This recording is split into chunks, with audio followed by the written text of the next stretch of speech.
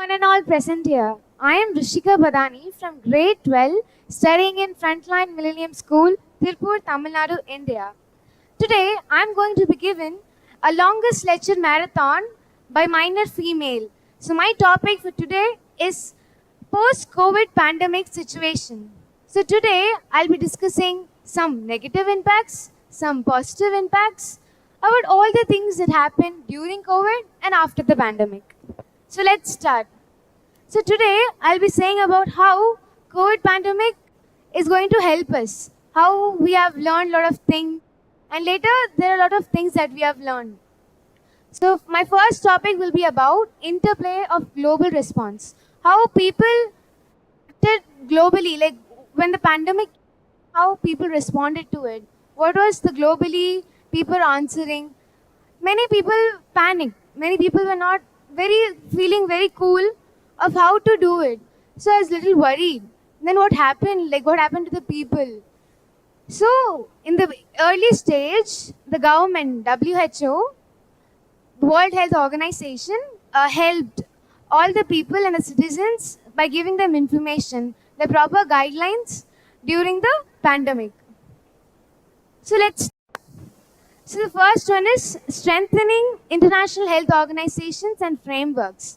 So here in the early stage of the pandemic, when Corona came in 2020, somewhere here, what happened? People were panicking. They were like, why are we at our homes? Why are we not going outside? And for people not to get scared and to relax, government took initiatives. Like we have frameworks at our home. Like in my home, my parents asked me to wake up in the morning and we do this thing and then I come to school. So this is the framework of my house. Similarly, during pandemic, the framework of the World Health Organization was to make people not be scared by providing them all the information correctly, giving them guidelines and all these things. Then it's about enhancing coordination and sharing the information. How well this information reaches to the public, how people react to it, and what are the guidelines which are updated day to day. So here, with the organization, there are a lot of other organizations who took part in. The other active international organizations are like APEC, WHO, and Interparliamentary Union.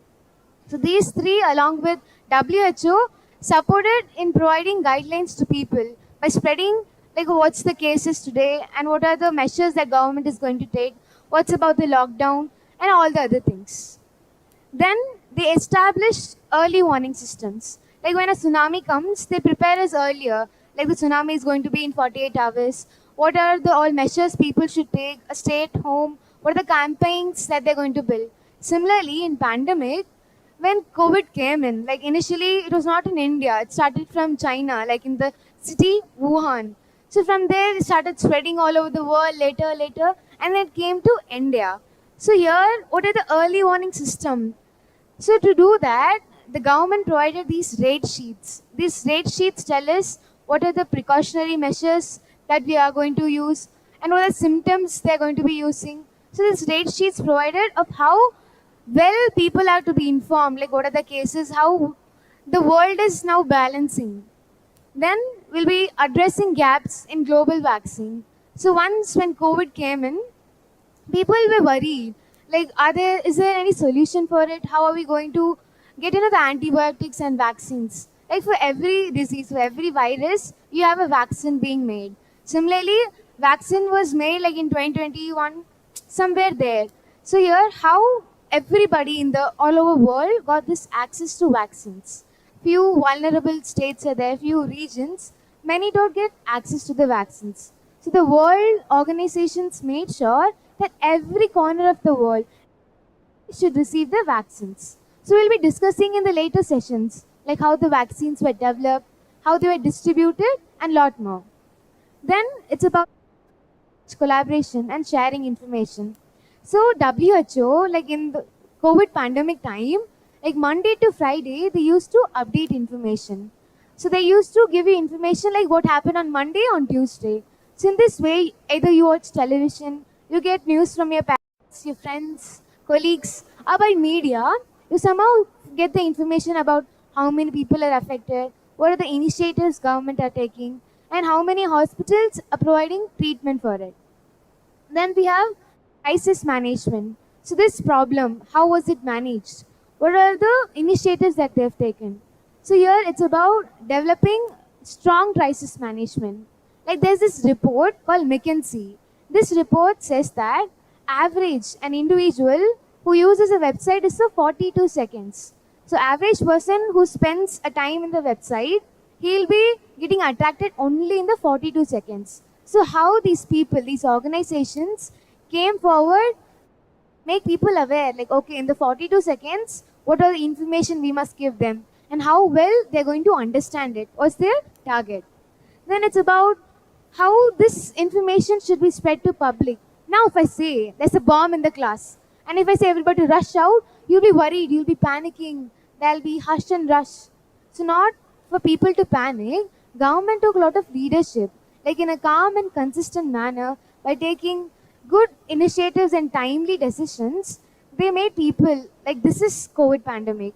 It can spread due to these symptoms. What are measures an individual must take? And if there's this lockdown, it should be strictly followed. So this was about how we can improve our communication with the people. Then we have national and international mechanisms. So this is about how India connected with all over the world, like internationally, what were the coordinations? Like in our classroom, we coordinate among our friends, we do group discussions. Similarly, country to country, during this crisis time, they came together to help each other. So here, how they developed this collaboration, how the coordination improved, they made a lot of agreements. Then it's about enhancing emergency preparedness and response crisis. Now, for some emergency, we go get some emergency kit, first aid kit. Similarly, during pandemic, people who were in emergent need, who were to be treated immediately, what were all the access given to them? And how people were treated is about that. We have now global supply chains and trade. So, any product that reaches to your home is done via a chain. First, your product is manufactured and then it's distributed. Later, it's reaching to your home. It comes to the customer. So, during pandemic, how the global chains got disrupted. There was a very bad delusion. It all went down. So, how during the pandemic, when all businesses went down and they were lowered, how government took initiative, all the agencies, they made new policies and schemes for people to help. Here, it's about bringing in resilience. Resilience is you recover from the damage. So during pandemic, when the global chain and the trade was not going well, people were not able to give the goods to the customer. What else then they have to do? Like during pandemic, the main source or the things that were supplied was medical. All the medical supplies, all the equipments. It was very essential during the pandemic time to reach to the hospitals and all the healthcare centers. So here, how well they rethought of how we can process this global supply chain for people to reach the medical supplies on time and to give them all the required items. Then it's about contingency plans. For instance, I make a plan and it's not working, so we go to plan B. Similarly, during the pandemic, a lot of things were not working. A lot of people were troubled during this time. So what were the initiatives people took? If a plan failed, they had to switch over to the plan B. Then we talk about balancing the need for national security.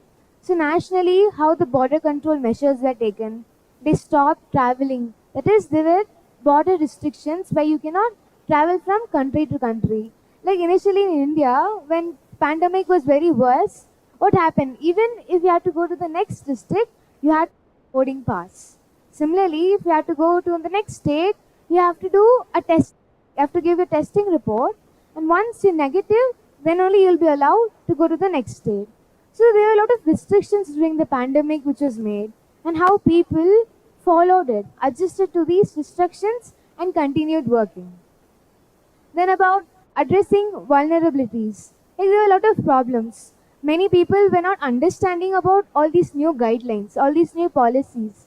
And many of the things were updated on technology, on the internet. So many people didn't know how to access to internet. For this also, government made a lot of awareness programs, a lot of workshops where they taught people of how you can use this digital app. This Arogya Setu app, how it is going to guide you. It's going to give you information in your area, like how many people are affected with COVID, and how the treatment is going, how many cases are there, how many thing.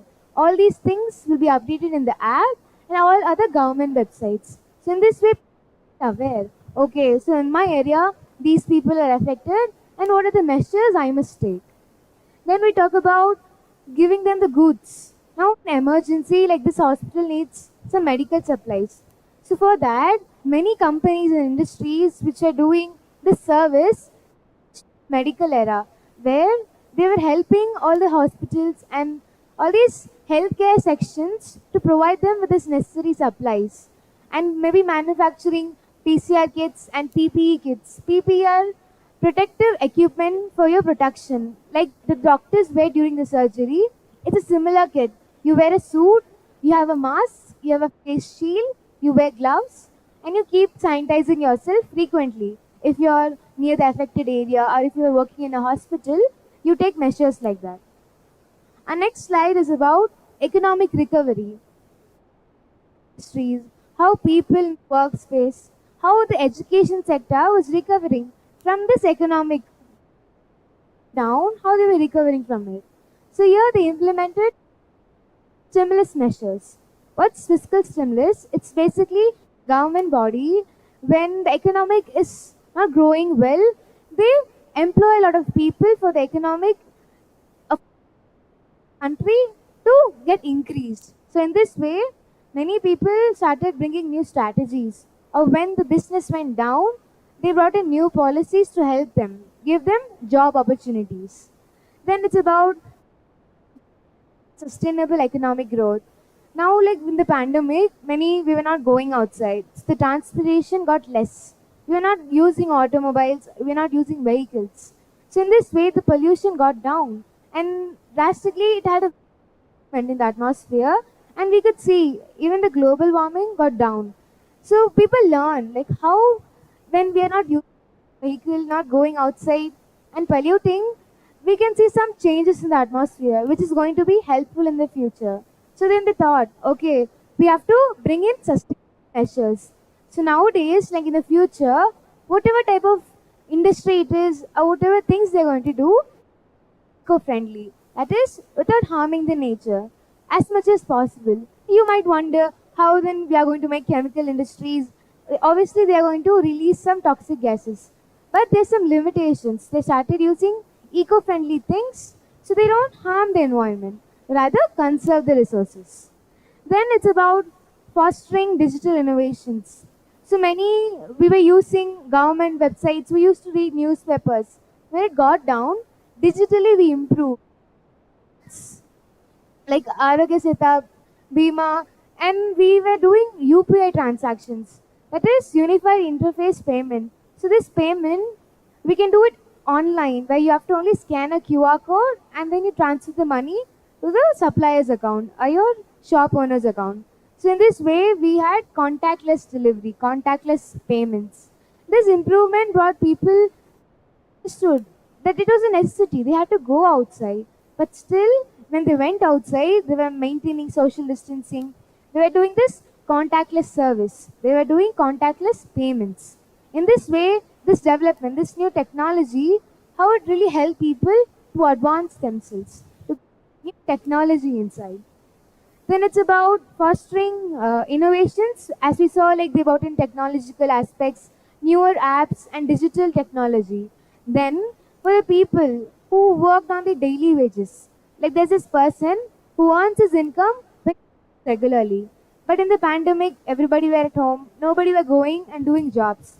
So for these people, what the government did, not to remove the inequality, they gave them some policies, some schemes where they'll be helped. They'll be provided food, they'll provided loan without the use of collateral. So this is all what was happening. Then it's about international collaboration in research and development. So when you're preparing vaccines or doing a scientific research, we have to share our knowledge among a lot of people. They discuss a lot of things. Study, we learn something new related to science. What we do, We gather, we discuss our opinions, we think on everybody's perspective. Similarly, to share the knowledge.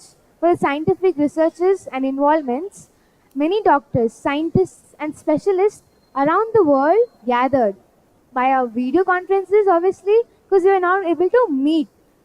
Because of a lot of restrictions, they were not able to travel. And that's why they brought in video conferences, doing online Zoom meetings where they could sit and discuss what are all the problems, how we can provide solution to it, and later what scientific measures when the vaccine is going to be developed was all thought. Then we about strengthening partnerships between different areas. Now, when you partner with your friend and we improve, we exchange ideas, so we have a better idea of how this project is going to work. Similarly, during this COVID crisis, when a lot of companies, lot of hospitals collaborated, partnered with each other, they could share their practices and experiences.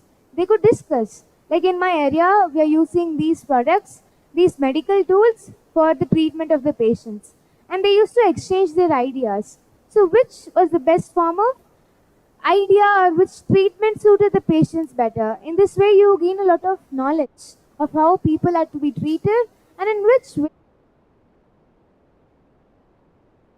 medical access to everyone. Everybody should be given access, irrespective of his background, religion, community, whatsoever. The treatment, the food access, every individual has his right to get it. So during the pandemic, we saw NGOs, non-governmental organizations, and many philanthropic organizations came forward. They did charity, donations to help all the people who were surviving hardly. So to help them, they gave food packets and even to give them proper checkups. So in this way, everybody would get access to the treatments. Nobody would be left out and everybody will be cared. Then we talk about health and multilateralism. So this is basically about bringing in peace in the people. So you bring this mindset in the people that whatever is happening, everything, you will get solutions for it. Like you have to create a mindset in people's minds that this situation is not very worse. Like for every problem, there's a solution. They say, expect the unexpected. We have to be ready for whatever comes to us. No matter how hard it is or it is easier, we have to face it. Similarly, to improve people's mindset and bring the cooperation around the world, we made agreements between each other. Like during this crisis, if I have excess of supplies in my country, I'll transport it to your country. I'll import this goods or this medical supplies to your country.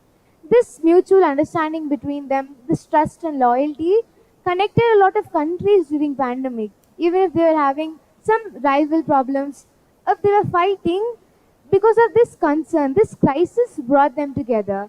They were discussing for the betterment of the public or the people, not about I am from different countries, so why should I help you? They didn't think about that. The main and important reason was to help people, treat them. Then health diplomacy in border areas. So many people were not in the country. There were a lot of migrants who were working outside the country or maybe in different states in a particular country. So for these people, how do they continue working? So later, like after a few 6 months, 4 months of time, government made new policies and schemes like Atmanirbhar Bharat, Self-Reliant Bharat, where many employees will be provided some sort of wage because many people work on a daily basis and earn on a daily basis. So for these type of people, government help them. That okay, during this time you're not able to earn, but in future when you earn, you can return to us. Sometimes people whose business are not working well, they had to either restart it, they had to invest more. So what government gave, the loan supply. There is liquid cash.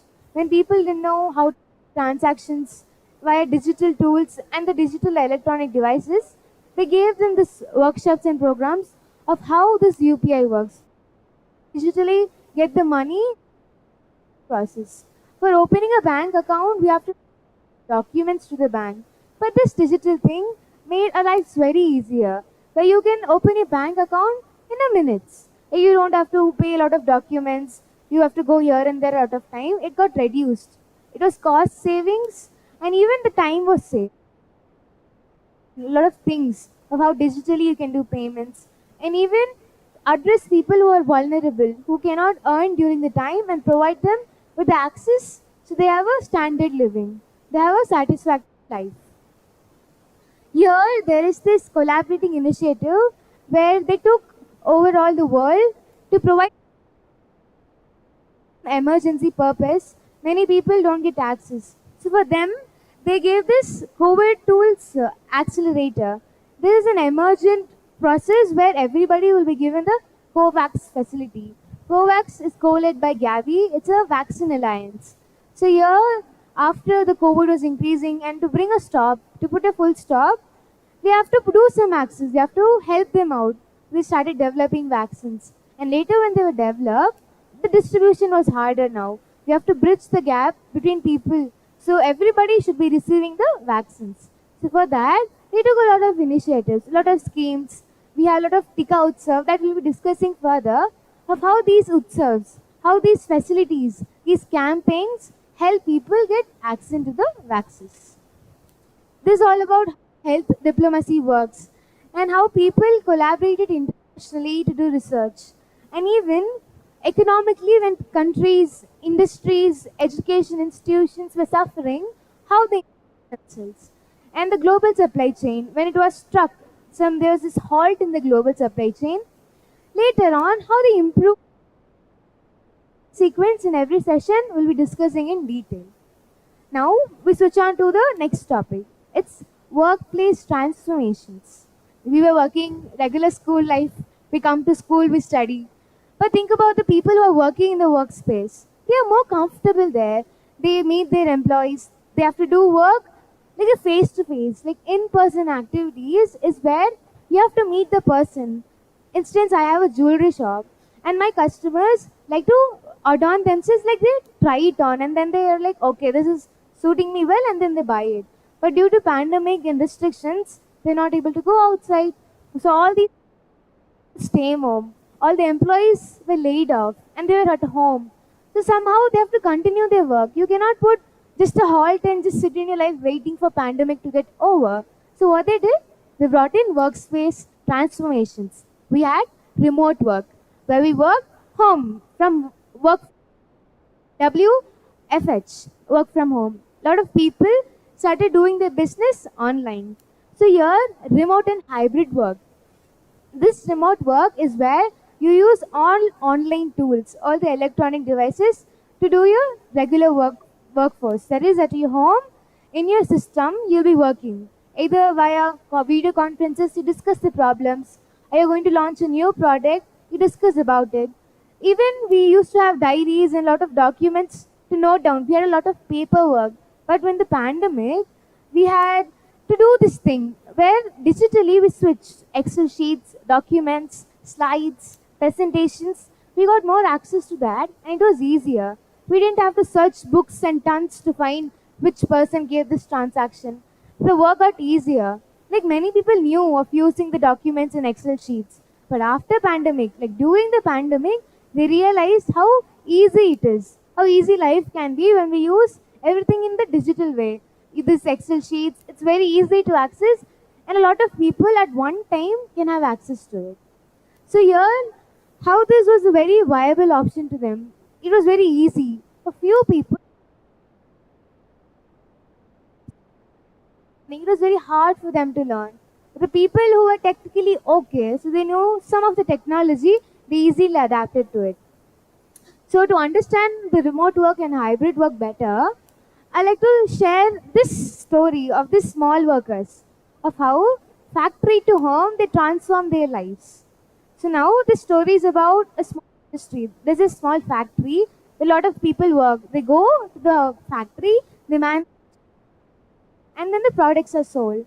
Now restrictions are there. Employees cannot go to the factory. So but the work should continue. Customers are demanding, like, where's the product, where's the product? You have to continue your work.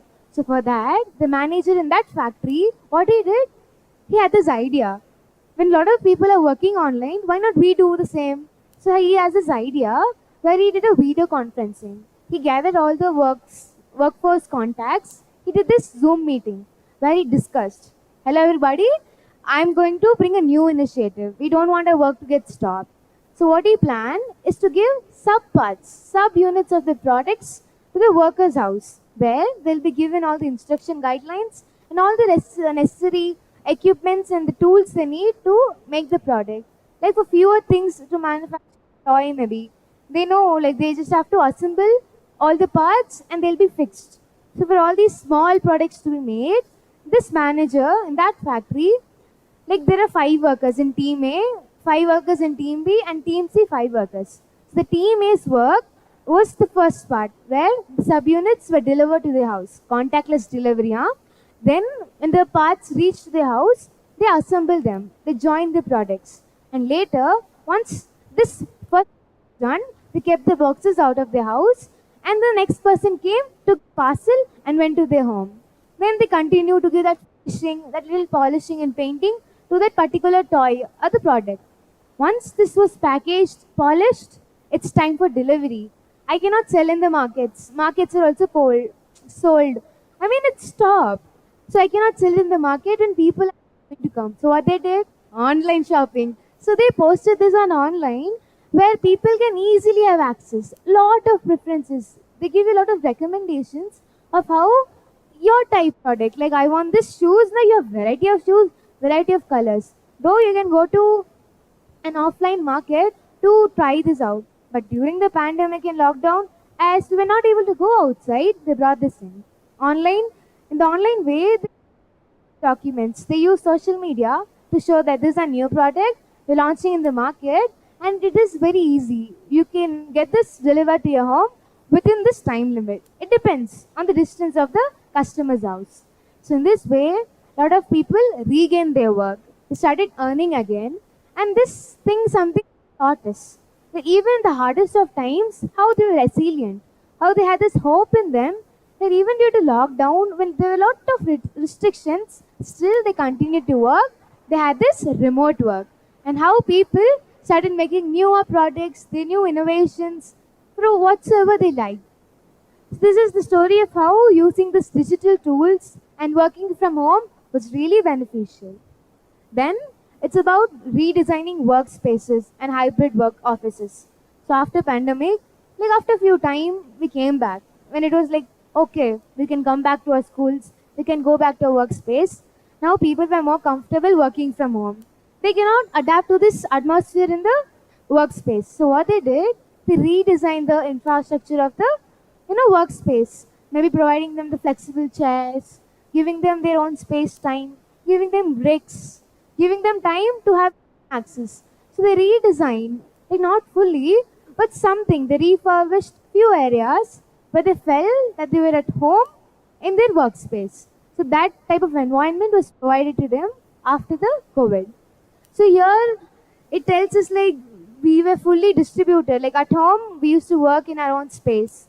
Later, sometimes we used to go to the cafes and continue working. And after COVID pandemic, we came to our regular lives and used to work in our workspace. Then we'll be talking about the digital transformation. As I said, this UPI payments, this digital online delivery was very famous. Similarly, many people accelerating this technology. How it is very useful, it's very quicker, and it reduces manual dependencies. For instance, there's warehouse of a company, like many people who are having small regularly check, are the packages all correct, are they spoiled, or some contaminants there.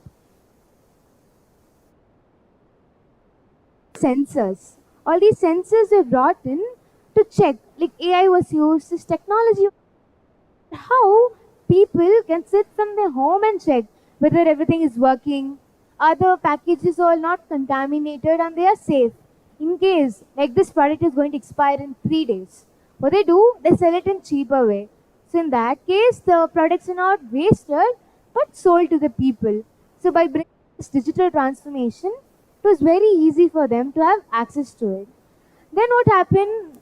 We a lot of people using Amazon, Flipkart, and all these digital applications to buy our products are for entertainment purpose. But think, you, me, her, she, your whole family, the neighborhood, that country person, everybody at the same time are using this application. so it slows down sometimes. It buffers, it loads a lot of time. So you face that network connection problem. You wonder that maybe your server is slow, but actually this application server was slow. They didn't have a lot of servers. There's this one server, and it can be used and it's not efficient. Why? Because Amazon is something, oh, all over the world people use it. They buy. It's like A to Z products you get. So why not people use it? So to do that, to reduce the server problem, like during pandemic, they understood that okay, this cloud-based platforms can be used. What is this software? Or what is this platform? Like we would have heard, no, when there's no storage in your phone, what do? You either delete a lot of things or add in the extra GB. Similarly, for these Amazon apps and bigger web application to give the service to a lot of people, they increase their servers. So in this area, there's this one server for 100 people. So like multiple hosts were made for people to get access. So in this way, everybody can use this Amazon app and it will not be slowed down. So it was good when go down. So when you have access to Amazon easily, it's not buffering. Amazon is also you're also fulfilling in demands, buying whatever products you like. Then about the transformation, like after the pandemic, all the shops and cafes were very normal. Many people were like, they didn't like it. They wanted something new, something creatively to be in the cafes. So there's this cafe. What they did there, it was just a normal coffee shop. They transformed their coffee shop to silver lining cafe. So this cafe, they brought in digitalized transformations, where usually we have menu cards on the table. After COVID, what they did, they brought a scanner on the table, where server bring you the menu card always to you. You just have to scan it and the menu will be on your phone. So in this way, digitally, a lot of things were transforming, not only in the workspace, or not only the education, even in the shops, even the hotels, airport, and a lot of other areas. People got digitally transformed. They used this digital aid for understanding a lot of things. Then there's this another concept that I wanted to share, like how this cloud-based platforms were used. So the server stopped, or we don't buffer it, like it don't load. Similarly, a lot of companies started installing this.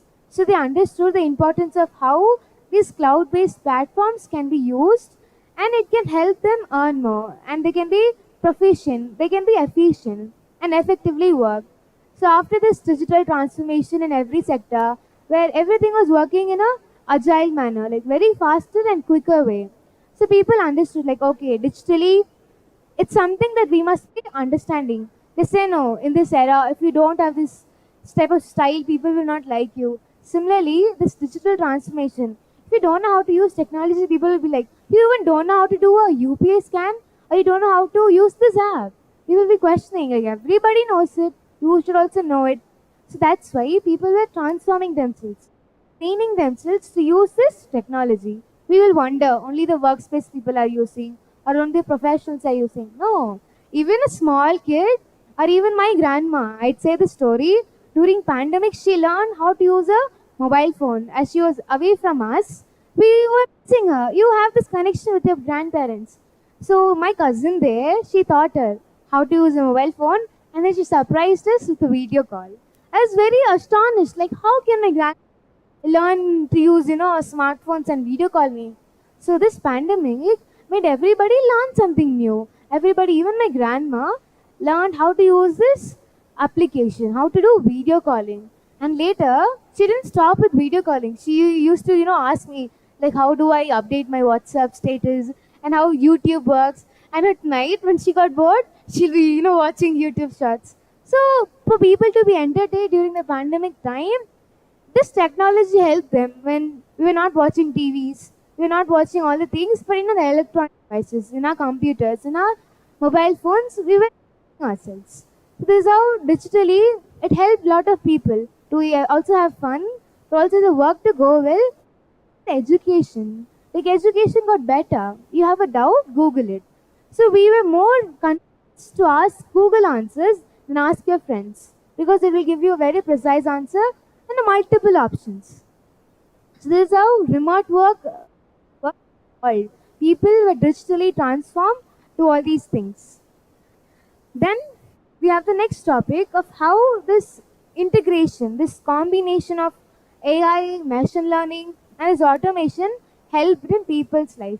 You might wonder what's AI. AI is artificial intelligence.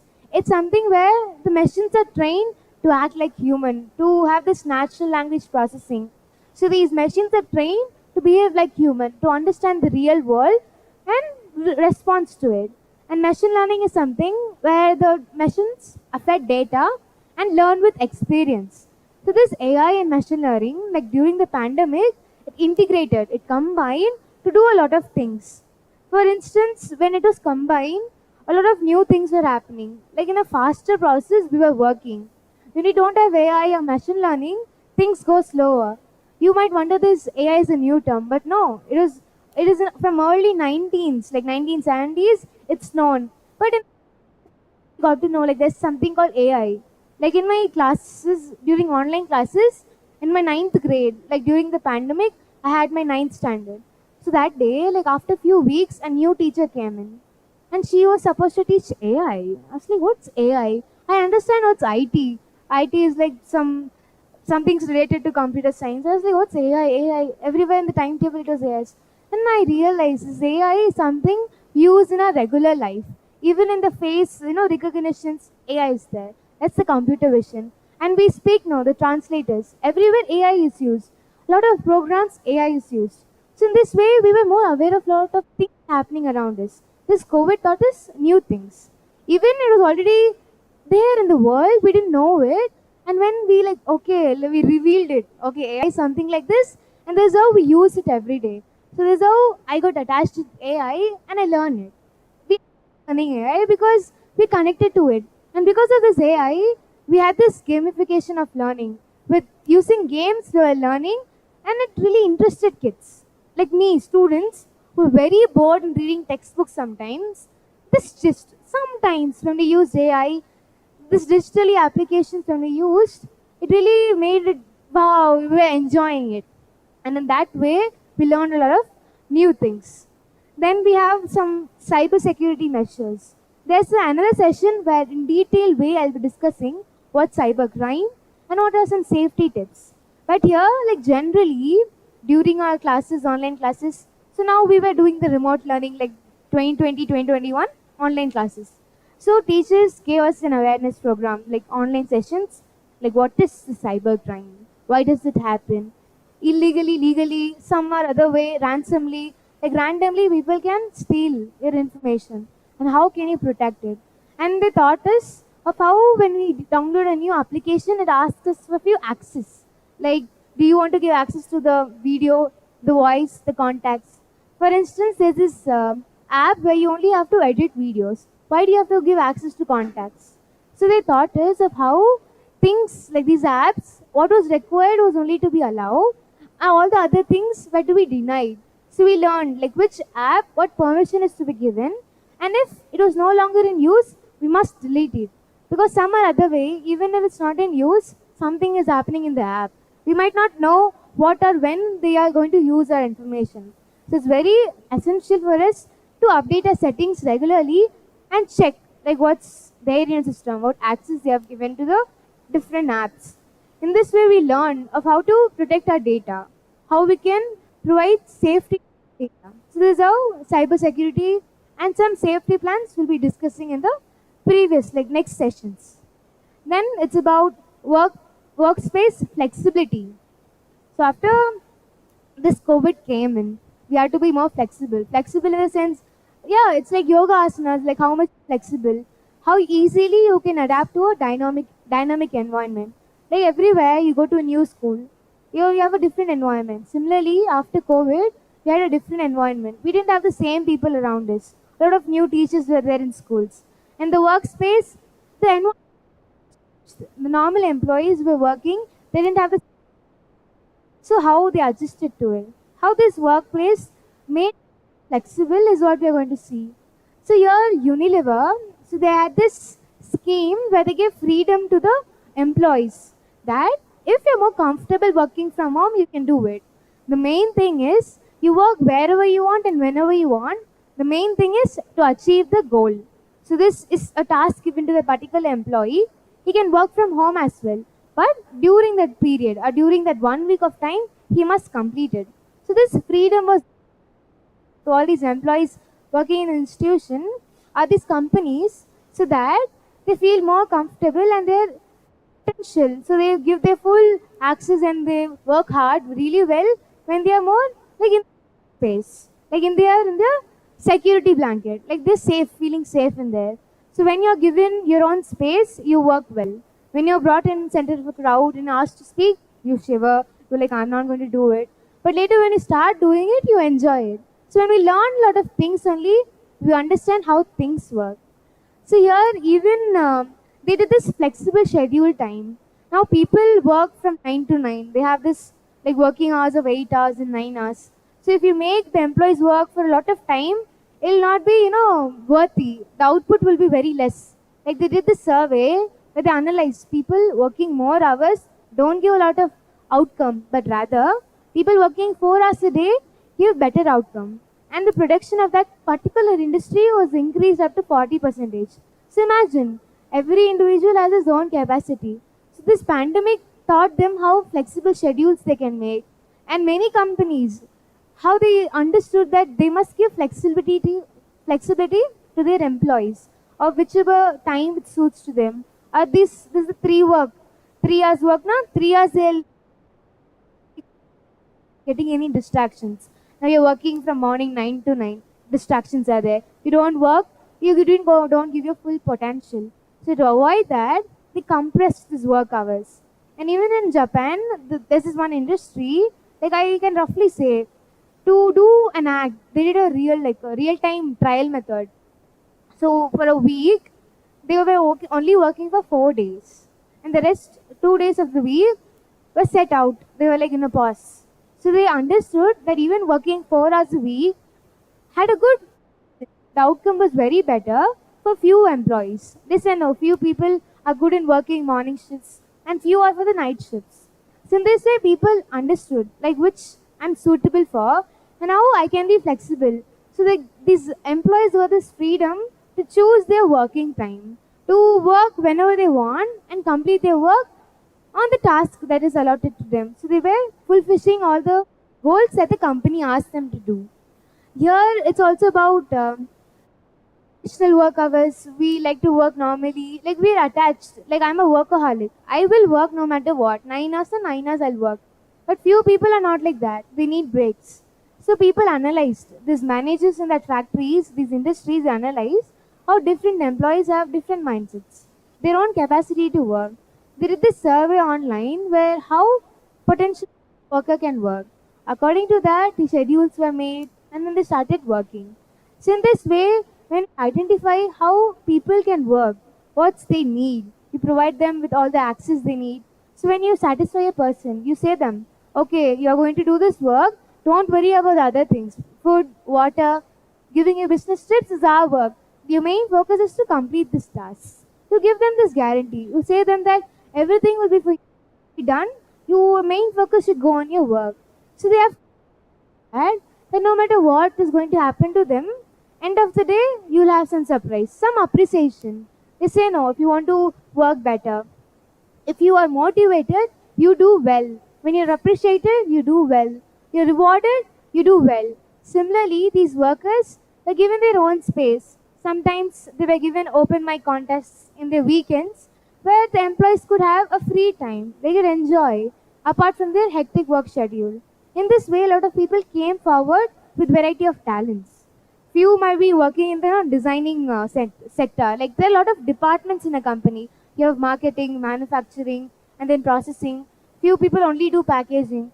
Then they realized when they did this open mic contest and they were asked to present a lot of presentations, in this way they analyzed that this particular employee who was working in this packaging department is also potential to design something, is also having this talent to do something digitally. And he was then given this access to do the handling of social media page. So in this way, people have showcased their hidden talents. They identify like how I'm not only made for packaging items, but there's something that I also wanted to do and my company gives me an opportunity to do what I like as well as what they ask me to do. So this opportunity was provided to the employees. Then we see about employee well-being and mental health. As we said, a lot of people work a lot of hours. They are tired. They get mentally stressed and they're depressed. So how are we going to help them? So after the pandemic, what they did, they gave them counseling services for the employee to be well, not to be, mentally ill. What they did, they focused on employees. Like these employees, without the breaks also, they're going to be efficient.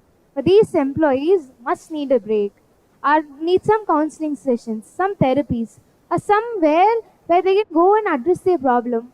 Like we kids sometimes, us, like every individual, some or other day when he's working or he's at home or he's doing something, he's stressed, he's depressed.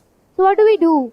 To relieve the stress, we do some well-being techniques. Either we do mindfulness, we meditate. If you want to relax, we go out for a walk. If you think that having food consumption will relax your mind, they do that. So in this way, employees were also treated. If they were sick, if they were not mentally stable, the company gave access. Like there was this space in the company where they could go and relax, have free time. We would have seen bigger companies like Google and Microsoft, how they provide their own space. If this type of these group of employees want their own room, they were given their own room. They were not working simultaneously in the same room. So in this way, they identify like which type of person, how he is, and he is mentally ill or he is not feeling good. He is given this counseling services. So when these services are provided to him or provided to her, they like relax themselves. Like, okay, I can do better next time, and they don't feel down. In this way, they identify a lot of things of how everybody needs time. Somewhere or other way, they need this time. Identify how employees are giving these counseling services, this support, this award, appreciation benefited them. Everybody likes appreciation, and I also agree with that. Appreciated, our efficiency increases. And when you're working very hard, there is no reward, there's no appreciation, you go down. Even if you're the best employee in the company. So this is how they identify. Like there are a few set of people, keep motivating them, keep appreciating them, they do well. Few people don't want, vigorous appreciations. They don't like it. So in this way, the companies identify which employees need a lot of help. They were given this support. And the others who were not really interested and they were continuing their work well, they were left aside. So this is how in the workspace transformations took place. Like many companies in the future are also going to install these counseling services. This free area where they can go and chill, relax a little time from their work scheduling. Then we're going to talk about redefining collaboration and communication. Usually we were communicating face on face. We had interactions with a lot of people. But due to pandemic, we were doing online communication using social media applications. We were talking to our managers and other employees. Few people became extrovert during that time. They got really well. Like when you cannot speak face on face to a person, but when you're chatting with them or texting them, you feel very free. That's I have done my work. And the next is give me the other task. You can easily ask him. Or if you're having some problem, sir, my work will be delayed a little time. I need little more time. So can you provide me with it? Usually, people don't come forward and address their problems or ask for excess of time to complete their work. But this online platform, when this remote working took in the COVID era, people became more like introverts. Like they removed that side and became extroverts, where they easily would ask their managers and they're in a hierarchy, the other level of departments, that this is the problem. They were transparent. They were where they can understand like how well the employee is working, going on his mind. So this gave you a platform, but few people who really wanted to have this face-on-face communication, then only they'll understand that particular concept. Like during my online education, maths, accounts. So this is something hard.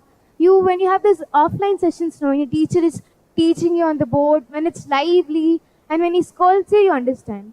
Online class, teacher is scolding, who cares? Teacher is teaching, who cares? Few students became like that. They were not really focusing on their education. But few people took this as an opportunity where They learn new skills. A lot of people who are working in these industries took this initiative, who didn't complete few of their education, joined some online courses. Some courses where they can continue their education to be more firm, to be more well-to-do. So everybody wants to be, having a luxurious life and live a standard living. So for that, they used all these collaboration techniques. They even had a lot of interviews. Now I don't have a job. I have to go for interviews, search for companies who can take me in. But now you have this online platform where even if you're jobless, you just have to search for what type of job you want to do. And you get a lot of companies that offer you the job. And according to your resume and your details that you are accessible or applicable for a particular job, you're given the access. Sometimes when you collaborate with people, when collaboration takes place and you have this unity in your team. So for instance, I'm in my school, I have been given this task to write a project for 100 pages. I cannot do it by myself in a day. So when a team is given to me, when there is this togetherness, when we are in a team, this unity is there, we work well. Similarly, like they identified where this cohesion is needed, where this togetherness is needed.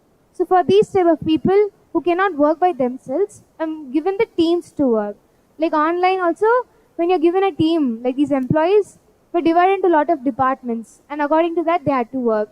So usually in offline working, they'll come and you don't have time to ask like where they are from or where they have worked before. You don't get to like you don't mingle with each other easily. But this online platform gave this opportunity for the workers to choose who their partners will be, who their teammates will be. So they initially, like before starting their teamwork, what they did, they gave this opportunity for these employees to choose them, talk to them, like what they have been done, and they can discuss and before they are starting to do their work.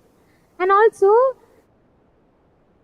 virtual meetings, and sometimes after pandemic, when everything was okay, few people continued working from home. Few were like, if I don't go to my work office, regular life, I'll not be working very well. So according to the situation, people were working from home and the other people were having in-person activities where there's always a need of involvement of talking to a person.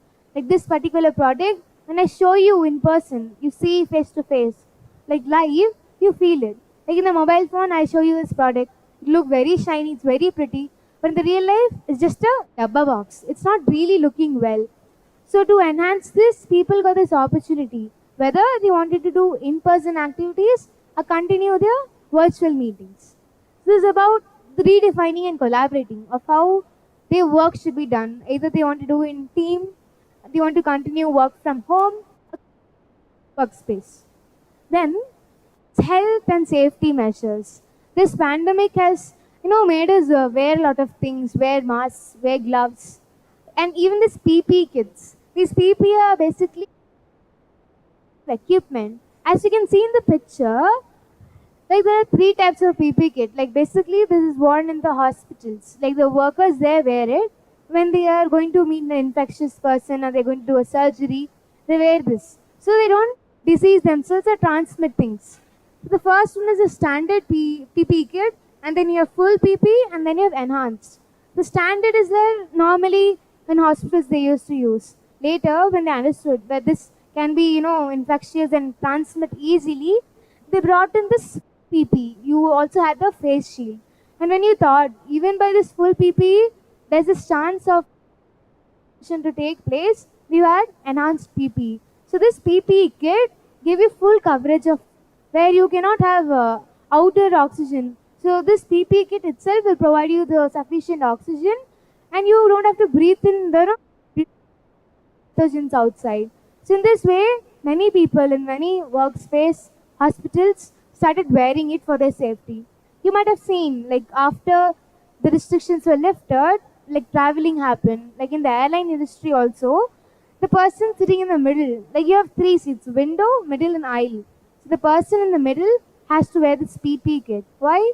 So all these people in the middle seats had to wear it so they don't transmit among themselves. So like if everybody wears now, it will be suffocating. So the middle people in that airplane, in that three-seater, were asked to wear this PP kits for their own safety, for passengers. So they started initiating all these health practices, these new measures for people to be protected and to protect themselves. So here, this implementation of strict cleaning using sanitizers, and we were even taught how frequently you have to wash your hands. That doesn't mean you open the tap and you do it for 2 seconds. Like minimum, they said washing your hands for 20 seconds will kill the germs. The use of alcohol, but more. Not in drinking, but alcohol industries were usually selling alcohols collaborated with sanitizers. The business growth there. So when they were not able to sell one product, they had this alternate way, like that they adjusted and modified that particular product and made it use. Like now, in this current time, how this can be used. For instance, this company where they sell soap, brushes, shampoo. With that also, they have this other product. Like if these products are not working in the market, we switch to the other product. Like the trending product in the market. Like this product is trending right now, so they are going to use it. This product is not trending, so they don't use it. So in this way, people analyze like what's the customer's demand or what products they must be asking, what are their preferences, their choices. So people analyze that. But the main thing, wherever they went, going, the health measures. This health protocols is strictly followed. The use of sanitizers, the use of masks, the social distancing, and even the maintaining lockdowns and staying at home was having this very, red tape. They say, no, red tape is like you have to follow the strict rules. So it was working like that. Then, like updating office layouts. This picture says that usually a lot of people, like as you're sitting, you're together. So it's not risky right now because you're affected or you're not infected. But people who are infected maybe can get infected. So they redesign their office layout. As in the picture you can see, like, there is some space between them. So they don't interact with each other. They have this space, like here I'm working now, okay. And that area, they cannot have this transmission. So the office layouts were designed in a way that they protected themselves. Like in a distance, they had their offices, their systems, their chairs. So it was redesigned like that. So that maybe they're having little cold or maybe little cough, not to transmit it to the other employees, they redesign their outlets like this. Then we have reskilling and upskilling. You might wonder what's reskilling, what's upskilling. Upskilling doesn't mean you have to go up. Reskilling is like reskilling. You have to do it again. For few people, like who were working during the pandemic, they upskill themselves. For instance, in the teaching field, what they had to do, the teachers had to update themselves with the newer technology using video conferences. That is, whatever skill you're having or whatever profession you're doing, you update yourself to the newer form. And what's reskilling? Like you're doing a job of maybe marketing, and now you don't really have markets working, and everything is just down. You have to reskill yourself. So now this is very famous. Like doing something on social media is very famous. You can make a lot of videos now. They reskill themselves to do something else, like learning a new skill. So that's how reskilling and upskilling works.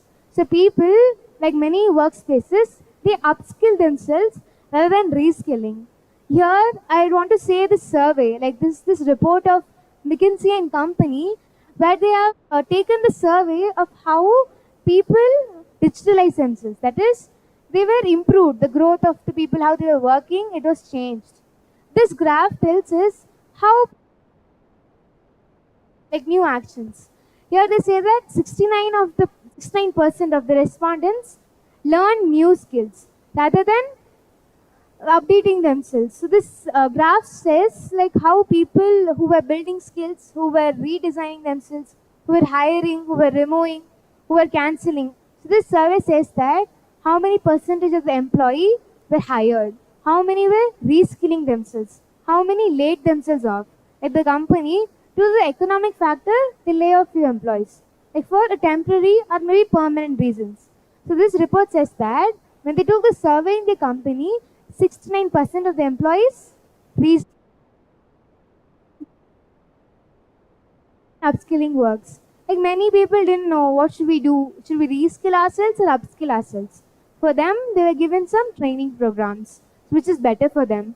You might not know what you sector, so you get a lot of opinions of people. You know their perspectives. You ask for options. Similarly, people might not know should they reskill or upskill themselves, so they go and do for programs. I'll take the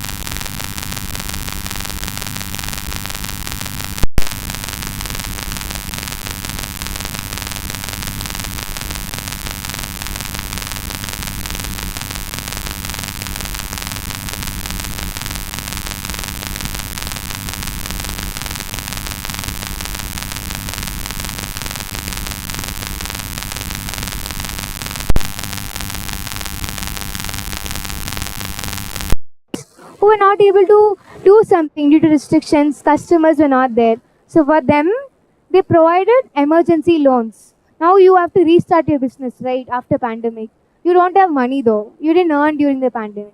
For these people to get loan without collateral. Collateral is a form of assert that you give to that particular bank when you're getting loan. So what this scheme specifies, without giving collateral, you can get loan. So this was something that gave a permission to them that they can get loan without giving the proof, without giving collateral. So this MSME who suffered during the pandemic were supported with loans and they were given collateral, like without giving the collaterals.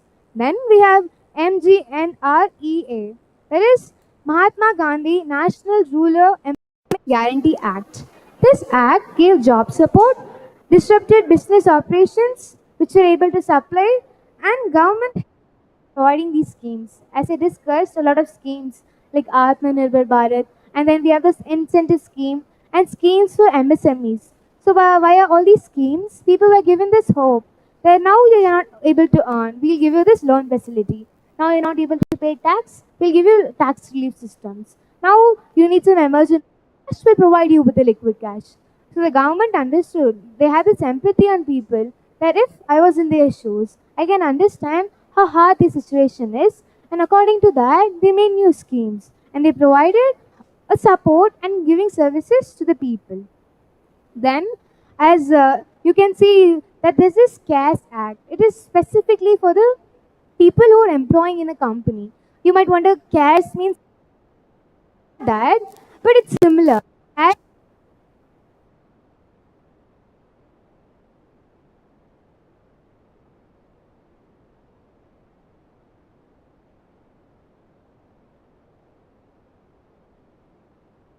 Had this doubt in their mind.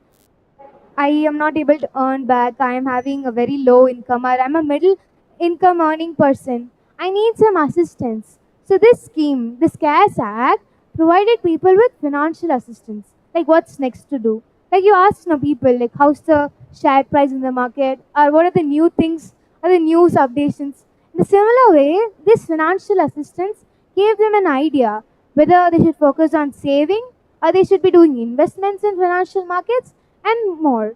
So in this way, this financial assistance gave this facility to people to analyze how hard they were and how easily they can come back, they can recover. Then we have this another act called TSA. TSA is nothing but Transportation Security and Administration. For people who are in the logistics, who do this transporting services, this delivering, trucks are used and a lot of railways are used, airplane also, via aircraft also, goods are imported and exported. For these people who are not able to transport goods during pandemic, so this TSA Act was for them. This TSA Act gave this health and security measures. They say no, like when you go to McDonald's, you buy your Mc pack and there's this free toy they give to you. Similarly, for employees who were not well to do, they were not able to recover security measures, this safety protocol. They say no, they give you a hamper when you go to weddings, or they give you this hamper when you have won something. So they provided them with this hamper of things that it requires for their living, standard living. So it will be sufficient for them. Then they even gave, like, you cannot have manual people in the aircrafts now due to the restrictions. So they built in screening, like digital screening, where you can be scanned without the manual scanning, like in the cinema theaters and malls. Usually they scan us, right? If we have something wrong with us, or we have something wrong we're going to do. For the people who were not able to come to these areas, but still they wanted to buy something, come to mall, come to the cinema theater, they installed this digital scanning systems which help people to go into the market, to go to the cinema theater, watch movies without getting worried that somebody is going to, test you with the rods and the machines. But this machine by itself, when you pass it, you'll be scanned, like what's in you, you're safer to go, and the green light will say that you're ready to go. So this digital screening, this all things were implemented usually in the bigger malls, in cinema theaters, and only in airline industries we would have seen. But now, even in the smallest of areas, they have brought this digital screening where contactless, service is given. You don't have to touch in hand. You have this contactless service where you just stand, they'll scan you. You just have to give to them, or even the airline industry is like you have to get a boarding pass. So you have to go there, you have to wait in a queue and get your boarding pass. But now they've installed these machines, these devices where you can get boarding pass without going to that reception, without going to us waiting in the queue. So these new advancements, these new transformations have really helped people that they are going to be safe. Like they say no, in a crowded area, there are a lot of people, a lot of contaminants will be there. So to avoid those things, this digital system was brought in for contactless service. So this is about the CARES Act. And then let's continue with this topic. Our next topic will be about here we discussed about the economic impact of how people were hardly hit and very bad. They had this decision in them and how they recovered. Like government agencies supported them. Similarly, after the recovery, like after this, what are some other things that they did? Like I provide you with loan, I provide you with lot of things that you need. Resources are given to you, but you have to make use of the resource and start earning. So for that also some are provided. And let's see like what are those. Here we'll be speaking about like job losses and unemployment. Like I have spoken commonly, when these countries had this deficit, few countries shrunk by 7%, few had a deficit of 4.5% in their overall GDP. Similarly, discussing about the job losses and unemployment. Like in this airline industry, due to restrictions, like this Boeing airline, as you can see, it's an aircraft manufacturing company. They used to manufacture a lot of aircrafts, but due to COVID restrictions, they had this fleet grounding system where aircrafts didn't fly; they were on ground. Why? Because passengers were canceling their tickets. They were worried. Are is it safe? It's safer to use airlines again after like restrictions are even lifted. They're not sure it's safer for them to go. Are the people they're maintaining the proper healthcare protocols? So they had this queries in their mind, this doubt in their mind, and that's why passengers are canceling their plannings, their tickets. So due to that, these industries they had to lay off a lot of employees. I have read somewhere that this Boeing aircraft company, like roughly they laid off like thousands of employees per day. Why? They're not able to earn. Then how will they pay these employees? And due to this, they lost their opportunities. They lost the job working time for them. And that's why these schemes that we discussed, that CARES Act, this MNRA, and even Atmanirbhar Bharat, like in various countries, these agencies came forward to support the people who lost their jobs. Similarly, not only airline industry, when we go traveling, we stay somewhere. We go to hotel, we go to restaurants. We only don't go to see tourist destinations. You have to stay somewhere, right? You have to rest yourself. So here I talk about the hotels. Hotels like we can take Marriott, we can take even Oberoi hotels and ITC hotels. So all these hotels also had a deficit. When tourism went down, people didn't come to hotels and resorts to stay in, and their company's income also went down. Like this, shares went down. This is fluctuation. So all these companies are facing this thing. So what they did is, due to these lockdowns, this hospitality service, this tourism, these hotels had a very bad loss where they didn't have occupation rates. Occupation rates are somewhere like in this room, I can occupy maybe 30 members. The capacity is this, but only 4 are occupying it. So my occupancy rate is down. Similarly, in these hotels, the occupancy rate went down because of pollution. It's safer to come, or even if I come, it's open. Are this tourist destination safer? People started avoiding crowded places. Like in India, we gather for festivals. We celebrate a lot of festivals, and there's a must that the crowd is going to be gathered. Now, what will happen? We sure is everybody safe or infected. So what we do, we don't go to the festivals, and everything gets stopped. Now we are going to this festival. So to go to the festival, we buy dresses. So dresses, there's this different company who sell apparel. So their country go down. Their income of that particular department go down. So when we don't go to festivals, we don't buy new clothes. We don't go to festivals, we don't buy sweets. Don't go to festivals, the arrangement is not made. And in that way, not only hotels or industries, even the small gatherings where people were earning, they were putting up exhibitions, also incurred a loss. When it's like everything is connected in a chain, we know how ecosystem works with living things, non-living things, plants, animals, humans. Like everything is needed. All sorts of energy is required for us to survive. Similarly, what happens in this process also, when one thing goes out, your chain gets broken and you cannot continue. And that's why people went off, who didn't want to work in their company anymore, and then job losses occurred.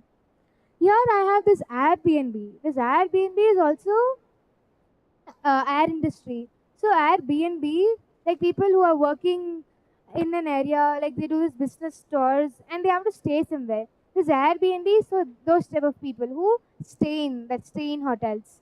Airbnb, BNB refers to bed and breakfast. You know how this Airbnb was formed? Like in pandemic time, it was for people to come and stay in. It was like a room they used to rent. So when it was lowered down, they were wondering like how do I restart my business. So these Airbnb, they gave opportunity to the local people, the residents in the country itself. They gave them this attracting packages where even when people from outside, like the tourists, they didn't come in, people. They gave him this offers that they can come and stay in our hotels, stay in our innings. This Airbnb was formed by two people. So they had this excess of room in their house and they were wondering, we have a mattress and we can give food service also. There is a breakfast. So they planned, why not start this as a company, like they have hotels and they have rooms. So people who don't want to do expensive stay-ins, they can come and stay in a room or they can donate a lot of things that they like. Similarly, this Airbnb in that initiative, when they had this excess of rooms, started this business to rent rooms to give people who are traveling or coming for business trips, they can come and stay there. Then we have this cafe. The social cafe, it's like in India, there are 33 outlets. Like the first one was in Mumbai. We might see that like after pandemic, the social cafe was not only a cafe for a hangout place, a chilling place. In the morning, it was like chilling, and at night, it will become a club. So what happens? This area, this cafe, is not only for you to chill, but also a co-working space where you can sit and continue your work. So there's this place in the cafe. Even when you're chilling and hanging out with people, you still can continue doing your work. Like many people we have seen, they go to Starbucks, like they want this ambience for them to work. So they go sit there, take their laptop, have a coffee, and they continue working. So for these people, co-working space. So in India, the social cafe gave that opportunity for people to continue working even in the cafe, even if they were hanging out. Like after it's finished, they can stop that and continue working. So that's something that social cafe provided. And then we talk about Uber and the Disney. So Disney has a lot of amusement parks, theme parks, foods, merchandises. So in the pandemic, like everything went down. If you have to enjoy a ride, you have to go to the amusement park, go to the theme park. So due to various reasons and restrictions, they were not able to go. And that is why this industries like this Disney also went down. They were not earning really well. So what they did, they started selling their merchandise online. They do that so that even when people are not coming to their amusement parks, these theme parks, still they can feel that okay, I am a Mickey Mouse fan and I can buy merchandise. So in this way, they balance somehow to continue earning. If one option goes out, you go to the alternate one. Like if plan A fails, you go to plan B.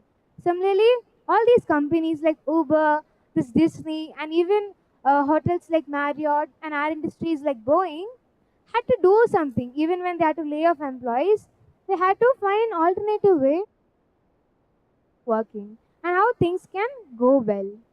Then we have small and medium-sized enterprises.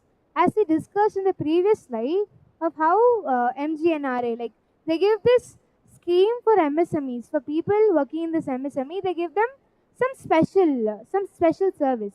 So here we'll mainly discuss about them. These MSMEs are particularly these heavily accessed sectors. So what they do here in the industries, they had these closures. They were straining financially. So they had to do something. And that is where this MSMEs, government brought in new initiatives like this Khadi and Village Industries Commission, KVIC. This commission if the industries are not working, market is not working, what do? You gather your neighborhood, you make a plan and you start working. You start saving. You start saving, then you give this money to the bank so that they provide you some interest rate. And with that money, when it grows off, you can start up your own small business. So people who lost their jobs started to do something newer in the so these MSMEs that KVIC, this scheme gave this opportunity for people to set up community kitchens for providing food packets to the migrants. Like there's one more story that I'll tell you later of how migrants, when they were not able to go back to their workspace, had this insufficient food service. They didn't get proper, area to live in. So for these people, these small communities came forward by bringing community kitchen service. As you saw Alex's story of how he turned his restaurant into a community kitchen. Similarly, these people also they plan that if they're not able to do something new, let's do something new. Like in providing service to people, we still can earn. We can keep earning. And that is why this KVIC helped them. Later, this KVIC is initiated in Delhi, Jammu, Nagpur, Thane, Jaipur, Patna, Coimbatore, Bangalore. So all these states, migrants working there have this opportunity to get the food packets. So in all these states in India, migrants are provided with these food packets. So this is about the cave scheme where the small manufacturing industry people, when they didn't get this service, how they attacked this new opportunity that I can start community kitchen, I can do something online, and even if I'm making a YouTube video, a lot of people, I have a lot of viewers who can come and watch me. They say no, you upload a video on Instagram, you're encouraging them, you're giving this hope that even in the hardest of times, there are a lot of people to give you love, a lot of people to give you care. So by making that single video, they were earning. Imagine you start making videos and you're just a school student, are you just a college student, are you just a normal person? You make videos on YouTube, videos on Instagram, you still earn. You're spreading positive vibes to people. You're showcasing your own product. Like many people who were not able to continue their work in these small industries started up their own business. Like raisin arts, they make their own candles, they customize photographs for people. And in weddings, we require a special gift. Wedding happens once in life, I guess so. And I really think it is true because you want your wedding to be special. These people, what they do, first time these two couple met, there's this rose that the boy gave to the girl. So what he did, the rose petals, she kept in a diary, and later when it was dried, they gave it to this particular shopkeeper. Like in online, there's this girl who makes pendants, who makes a frame or wall clock using the dried roses. So for people to stay connected, stay loved, this pandemic brought them innovative ideas of how sitting at home, new workspace. Like even with the rose petals, she was earning. She made it to a wall clock. She made it as a pendant. She melted it and like whatever shape you wanted. You want heart shape? Okay. You want it colorful? Okay. You want some glitters? Okay. Any form of way you want customization of the product, it could be done. So many people, the social media platform gave this opportunity. You have this new talent, start making reels. You want to support people, post a story. You want to do something new, share a story. So in this way, we were sharing a lot of things, we were learning a lot of things. A lot of people were getting so many opportunities that nobody can ever say that I'm unemployed. When there's this opportunity given to your right hand, given to your left hand, like it's in front of you, just grab it. They say, no, I work very hard. I wanted to become an engineer, but he was not able to become engineer. Why? Maybe due to some reasons. They say, college, there's only few seats you get. So all these people, like in pandemic, they learn. If one door is closed for them, there are other 10 doors. There's something bigger than that. I used to participate in a lot of events, I never won in them. But something that I learned from these events, participation, by trying out new different things, writing essays, reciting poems. Even I made a lullaby once. Do you want me to sing it? So this lullaby, I made it during the COVID-19. This government app, like when in the online class activities. So our teachers gave us this platform where online in this government app, like there's this environment day. So they give some post activities where you can perform and post there. And that way I made a lullaby for some, prevention and safety protocols. So the lullaby goes like this. Like la la la la lori sanitize करो जी mask पहन लो जी भाइयों बहनों सुनो corona is spreading mask पहनो ध्यान रखो. It says that this lullaby is about telling people that corona is spreading, we have to wear masks, we have to wear sanitizers. So in this way we were expressing ourselves, we were trying to find something. Even if I'm very bad at singing or reciting, still I made that initiative. And in that way, lot of people got this opportunity to showcase themselves. And that's learned. So these small and medium enterprises bringing in their own talent, like they became their own entrepreneurs. They came forward, made their own product, posted it, people liked it, they ordered it. Everything is very easy now. It's just you're one click away. And that's how transforming now. They are not struggling anymore. There's a lot of support where they can stand for themselves. And then 1,000 per month, like for these MSMEs, these SMEs people who are still struggling, but they can develop. So for these people, there is this registered where every month 1,000 is given to that particular person. So he doesn't starve. So he is always having food and he maintains his lifestyle. You think government is helping, but why this country is not developing? We don't see. The government is helping. We don't go and see the people who are worried. We just see that government did this new initiative, but many people didn't get it. We don't see the reality that in real initiatives trying its best to give resources to the people. And we think now, like after COVID-19, people below par have become average. People who didn't have access to food are giving access to food. So in this way, it's improving. We don't see, the mosquitoes around when they're outside. But when they bite us or when they stung, then only we realize it. Similar problem. And when the government comes and help you, you're like, correct. The scheme is working. In this way, many people COVID know that if I want to save money for my girl's education, my daughter's education, I can do this scheme. They all knew a lot of schemes. Government is helping them to provide. They understood that even if they don't have money, there's some other way to support their child's education. Support something they can do in the future. Provide them with scholarships.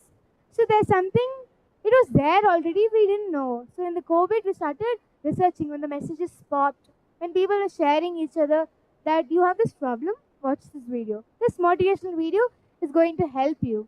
Similarly, a lot of people watch YouTube videos and were learning.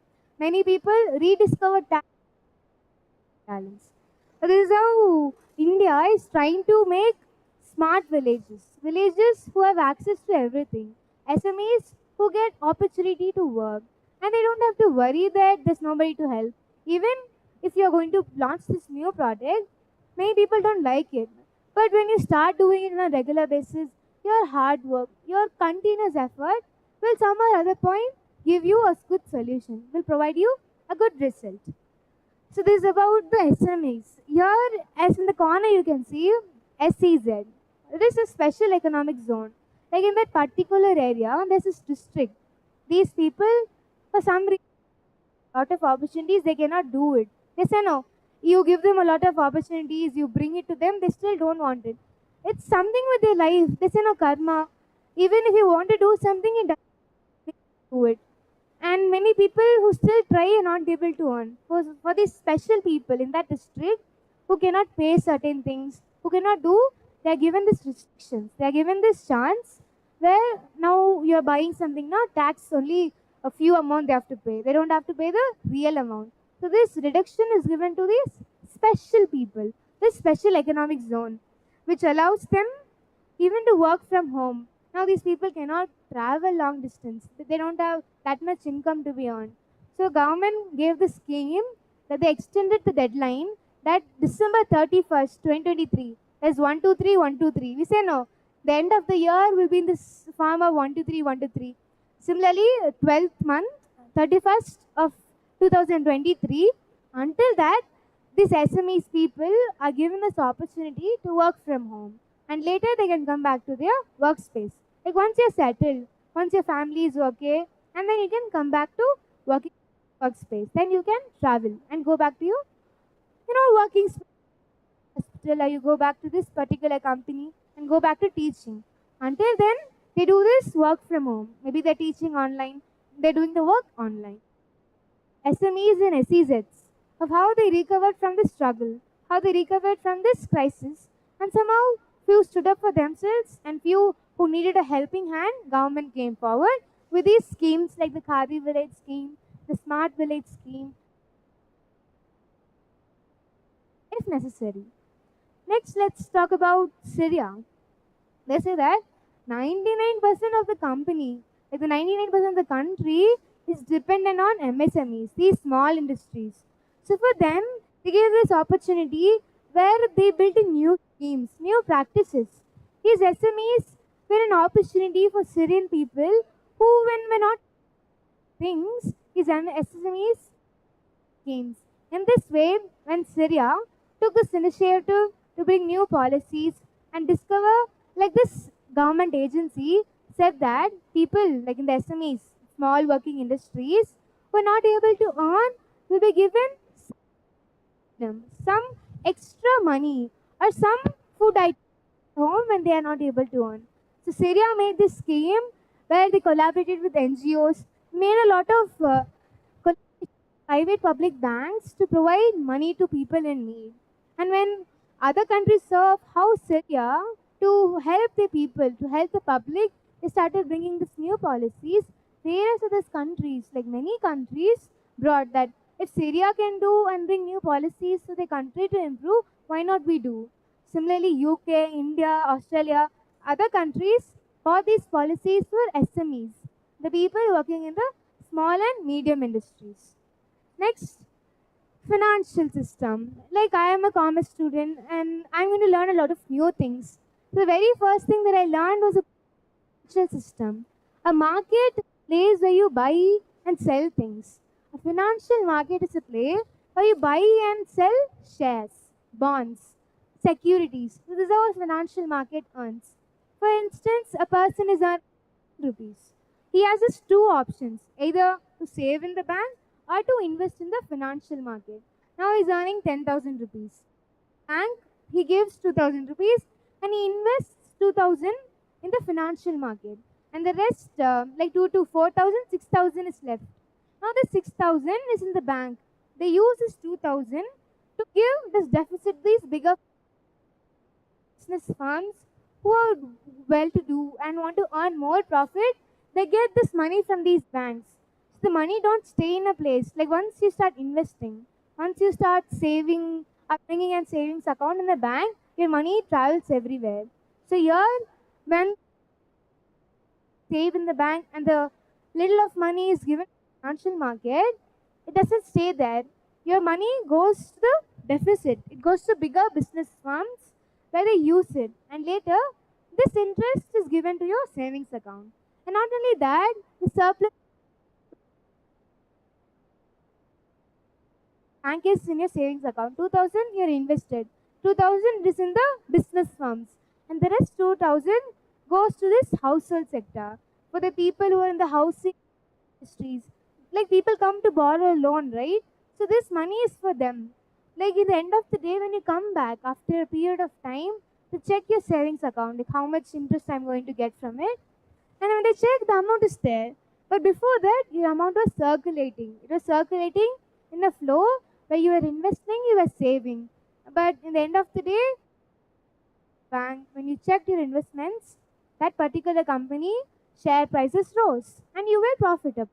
If sometimes fluctuations is there in the share market, you lose your money. But savings account, you don't lose money there. So in this way, when a person earns income, he thinks whether I should save my money in the banks or I give it in the financial market. In this way, people understand how they can increase or grow their money. Few people are earning 10 happy. So you're like, I want to earn more. So they save. So our next topic is about financial markets and investor confidence.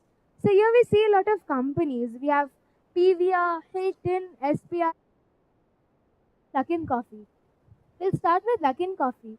Luckin Coffee is a foreign, coffee franchisee where they serve coffee to the local people.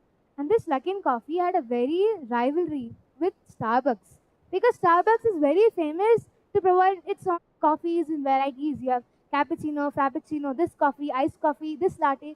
You have variety of options. But this Luckin Coffee was for local people who enjoy the coffee and it was affordable for them. So they had this rivalry, this fight, like who is going to stay in the market and who is going to have fluctuations. So here, when I talk about financial markets, like we invest in shares, we exchange bonds, and we do securities, right? So here, Luckin Coffee, due to people like over restrictions, both Starbucks and Luckin Coffee went down. The share prices went down. Why? People were not going outside, they were not having coffees anymore.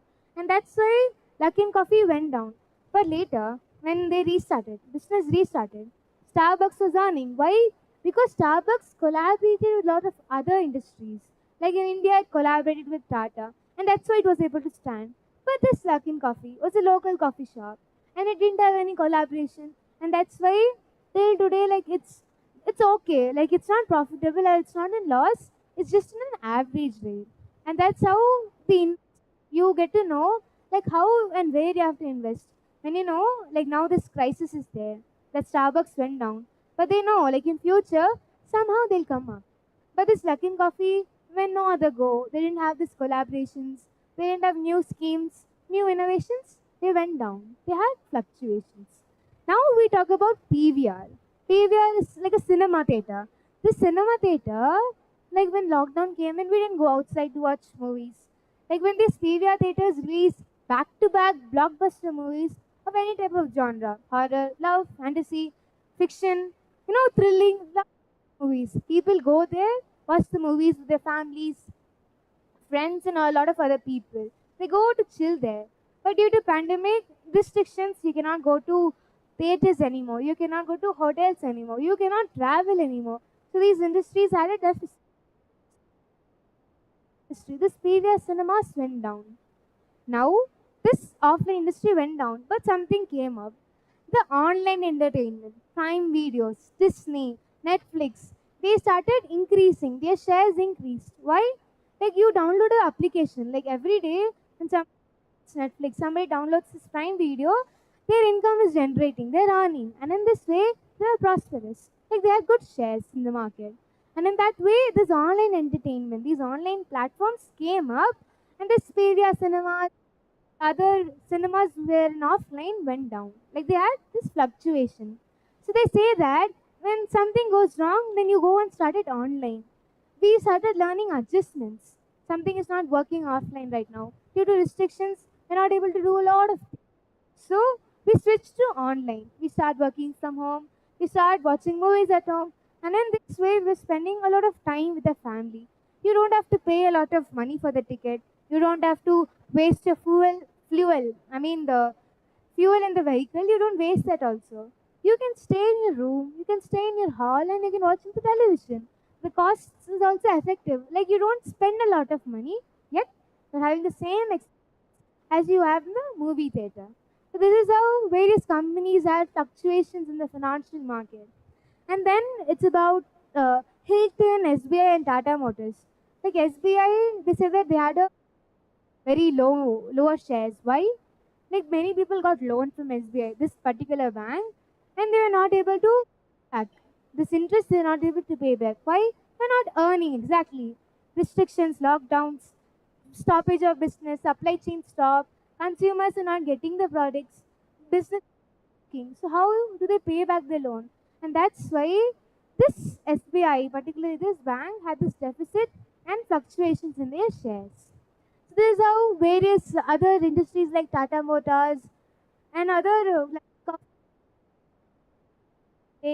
or any toy market, any type of perfume brand, everything they had this fluctuation. But when they came to online, they were able to balance it again. They were able to earn again.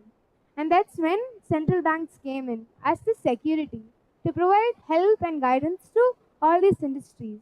So they understood that this time when people are not able to get choices, not able to earn, the bank is going to help them. government agencies are going to make new policies and schemes to help them. So this is about social markets and investor confidence of how the central bank units. When you needed loan, they gave it to you. When you needed loan without collateral, they gave this to you. They gave a lot of initiatives. They gave you freedom to work from home. In this way, people analyze like, okay, even when there's a lot of trouble in business, but still, government is supporting me. Still, online way, I can continue my business. This is how, like day to day, your mood swings, right? Similarly, this investment in the market shares fluctuate. This is all about financial markets. And next is about I'll share some stories to you about Cloud Kitchen and about empowering communities. This Cloud Kitchen is about empowering culinary entrepreneurs, people who like cooking but they cannot earn from it. People who like to deliver food to their house, yes, community service they're not able to do. And in this COVID era, few people they had this idea in their mind. Let's start Cloud Kitchen. Cloud Kitchen is a form of kitchen where you gather in an area like 4 or 5 chefs from different region. Either they can be home cooks, like they're cooking for their family, but they have a very good talent. They make very good cuisines, very good plating system. So in this way, this particular person, Ram, identified these volunteers who were good at cooking, and then they collected. They brought these people gathered in a room where they started cooking. And once these people started cooking, now it was like who the food. You have to serve it to the food who people wanted. Like you might want to eat something now, you go to the restaurant and eat. Like similar way, in COVID, many didn't get the food service. This cloud kitchen was one platform which gave initiative for a lot of people to come get warm meals. And this was contactless. It was only a delivery system where you had a lot of applications. Like you have this you're vegetarian, you have this vegetarian menu. You're non-vegetarian, you have this menu. So digitally, you can book your online, order your food item. It will be delivered to your home in contactless service. So here, what happened when Cloud Kitchen started? Ram, when he gathered few chefs and they were cooking. So now he employed these chefs. The chefs who were normally working at home were earning now. They're just not going to leave their talent as it is. They're going to use it. And that's how these cooks came forward to show their talent. They did not show the talent, but also serve people who were in need. House. In this way, volunteers came forward to deliver this food. And in this way, like some or other way, when you do something, a lot of people are earning. Like in an institution, like there's this principal who guides the students, who guides the management here. And the teachers are the one who teach the students. Students are the one who learn. And then later they become somebody like some IAS, some big profession, or something that they are going to bring change in the world. So some or other way, when you don't have a school, the management will go down. You don't have teachers, and students will play and they don't do anything. And you don't have students in the school, who will you teach? Like everything is connected. Similarly, in the cloud kitchen, what people did is when they collected these cooks, they wanted to find the delivery people. And they found these delivery persons. Later, they deliver the food to them in free of cost. And the people who are working under the delivery service and providing food were given income. So this is how initiatives bringing cloud kitchens really help people come forward, start earning. The next thing is about empowering communities, NGOs and self-help group forward. They identify this particular rural region, they don't have network system. And now due to online education and remote work, many students in that area were not able to continue their education. So these NGOs, this community service group came forward. They identified that these people need this network system in their area. So what they did, they had this collaboration with government and they instructed, like they built this networks plans in that area. Now bringing a network plan, you have to give them some devices where they can have their online education. So these NGOs with other companies, like few companies have this, second-hand products, which are not to be used in the sale. So these extra mobile phones, which were in a condition to use but not new, were donated for these kids. So now these few mobile phones are not working properly, or you have to maybe change the screen card. So in this way, during COVID, what they did, For this things to be repaired, you need a repair person. You need somebody, a technician or somebody who can repair these items. In this way, when these NGOs were going forward to help these people in the community, they not only are helping them but employed people again to repair these mobile phones. So some or other way, government was trying to give opportunities to people to continue working, even when they were giving kits. So now these gadgets were collected. Now it was to be tested whether it's in working condition. And this family, there are 4 kids, so we give them 4 devices. This family, 2 kids, so 2 devices. In that way, they identified like, okay, this service will go for this company. Like from there, we'll collect these mobile phones and deliver to the people who are in. And in this way, they build these network systems, gave the access to gadgets, and they continue their education. And I think you are normal people, us who are well-to-do or medium families, only few people come out to become great personalities. But these people in the region, they understand the need of resources. When they lack these resources, they work hard. These people come out to become the new IAS, new police officers. So that's why it's necessary for every sector, even if they are below par, they're just growing or they're just developing, need the proper resource for their education. And that's why these NGOs came forward, collected gadgets, and provided them with education policies. Education, so is my next topic. Education and remote learning. We have discussed a lot of things about economy, a lot of things in the workspace. We didn't specifically talk about education, about us, about students, about teachers, parents, like everything is involved. Like not only students are educated, a lot of people, maybe you're working in an airline industry, you still want to work. You go do an education. So education is for everybody. There's no limit for somebody to learn. So here we're going to see of how the pandemic, how it impacted the education system, and then later how people try to overcome it, how they adapt to education. So to start with it, I would like to say so how there are different type of learning models. Before I begin it, I'll just share you a story. So this story is about 2 siblings. They're at home because online education came to them. So this is the girl Maya and his brother is Sam.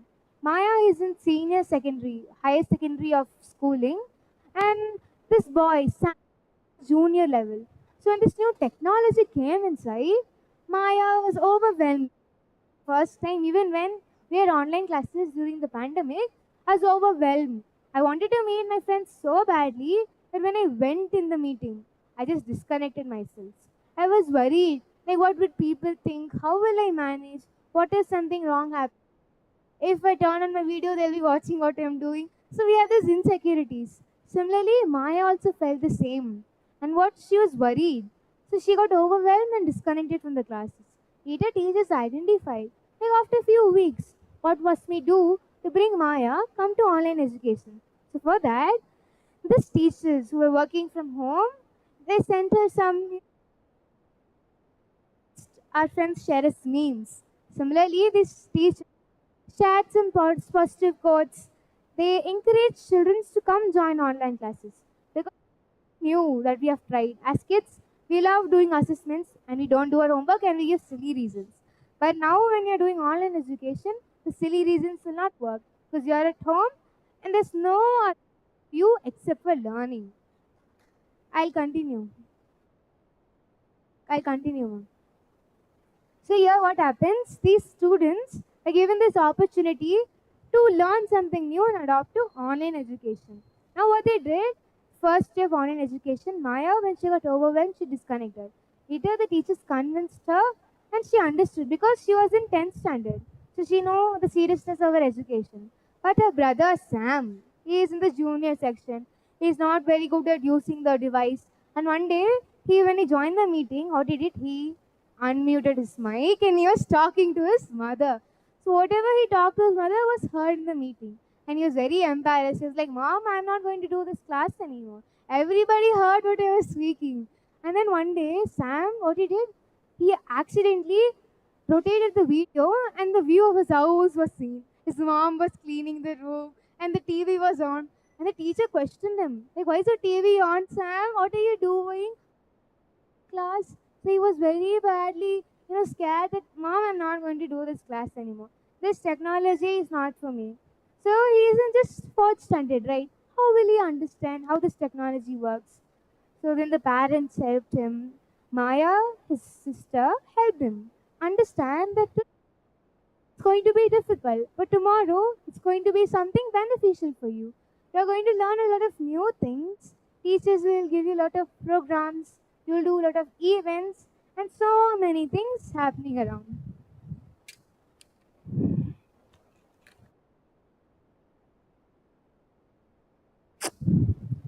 Alright?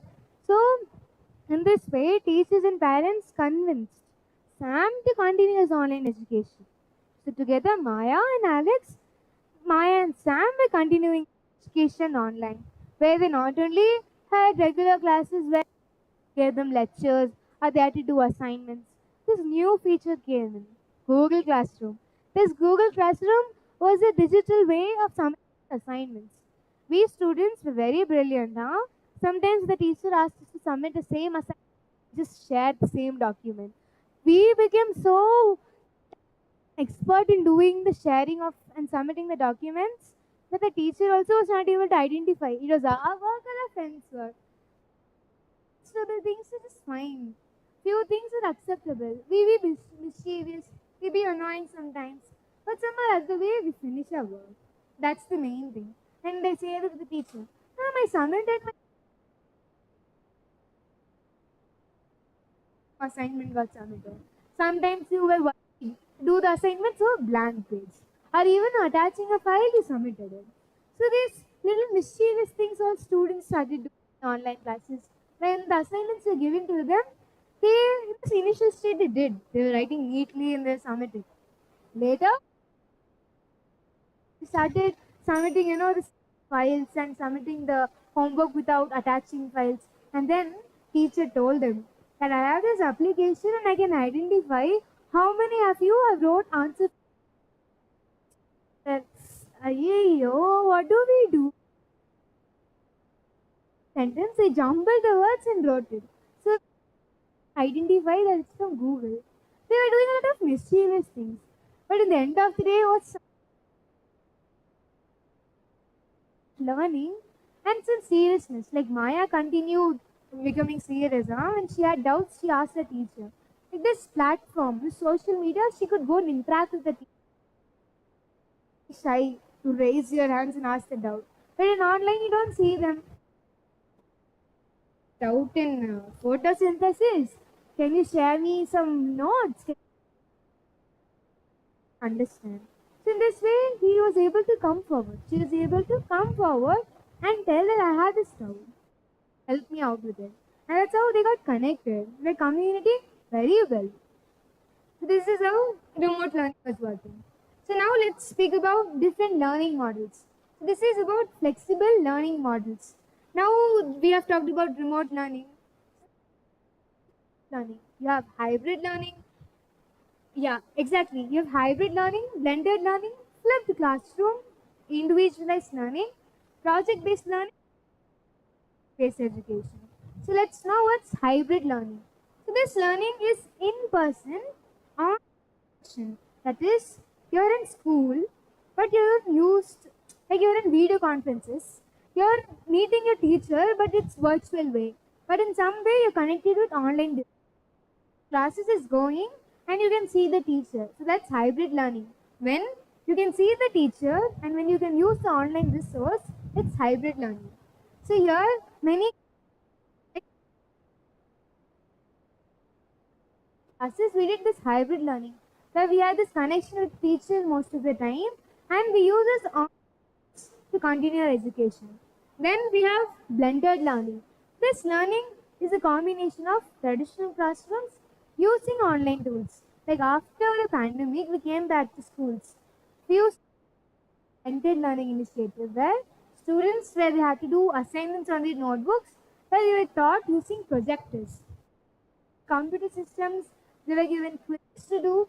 So somehow they attached with online tools, traditional classroom. Then we have flipped classroom. You might wonder, flipped is like reversed, or it's something like upside down. It's not that. Flipped classroom is where you get the pre-recorded video lessons. Some stories or some concept that you don't understand, the videos will be already recorded, and that's how it's going to work. So you have learned about and heard like e-learning applications like Byju's, Vedantu, Unacademy. These institutions, these are e-learning apps, provide us with pre-recorded videos where if you have a doubt, even after the class, you can watch that video. You can do that assignment. Ask your personalized mentor that you have this doubt, and then they share you this recorded video. So that's flip the classroom. When you learn new concepts. Like sometimes this flipped classroom is not only for academic basis. Now I have this interest. I am a science student. I want to know about stock market. So outside the classroom, I can see these pre-recorded videos on YouTube or these e-learning apps that explain me beautifully that this is a stock market, this is NSC, this BSC, and that's how if your company is public only you can get shares from the people, and then you will get your rewards accordingly. Somehow they have this extra interest to learn something apart from their studies. That's where they use the flipped classroom. Then let's talk about individualized learning. Lot of kids are here. Lot of kids are there in their home, in the country, in the area of the world. Some other person have this unique talent. Like I am have this focus on learning about biology. I want to specifically know about biology, not any other subject. So for me, I'll get this individual learning where they'll focus on me and only teach me biology. That doesn't mean only reading textbooks. Everything will be provided. Videos, presentations, slides, images, tools, kits, everything will be given to you. You'll be doing a lot of projects. You'll be connected to the real life, and they'll give you the they say no, this person is very special, and they focus on you. That's individualized learning. For every individual, they have some favorite subject, right? So they focus on that mainly. Then it's about PBL, project based learning. Let's look to this chart. So this chart says of how you dive questions. Our teachers give you challenges. Like I did this online course where they taught me this new concepts of how investment works, how stock market works. So what I learned is for me to better, they showed me these ads of Virat Kohli, doing this Puma ad and wearing the shoes. And later when they asked me, what brand is this? What brand did Virat Kohli, ambassador, which ambassador he was, for which company? So in this way, students were given platforms. They were given these challenges to identify of how advertising works, how marketing works, and how people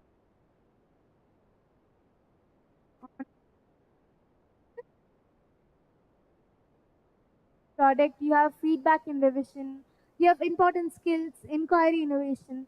So this projects we do in school. Like apart from reading textbooks and writing tests and assessments, they ask us to make this plant of light a bulb. They give us batteries and bulbs and this circuit system.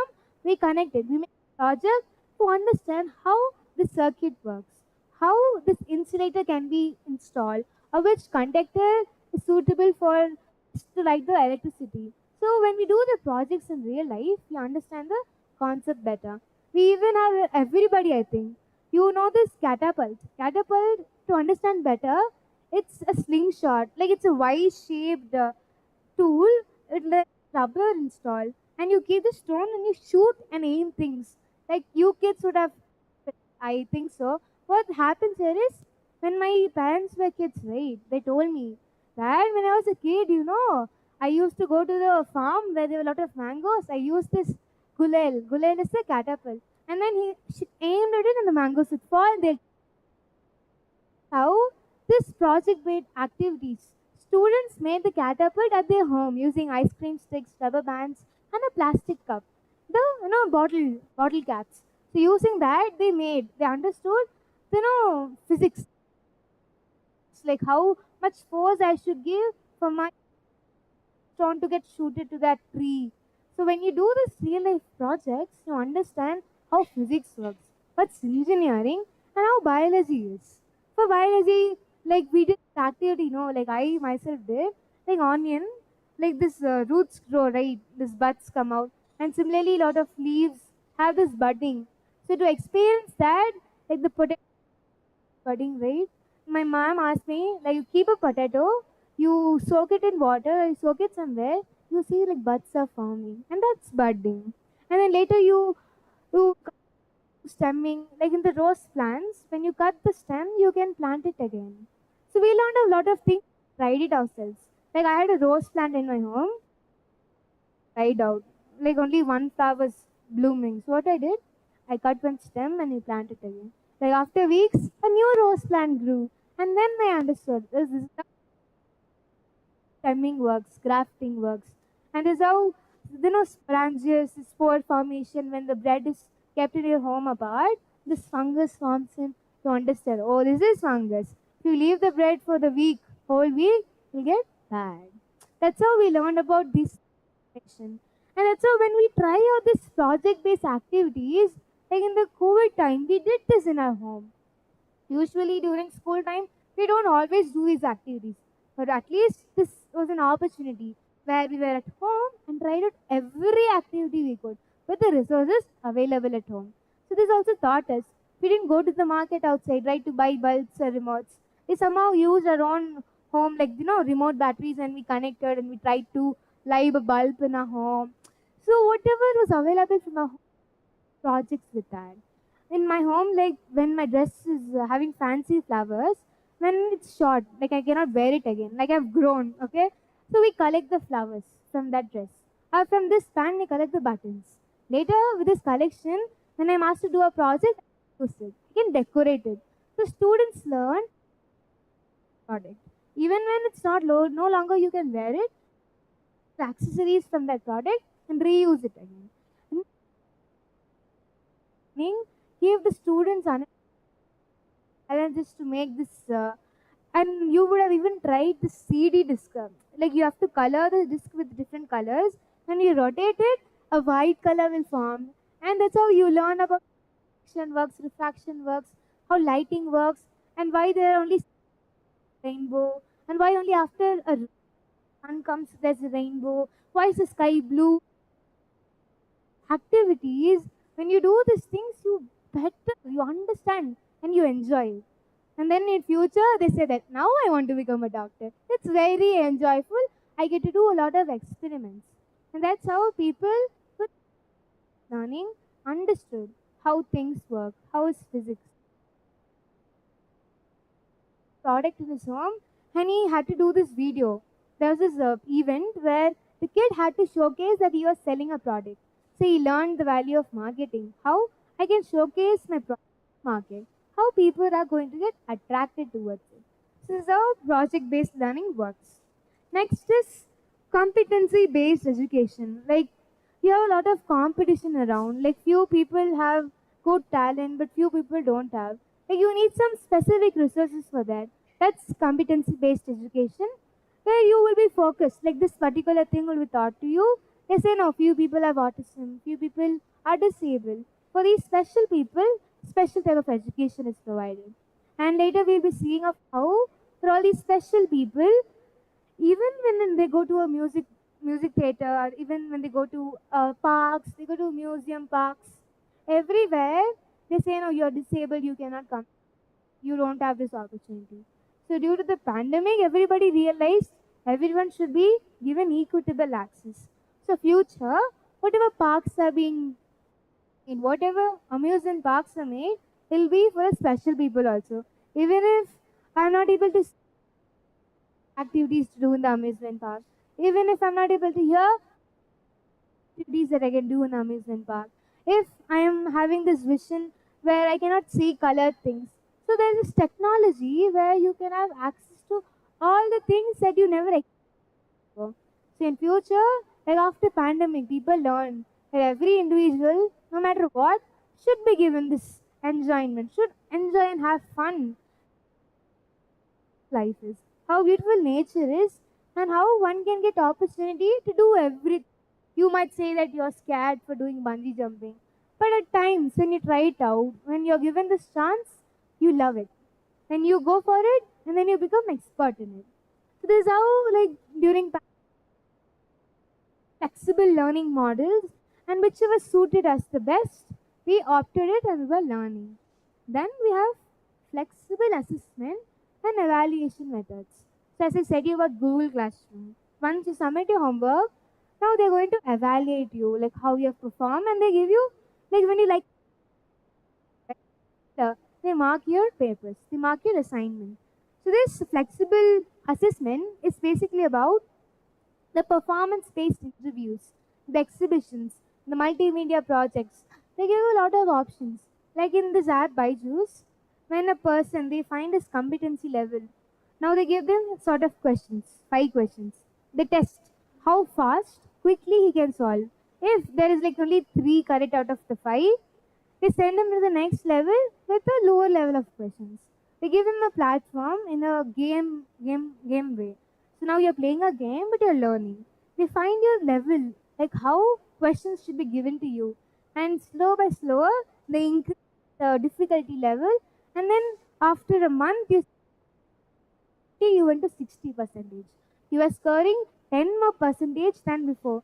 So when we analyze competency, how much is your level, and according to that when education is given, that now you know that you're a normal student. I give you 10 sums, like 5 are hard and 5 are easy. You do the easiest sum, you try the sixth sum, it's hard. They find that you are struggling. So these apps they identify this student is struggling and they give him a platform that day by day slowly will increase the difficulty level. Until then it will go in a normal process. They identify how well you can perform and what type of resources you'll be interested to learn with. Few say that I love reading books, I don't want to watch this videos with pictures and graphs. I only want textual, I only want content. And they read that. They are the bookworms. Few students, I don't understand textbooks. I want picture based learning. So they watch videos, they watch presentations, they understand better. So here, genuine real world assessments are given to them. Something which is real, which is true, best, that type of assessment is given. Like you take back in the previous era, when I was, and my parents were learning, so what they did, they were only writing tests. They had to write this 100 paper, they had to write 3 papers, they had to write 4 papers, they had to write for 2000 marks, 5000 marks. That education changed. We don't always write tests. We don't always write written tests. We had multiple choice questions. We had match the following with fill-ups. Later, it developed. We don't do always, written tests. They give us quizzes, the form of assessment. When we change the form of assessment and give students a platform where they can learn when having fun.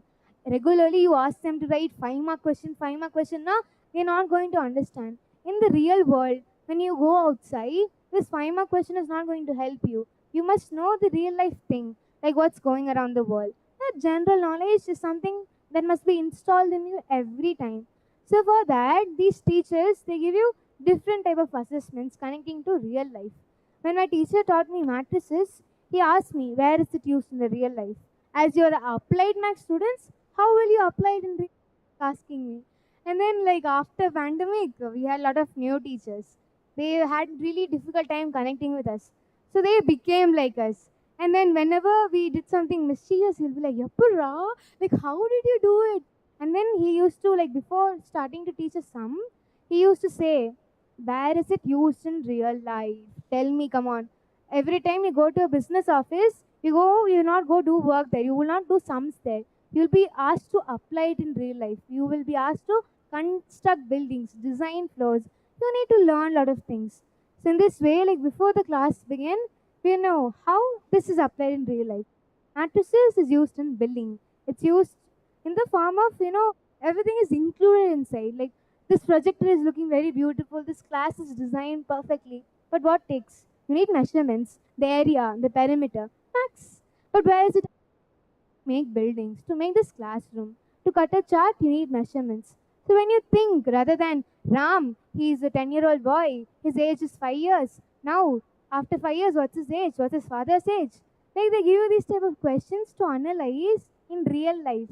When you're given a situation to do something, now you'll be ready for it. That's how teachers understand logical thinking, practical questions are very necessary rather than memorizing the questions and getting only marks. Okay, so this is something, the first one. Then we have continuous assessment and feedback. As I said, we cannot always write 5 mark questions. So they gave different forms of tests, but in a continuous way. Now I don't give you tests. I let you play. I am a principal of the school. I let you play. So you are only playing. You're not learning. So that will not work. In a form, in period of time, tests conducted, but in different forms. And later, feedback is to be given. Now, for few students who are working very well, who are getting 50, like for 50 marks, they get 45, they get 35. So they're okay. For the other kids who are getting 20, who are getting 19, who are getting 15, they're not focused sometimes. These kids are separated from the other kids. Why? Why to separate them? And that's why teachers came forward to give feedback. Why are you not able to learn? They provided them with lot of resources. Now he's not able to understand, they brought him separately. This special classes. Extended learning happened. As the next point says, extended learning, like flexible schedules. If in the school hours, some concepts you don't learn, you have extra classes. So this is something for your improvement. You must not think, my friends went home, I am here to study. So this thing should not be in your mind. They are going to teach you, they are going to help you. So after pandemic, everybody started focusing on all types of students. If they're not really well, we're going to help them. Even if he's scoring good, how can we improve him more? So everybody started understanding that we should not stop. He is getting 100 out of 100 now. Leave him alone. He will do. No, you have to still focus on him. He'll have this attitude and overconfidence that he is a topper and he'll score more. So what we understood that consistent practices should be made. In COVID, we realized that efforts are something that we must make time to time, day to day, when it's necessary. Overly studying for 10 hours is not necessary. You study 4 hours, 5 hours a day, it's good, it's better. So, this is how giving feedback, continuous assessments will improve a form of education that a child is getting. Then we have flexibility in timelines and deadlines. Like during online classes in the pandemic time, we were given this due date, like within 9 o'clock, submit your assignment. Within 10 o'clock, submit this assignment. The students were given their own time to finish the assignments. School hours, we have continuous classes. We have one break after two classes. After two classes, lunch and then break. But here, it's not like that. Every 1 hour, you get a 1 hour break in online classes. So, the one session is over. You have this 1 hour. Complete your assignment, refresh, come back to a new class. You got your own time. The schedule was flexible. You were more comfortable in learning. Like in the school, full day you study. At the end of the day, they give you 10 homeworks. They give you 5 homeworks. You have to go home and work for 3 hours. Instead, like in online classes, they gave us this flexibility. After every 1 hour, we were doing our homeworks. So after 6 o'clock, we had extra time. This extra time for us to improve something new, to learn a new activity, to play. You have to be physically fit, you have to be mentally strong, you have to do a lot of new things, talk to people, learn social community skills. So for that, flexibility in timelines, flexibility in deadlines really help children become enriching, become flourishing. So they came forward with their own pace. Given your own time to work, you can show how well you are at this work. But when you're given this deadline, like today in 5 o'clock, submit 100 pages of assignment. No, ma'am, I cannot do it, ma'am. You're not given your time, but you're given 3 days time. You research, you put your efforts, you focus the project, and she's like, good, very good. I didn't really imagine that you can do something well. So when they extend the deadline, when they give you some time to do your work, you are more efficient. You do better. That's what this says. Then next is about data-driven mission. That is data-driven decision making. So this decision making is done using facts. When they give you some facts, you understand better. This decision making is done via giving you metrics, some data. Like you're learning about animals, you're learning about reproduction in animals. Before that, you get to know what's this specific animal, how is his lifespan, or what colors these are available in, what type of species are these plants, what's its scientific name. Few curious to learn new names. They say no. Few students like playing with numbers. That you give them any type of number, they can memorize it. Few students, you give them this difficult names, this difficult and this, they say difficult. Give them, they're like, I love this term. I can know about psychology. We students is like normal psychology now. Sycology something, some S something starting with S was a spelling. But later when we understood, it was not S, it was P. P is silent. So there are different type of terms. We learned them, and now when we were talking to our friends, even when we were talking in short words and we were DMing them using like I don't know. We were like IDK. And then, but still, students were trying to communicate. They enhanced this communication skills where now they were free. You give them a platform to talk, they can talk. Give them a platform to present slides, they can do it. They have learned a lot of new skills, and that's why we are doing a lot of records, we are doing a lot of events where every individual is able to come forward. Why? Because during the pandemic time, we have been given with resources, various events to perform, identify which we are good at, and in future it's very helping. In future, it's going to be very helpful again. So this is about the data making of how different types of evaluation, giving you feedback, appreciating your efforts can really improvise you as a student. Next is about focus on skills and capabilities. As we discussed now, like individualized learning, it's similar to that. Like you focus on a particular thing, like you're good in playing athletics. So you're given that chance, then you go world champion. You become this athlete in the world, or you're district champion. So they focus on your particular skill, your capability. Now they say no, they make a lot of records of solving Rubik's Cube in few seconds. Few people they do trick shots and they are very good at it. Everybody is having this new skills, new talent. So they can focus on some. So this is all about flexible evaluation methods. Next is about training and professional development. This is something for all the teaching staffs, for all the people who are going to be teaching. Pedagogy here means that it's a form of teaching. The teachers and a lot of the training staffs are trained of how things work. And now students, like after the online education, they must be given this new platform to work.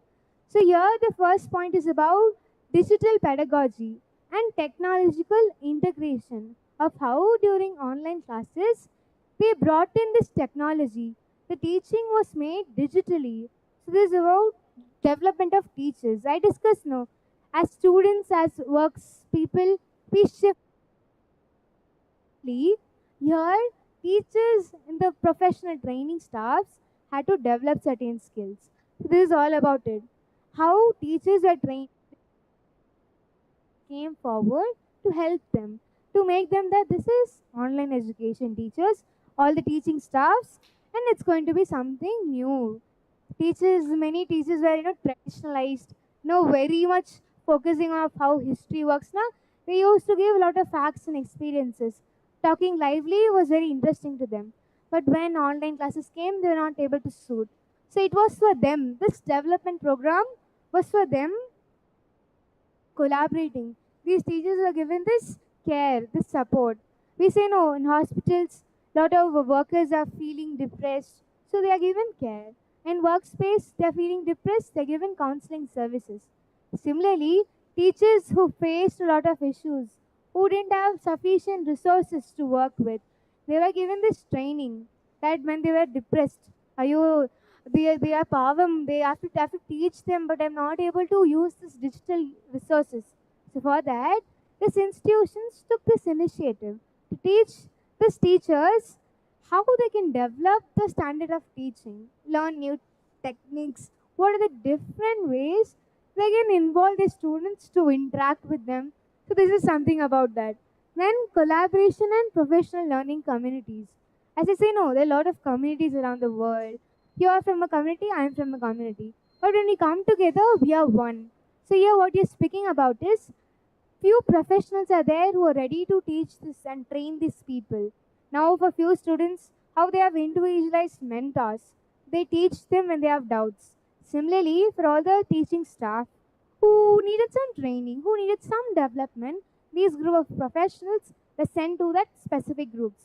These teachers are lacking technical knowledge, they'll be given that training. These teachers are very good in using technology, but they're not able to connect, not able to make students interact in the class.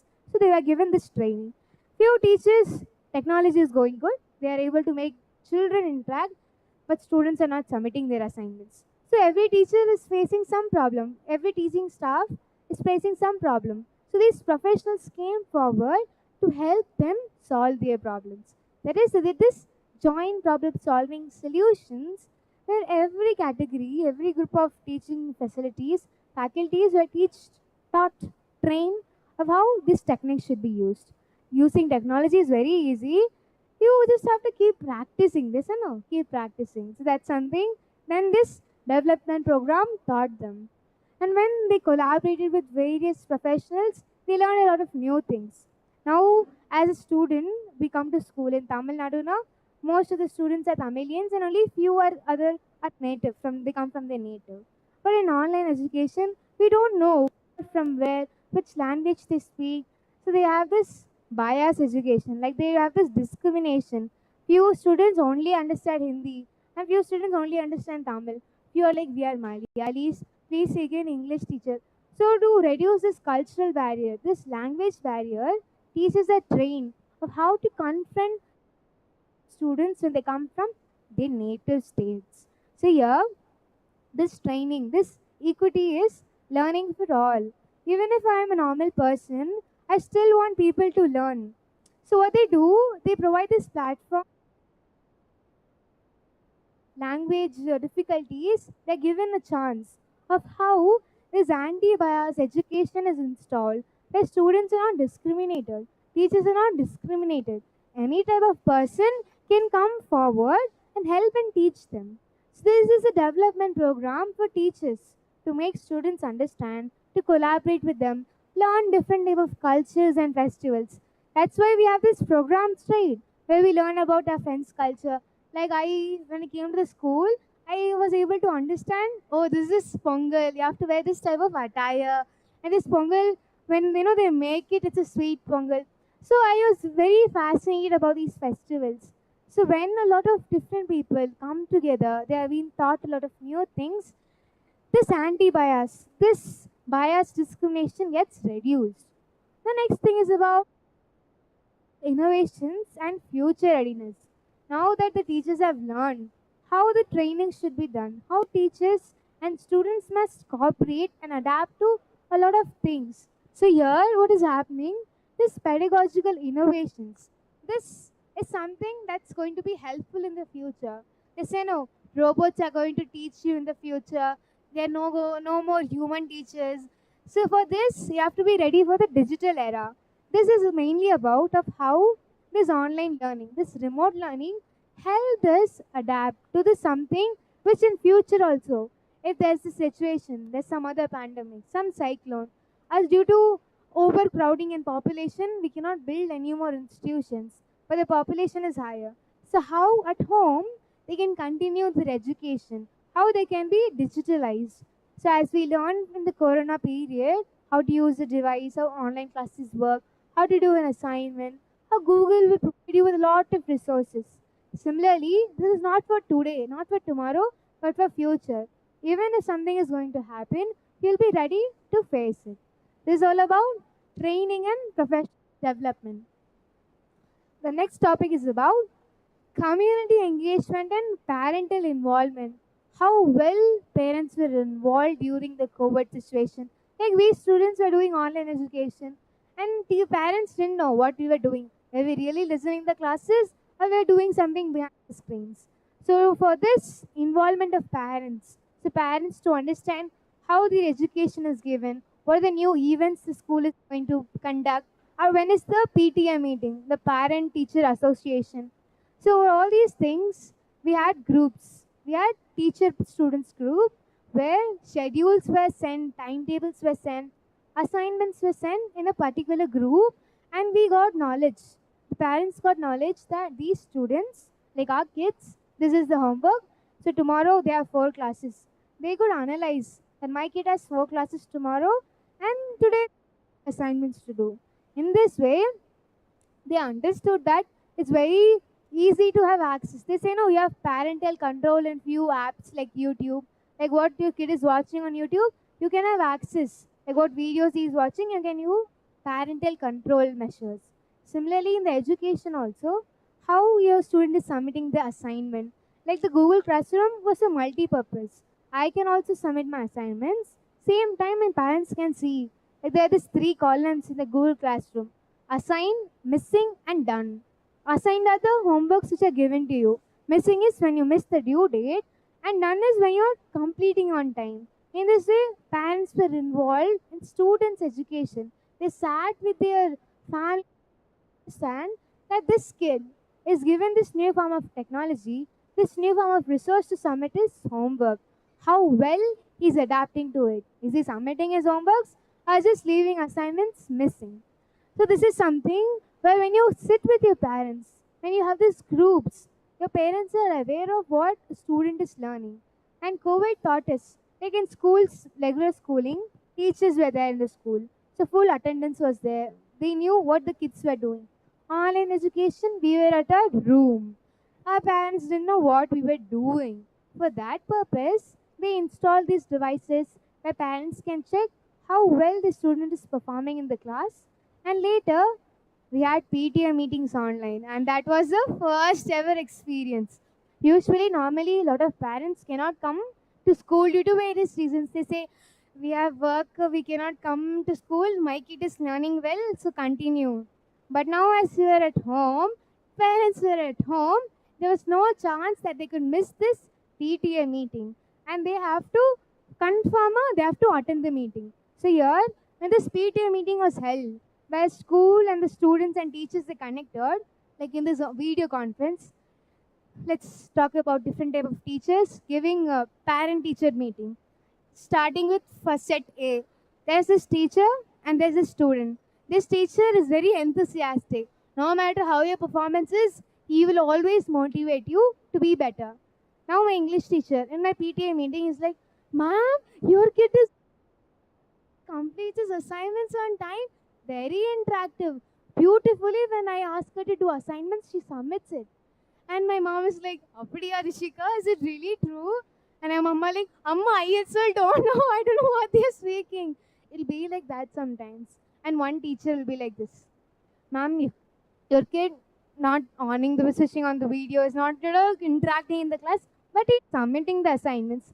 We really initiative has taken to do. I think he's little insecure to switch on the videos during the online classes. So this is set 2. Set 3, edum panle, homework submit panle, he's not doing anything. This kid is something different. He was doing very good in the offline education system. But due to Corona, he was not able to adapt to this online learning, so he was like disconnected from the classrooms.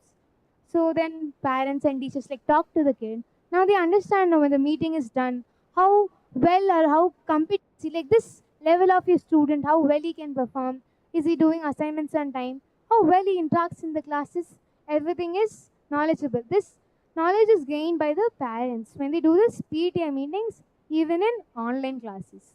Then we have about parent education workshop and volunteer programs and mentorship. So what is this?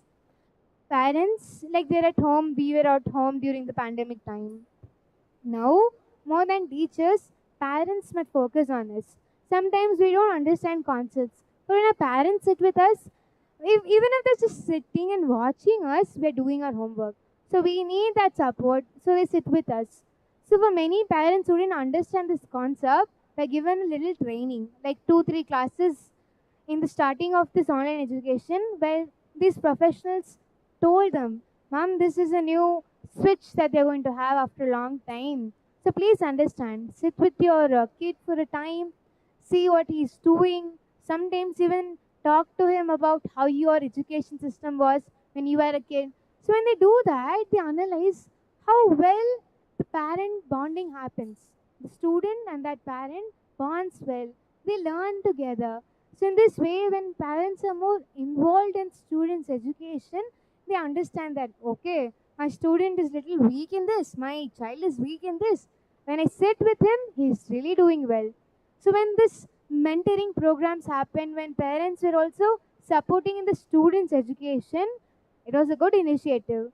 So now parents can understand how hard it is to do this maths problem. Like we need few certain steps. Later we can do the sum. It's very easy.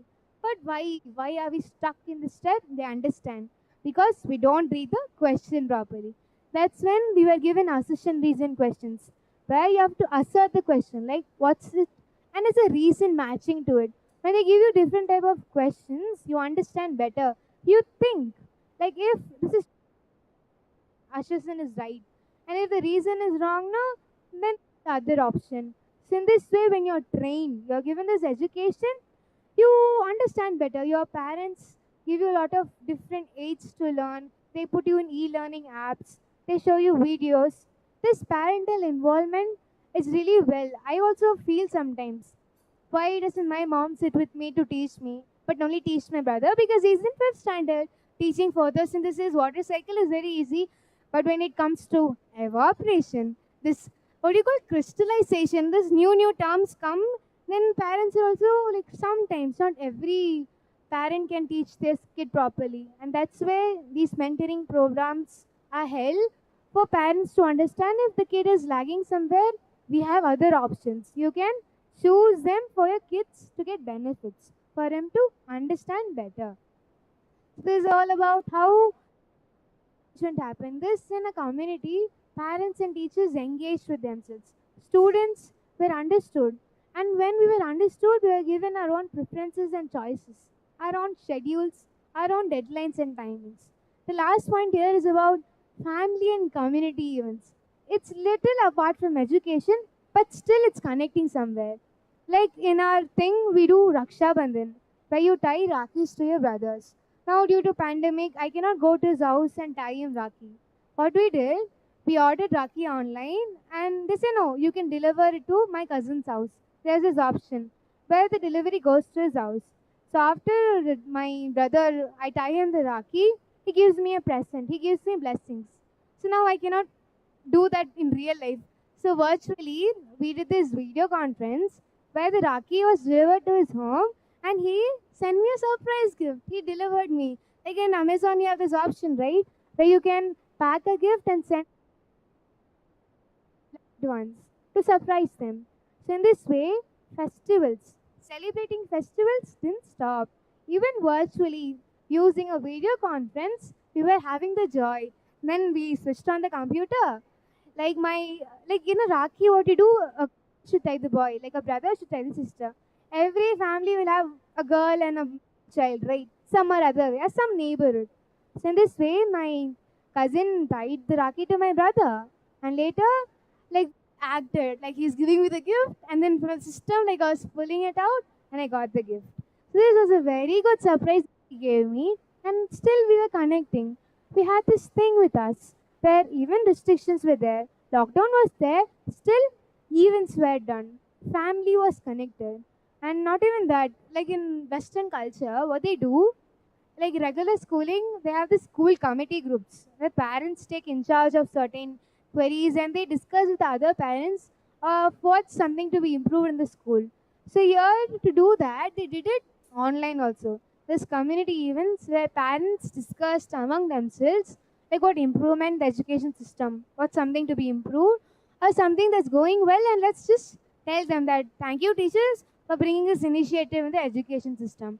So this is where like parents form some committees and then they talk to the school. And then when they engage, when they discuss communication, you understand like what's happening around. If you're just sitting quiet and you don't speak anything, people will not know. So you have to speak out for yourself if you want to change. So this is all about how collaboration, helping students, parents' involvement. Now parents themselves are learning new things. Oh, my kid is learning this thing. I never learned it in my life. So some or other way, everybody was learning something. This is about the collaboration and involvement of parent. Then we have mental health and well-being in children. We discussed about the workspace, of how people are mentally ill in the workspace after pandemic. They were stressed out, they were not able to earn back, so they were given counseling services and all. Similarly, for children who were not able to express themselves, not able to show their creativity, were given platforms to express themselves. Show this self-esteem. Self-esteem is something where you give value for yourself. You say that you don't judge anybody now. You focus on yourself. How well I am, you give that acceptance to yourself. So we learned that. Like in pandemic, we were not engaging with our friends. We didn't have a lot of community events. So to do that, to bring in creativity, to continue studying, to engage in activities, what we did, we built in this creativity. Like even if we show it outside, like I made this model in my home, I didn't show it anybody. I didn't show and I didn't post it online. But when I did it, I felt the satisfaction in myself that I am capable of doing something, and even if people don't know it, it's okay. I do it for myself. I value my skills and I accept myself for who I am. So this is something that we learn, like encouraging self-expression, self-creativity for students who were just very worried if I don't have any skills and all. So teachers encouraged them, parents encouraged them to focus on some better at. Like few kids maybe they're not very good at sports, not good at events, but they have this very good talent of cooking. They encourage them. They express their feelings. They express their concerns and love to their family by preparing them this surprise meal, maybe preparing this weird food item that they never tried, which came out to be yummy. So this is how they started doing a lot of dishes, trying and experimenting new things and expressing themselves. So learning to express yourselves, being creative, encouraging, and this enthusiastic thing is must. Like when you have that thing, you're going to do it. The second point is about promoting physical activity and healthy lifestyle. So we were not going to like school. We have like yoga classes, we have swimming classes, we have PT. So we were somehow involved in physical exercises. Now we are at home. Everything is on your table. Everything is in your room. Your school is itself in your room, and you don't have to go anywhere. Now you are just a couch potato, like I'm sitting right now. So what happened then? We're not doing anything. So this time, like when you're watching your phone, still you can do some exercises. Like you can do this arm exercise, or you can rotate your legs. And students, when they said no, is to teach me, or no friend is there now, their parents told, you watch this much YouTube videos now. Why don't you watch a physical tutorial, or you do this dance performance, even if you cannot do yoga asanas? And few kids, especially me, like during pandemic, I was really not well. I had this doubt. I was doubting myself. "Oh, how will I do things?" So my teacher told me that I'm doing this online yoga classes. Join it. You will see difference in you. So to get up early in the morning to attend that class, I woke up 5:30 every day, regularly for a month, and I saw the difference of how I was relaxed. I was not short tempered. Like I was not getting angry easily. So when like this COVID gave us a platform to try out different asanas, to try out dance performances, even without going to this particular dance academy. You can learn it from YouTube, watch tutorials. So, a lot of things that we learn for ourselves. We learn for an improvement is something betterment. Like you do physical exercise to have a healthy body. You have a food habits change. You have this nutritious diet for yourself to be energetic throughout the day, and you don't waste a lot of energy. That's how many people encourage this. Even if you're not going outside to do yoga asanas or go for academy, sitting at home you can do the same. So that's something where they promoted physical activities and healthy lifestyles. Then it's about like self-care activities. As I discussed about self-esteem, I didn't tell you about self-care. Self-care can be in various ways. Like I've seen a lot of people doing self-care as treating their body, like doing massages and doing this self-care is in the sense providing benefits to their face. Like I do this no tutorials where my nighttime routine, like how I give care to my face, to my body. I use this scrub. So they were caring for their sons. They were caring by applying this masks, by learning that I can make this product at my home itself. So we made dye products. Dye in the sense like do it yourself. You can do it yourself. So we started making this face packs at home for us to be very, to have the experience that we have outside. To even if you're not going to spa, like our parents need some time out of their busy life, they go to spas. So in at home, we prepared all these ingredients. We did it ourselves, and then it was Mother's Day. Like I surprised my mom with a homemade pack. I made her a homemade soap.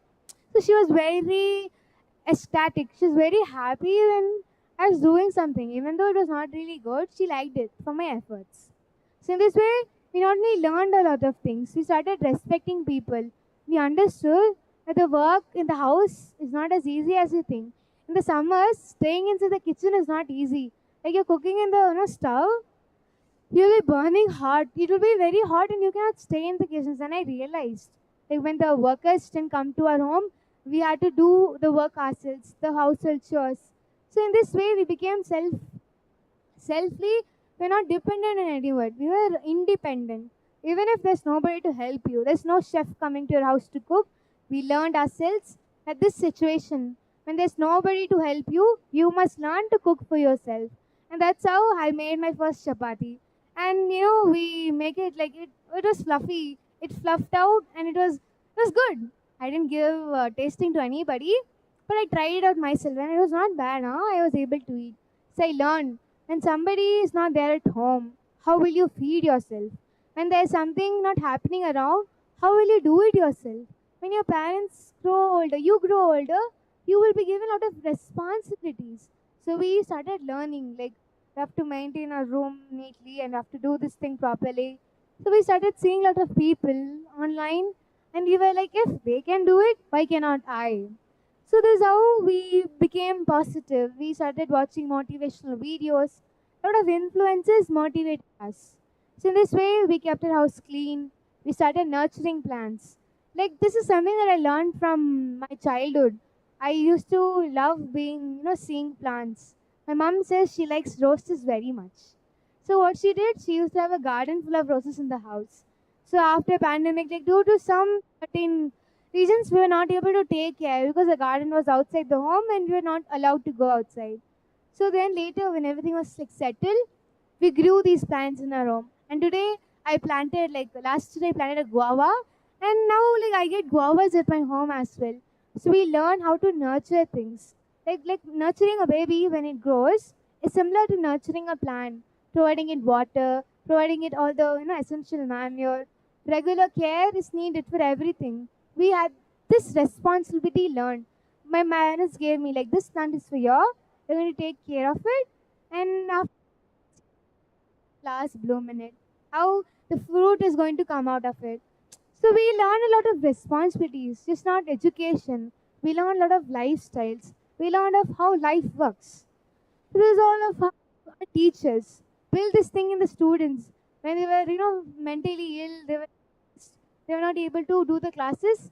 The parents, the teachers told them, do yoga, go plant a tree, start painting, clean. Somebody, when they clean the room, they feel stress free. When somebody has a nap, they feel stress free. And when somebody is stressed and angry, feed them food. They'll be very happy. So we learn newer initiatives of how to, convince a person. We learned a lot of social skills during pandemic. We saw a lot of things. This on TED Talks. The teachers shared us few talks of how the small children come to share their experiences. How during the pandemic time also they came forward to support people. They donated a lot of money. They gave this fundraisers. They made this fundraising website where you can put from 100 rupees to like 1000 to 10,000 as much as you like. So in this way, everything needed a treatment, you didn't have money, a lot of people came forward to help you. These websites where you could go and donate a money and then it'll go to their account. We helped a lot of people. We understood what's racism, how we must be supporting everybody irrespective of how they look, how they are, which community they come from. I don't bother about it anymore. I treat everybody as a normal human being. They have this, superstitious beliefs and this myths that if this person is from this community, you must not go near him. He's untouchable or this, that. They say chuachut in Hindi. Like when this person from a different community comes and touches the water, it will become impure. I was like, what is this sense? People were talking about common sense that time, and by touching the water, will it become impure? Like you don't even touch it, but your presence there makes it impure. They say. So to remove all these myths, to remove all these superstitions, we came forward posting posts online, bringing this activism in people that There's no such thing where you have to discriminate a people on basis of how he looks or how he is. There is something that un- understood of how different people are, how we have to respect everybody. Then discuss, I think, all out of points of how when you're mentally ill, when you support somebody, you help somebody, talk to somebody, cook, share, eat, play, you do some things, you write and then you tear, you put your negative thoughts as writing, crush it, flush it. So when you do that, you remove the toxicity in your mind. So this is how we children like came forward out of this depression and stress. They say no, out of depression, there's a lot of things that starts happening to you. So to avoid this, there's a lot of supporting aids that the teachers and parents told us. Comforts, discomforts. This is about homeschooling and remote education. We'll be discussing about how comforting homeschooling were for the kids who never went to a regular life, like regular schooling, and the other kids who experienced remote learning for the first time. Now there's this thing here, it's like familiar learning environment. So for the homeschooling students, they had the personalized mentors. Their parents are focusing on that particular child. In a classroom, you have 50 students. You have to focus on every individual. It's hard. Homeschooling, they particularly focus on you. The special focus goes on you, right? So in this way, when pandemic came, homeschooling students didn't have to change their environment. They have the familiar learning systems. Then the next point is about flexibility in schedules. These homeschooling students, they study 3 hours in the morning, they took break the afternoon whole, and later in the evening 3 hours they study. Whenever they want, they could study. But as students, we have to compulsory go to school during this time. It was fixed. So these homeschooling students had this flexible schedules. Then they had personalized attention, as I said. Their own mentor, their own parent, their own assessments. Only one single child in the classroom. Imagine, all focuses on you. You're the spotlight of the classroom. So there's no doubt that he is going to score bad. So everything he is going to do well. So it's about homeschooling. Now let's talk about remote education. It had discomforts. So here, people who were homeschooling, no, they had this limited social interaction. For us, like who were doing regular schooling, when we came to this online education, our social interaction also got limited. So this discomfort is both for the homeschooling students and for the students who were shift to remote learning. So they had limited social interaction. You were not hanging out with your friends. You were not getting scoldings and beatings from your teachers. You cannot fake doing your homework anymore because everything is getting monitored and evaluated in the digitalized manner. There's no way of escaping. So here we had very social, like very less interaction, and that made us down. We didn't talk to anybody. We were isolated ourselves. Like even it was COVID, like lockdown. In the room itself, you're isolated, but your mind and your body doesn't talk to anybody. So you became like that. Then you didn't have interactions. The next discomfort is about reduced variety of perspectives. Like sometimes you have a lot of variety of learning methods, but due to online education, you had to do these online classes. A lot of people in the like school life they tell you no, like this student is very good performance. Like they give you different perspectives of how a student is studying. But in online education, they cannot focus on everybody. When it's homeschooling, it's understandable. But this remote learning, the focus went little down, the attention went little down. Everybody didn't have this personalized attention. So due to that, they had this reduction of understanding the kid. That's why later they did this technological surveys, parental involvement. Take a break.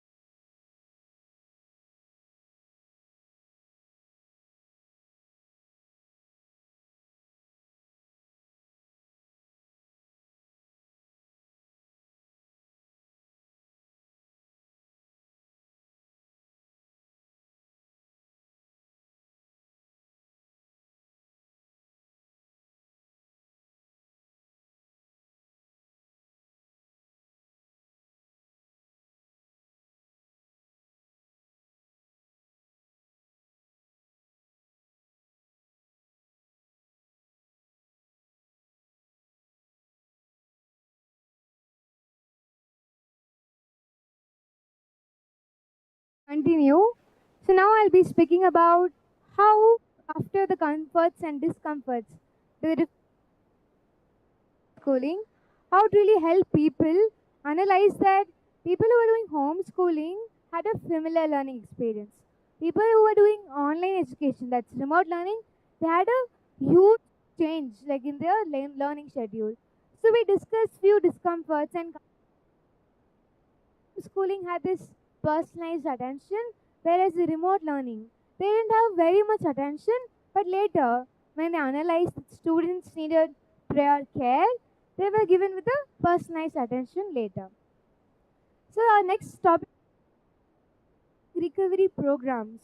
So for recovering from this learning loss, when we came back to a regular schooling, how students were assessing this learning loss. So the first one is about few students were suffering in math reading, especially in these two subjects. They had the difficulty to learn of solving maths problems and to read few contexts. So the special people like the staff in the school analyzed that these students have this problem in this subject. Like the student is not good in maths, so we must giving some training, some special class. This student is very good in doing science, but his English is very poor. He is not able to read some context. So he must be given with this reading training. So this is how special professionals in the school assessed like what's the learning loss and during the pandemic, what is something that they missed out. Like learning maths, you love it, it's teaching you offline. Like in the online classes that if you see videos, it's not very understandable.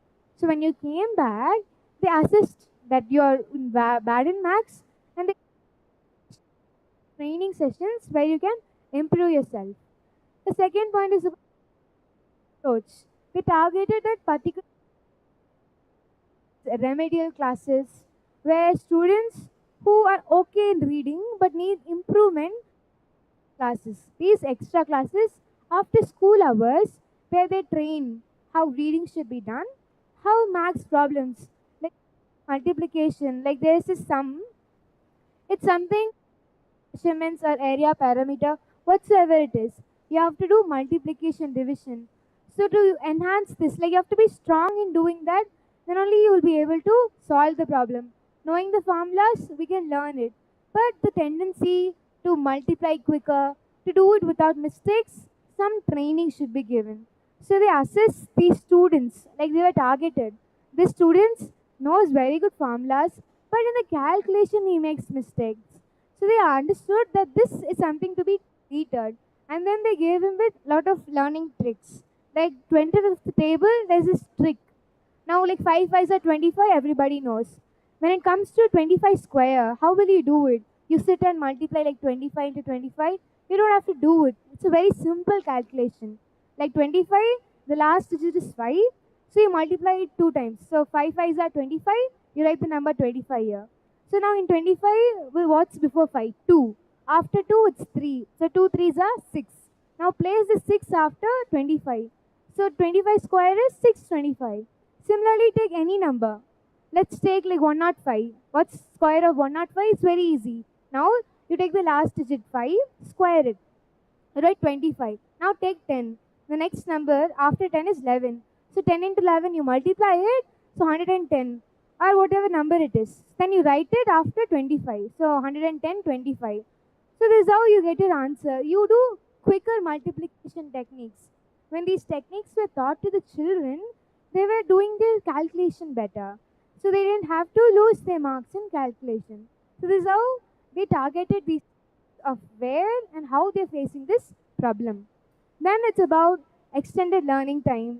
We have discussed this in also, and we discussed in the previous session of how every student needs some personalized training.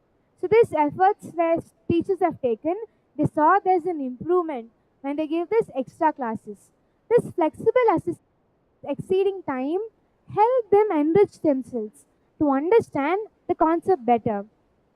For instance, after giving the extra classes or to understand it, they identify the problem with him. Is it due to the teacher or the teaching technique, Or is it because he is away from his classmates, he is not able to understand the topic? So they address the problem in all the ways that they can. Then it's about remediation programs. So in COVID time, we were worried to take these antibiotics and to take medicines. So we started making some remedies like homemade cough syrups. Making kava like kachayam in, I guess. So you drink this to soothe your throat. Similarly, we started making home medicines, like using herbs like tulsi. We made herbal teas in home as well. So, to provide some remedies to these solutions in the school education system, teachers found a way of how to make this concept. Some remedy was made. They say, no, now there's this problem, you cannot do it. But when you bring a different type of solution, it's easy to solve it. Now there's this problem I give you. You apply this who, where, what situation. You analyze what's the problem, who are facing the problem, and where they're facing. Later, you ask them, like, due to what reasons they face the problems can be discussed. This is how usually we solve problems. Now we don't have time to be doing all these things stepwise. That's why we have technology. If you want to try out something new, want to launch a new product in the market, what you can do is do this real life trial error method. You put your data in that AI system and you tell that this is something new that I'm going to try. It will give you an output of how it's going to react when you launch this product in the public. Similarly, for all these students, when teachers didn't understand how much ever resources they provided or techniques they did, still they were lagging somewhere. So for this thing, they used AI. They used this technology to put in that this is student A, he is good in this, he is bad in this, he needs improvement in this. So they gave all the information of how the student behaves in the classroom. Later, this AI generated an answer. Now, this student, when he's well in drawing, connect a subject to that. Give him more projects based on that. So, when you give him projects to do, for instance, like in the lower classes, you learn plants, and he is good at drawing. So, in this way, when he draws, he understands the parts of the plants better. So, in this way, sometimes because a lot of kids who need assistance, we use technology. We put a resource in, this magic happens, and then they generate an answer, which sometimes cannot be applicable, but and that's why it's a trial and error method. It comes out to be true that AI based understandings and problem solving, like 20 percentage, 25 percentage, it's true in real life. Now, the training technique, like employees, I say them to follow these rules and regulations. Now, they're of different type. They have to meet their family members because they're sick. But the rule says that you must never job place or this factory after 8 p.m. only you can go home. But your appointment with your parents is at 4 o'clock. So what do? You have to be flexible. That is, the rules are to be made flexible for these employees. So for this thing, sometimes when AI generates some answers, it cannot be approached in the real life. It can be similar, but not exactly. Now I say, like this person, if I give him this resources, he'll do very well. But the AI doesn't know that he has smooth swings. Right now he doesn't like studying. But once he has good food, he'll start studying. So AI doesn't know how a person behaves. That he can change according to his mood, according to the environment. So sometimes AI can be dysfunctioning, but most of the times they say it really helps because it makes the process quicker and easier. Then we have like emotional support. This support is where we understand students. We face and we understand that this particular student in this particular area, why is he lagging? We think in his aspect, like if I was this student, and in this time when teachers teach me this concept, it's little hard to understand. So now like accountancy, you take financial mathematics, or in maths you take about learning about shares and all these things. It's little hard. Few students can easily learn it. Few students they can do it, they take time. So for this, they gave the support to them that if you're slow, it's okay. But you do well. So we appreciate your effort. So all people came forward anymore. They're not going to troll you anymore for you're not being worth it. That you're not being as equitable as him or as same as him. You your special platform where you show how well you can perform. Then it's about this technological integration. And now this example here is about STEM, like science, technology, engineering, and math. These projects really develop students to understand. Our next topic will be basically about project involved learning, using games, how it's fun to learn. So let's talk about that. Like they say now, this learning and gamification, like there's this app Kahoot. This app, what it does, it's a platform where lots of students can come and access this website. And when you answer a question, you're awarded with points. You have a scoreboard. In this way, students are enthusiastic. They feel this competitiveness that let's see which among us has the most points or who has the better scoreboard. In this way, gamification into learning, you involve a lot of games and rewards and appreciation, students learn better. And during COVID pandemic, this Kahoot learning platform became very useful for all the children during pandemic. So they can have their own priority of learning while having fun. So this is an example. Here, this adaptation, like the evolution of education after pandemic. There are a lot of things that I like to discuss, but specifically, like after pandemic, when we came to schools, it was different. Like when we came back to schools, had little social distancing. We had alternative days of school. Then came in. Then how our school provided us vaccines, like government campaigns, where when vaccines were developed and were distributing, it was really hard. Hospitals had lots of queues. That's why they brought in mobile units. Now, students, how do we vaccinate them? So, these education institutions took this initiative to provide vaccines to students from school itself. And that was really good effort. And not only that, the school, like after the COVID era, they gave this opportunity for students to learn of saving money, to help people by donating money. We had this program in our school called HelpAge India. So there is this HelpAge India scheme where this agency collects money from lots of institutions to help the old age people, to help people in need. And that's when we students, like we asked our parents, we asked our neighbors to support us, to help these people. So we started learning like how we can save money, collect money to help people. And that's when I myself, like to collect money, what I did is I cannot go to every house in like a week and come. So I planned like there's this family function in my house. I thought why not I go there? And if I present this that I am doing a collection of money for these people, they'll obviously support me. And it really worked out. When I went to my community people and I asked them, I told them, I'm doing this survey for collecting money and I'm going to help a lot of people. So in this way, when I went them, my aunt, she became a helper. She told everybody, this is for a cause. Everybody, she, asked them and they gave me a lot of money. And that's how I collected a lot of money and I helped them. And to appreciate the efforts of the students, we gave them awards, badges. This HelpAge India provided with medals, certificates, cards of cricketers to appreciate the students' efforts. So in this way, you come forward.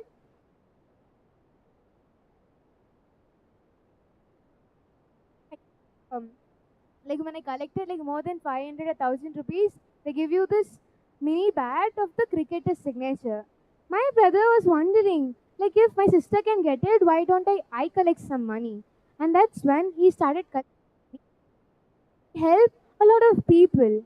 So in this way, when you are given rewards, when you do something, your efforts are considered well. So this is about adaptation of how after COVID, Covid के बाद कैसे school में जब हम आए हमें क्या क्या चीज़ें नई नई सीखने को मिली and then even we learn and even then education system when it had a turn and twist we adjusted in the gap. Similarly, we learned a lot of new techniques of how behavioring is very important when you come outside a classroom. Next is about this government app. as I said, a lot of people are discovering their talents. That I am good in cooking, matlab I can cook some food. To show your talent, this government app was platform. कोई भी कर सकता है ये. Even if it's an adult or even child, he can participate in this government app. I think everybody would have you at least tried once. This government app gave opportunity for people to write essays, to do quizzes, to write poems, to recite lullabies, to sing national anthem, to plant a tree even.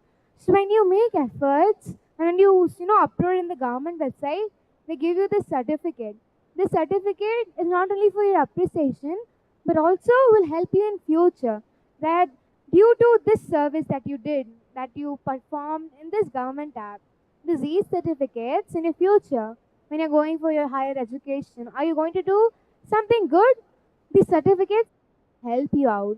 Like anybody in my area or anybody age category can do this activities. Like whenever from our school we had these events in online, where obviously we cannot come to school and perform dances and sing. So this government app gave opportunity for every human to show their vocal skills, to show their art skills, to draw, to paint, participate in competitions, inter-school, state-wise, even nation-wise. This government app gives this opportunity. Whenever I used to get this link of doing these activities and quizzes, I used to share it among people. And that's where they learn. You want to earn a certificate, you want to learn a new talent, you want to do something new, share it. When you do it, no, vast group of people will understand. Like I needed some documents and some certificates for my resume, but I don't have it. But now when these apps, these government websites give you this opportunity to show your talent, and they appreciate you by giving the form of e-certificate. So this is where a lot of people collected like more than 15 certificates. These are not only for certification value. When I attended one quiz, it was about digital citizenship. And I learned like, okay, this is phishing, this is ransomware, this is malware. This is how people can snatch your information without you getting, like, without your knowledge. That's where you learn when you do these quizzes, when you attend something out of your academics. And that's how this government app made me knowledgeable, made me aware, made people aware, and address a lot of new things.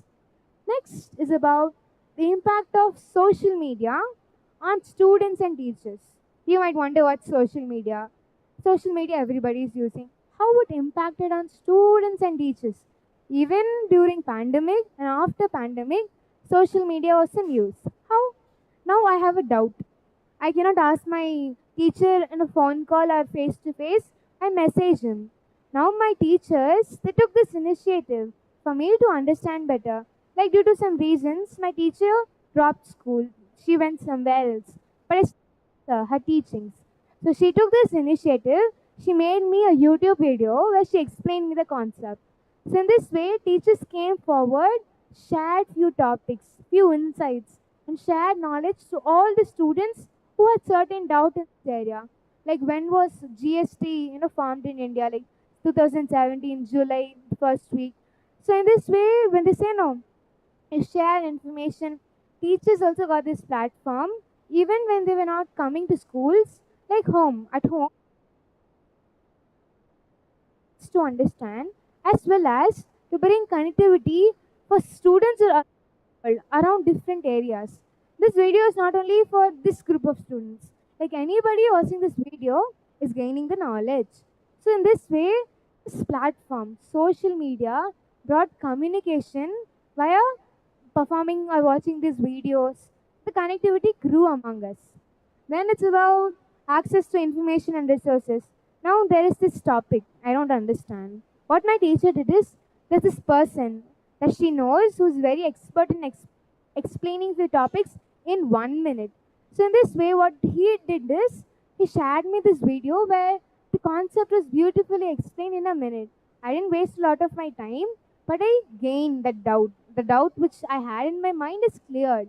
So in this way, we shared information. The access to resources became easier. And that's where teachers and students became more connection. When you're connecting, you have distractions because you're using social media is not only for learning, There are a lot of other things that they show on the social media. So, how to disrupt these challenges? To move away from these distractions, what are the initiatives that our teachers took? They taught us that there is this app timer. Like you can use an app for 30 blocked. In this way, we were apart from the distractions. We used a steady time, used the internet, and later, to avoid the distractions, we had this app timer to lock the apps. Like initially, when exam times, what we students do, we put timers in the phone where after 30 minutes, I'll not watch YouTube anymore. And in this way, you actions that are going to be made. Then it's about digital citizenship and online safety. As I said, no, by performing these quizzes, by learning and gaining a lot of information. When you see a lot of posts, right, lots of memes, but somehow you learn about digital citizenship. Some or other where you're aware of how you must be and be ready to face that situation. So this is what is it about? How teachers, with the help of social media, and how students got connected when they were using social media. It's all about the education system. We have seen the impact of social media on students and teachers. We saw about how government app is for everybody, not for me, not for you, even for the aunties, even for the uncles. Even my grandparents can participate in these events. And then we saw about adaptation skills of how students were given their own space learning loss. Then we saw some comforts and discomforts in homeschooling and online education.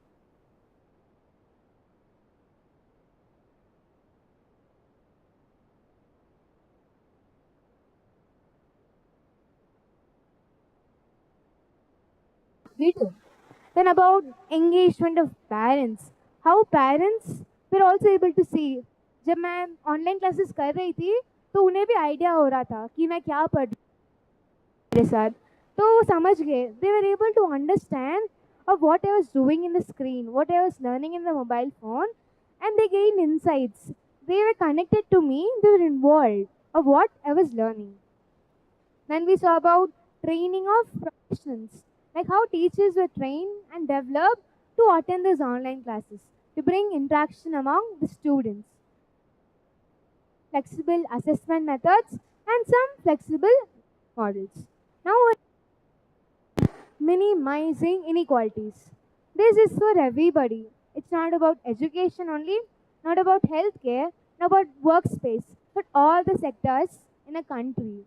So, how minimizing inequalities help the country or help this particular person? So, let's know about it. We'll be seeing the disparities that occurred in the healthcare system, occurred the resources people. There were a lot of socio and economic problems. And then we'll be seeing about few strategies of how they address this problem. And then we'll come building resilience, bringing in new innovative ideas to minimize these inequalities.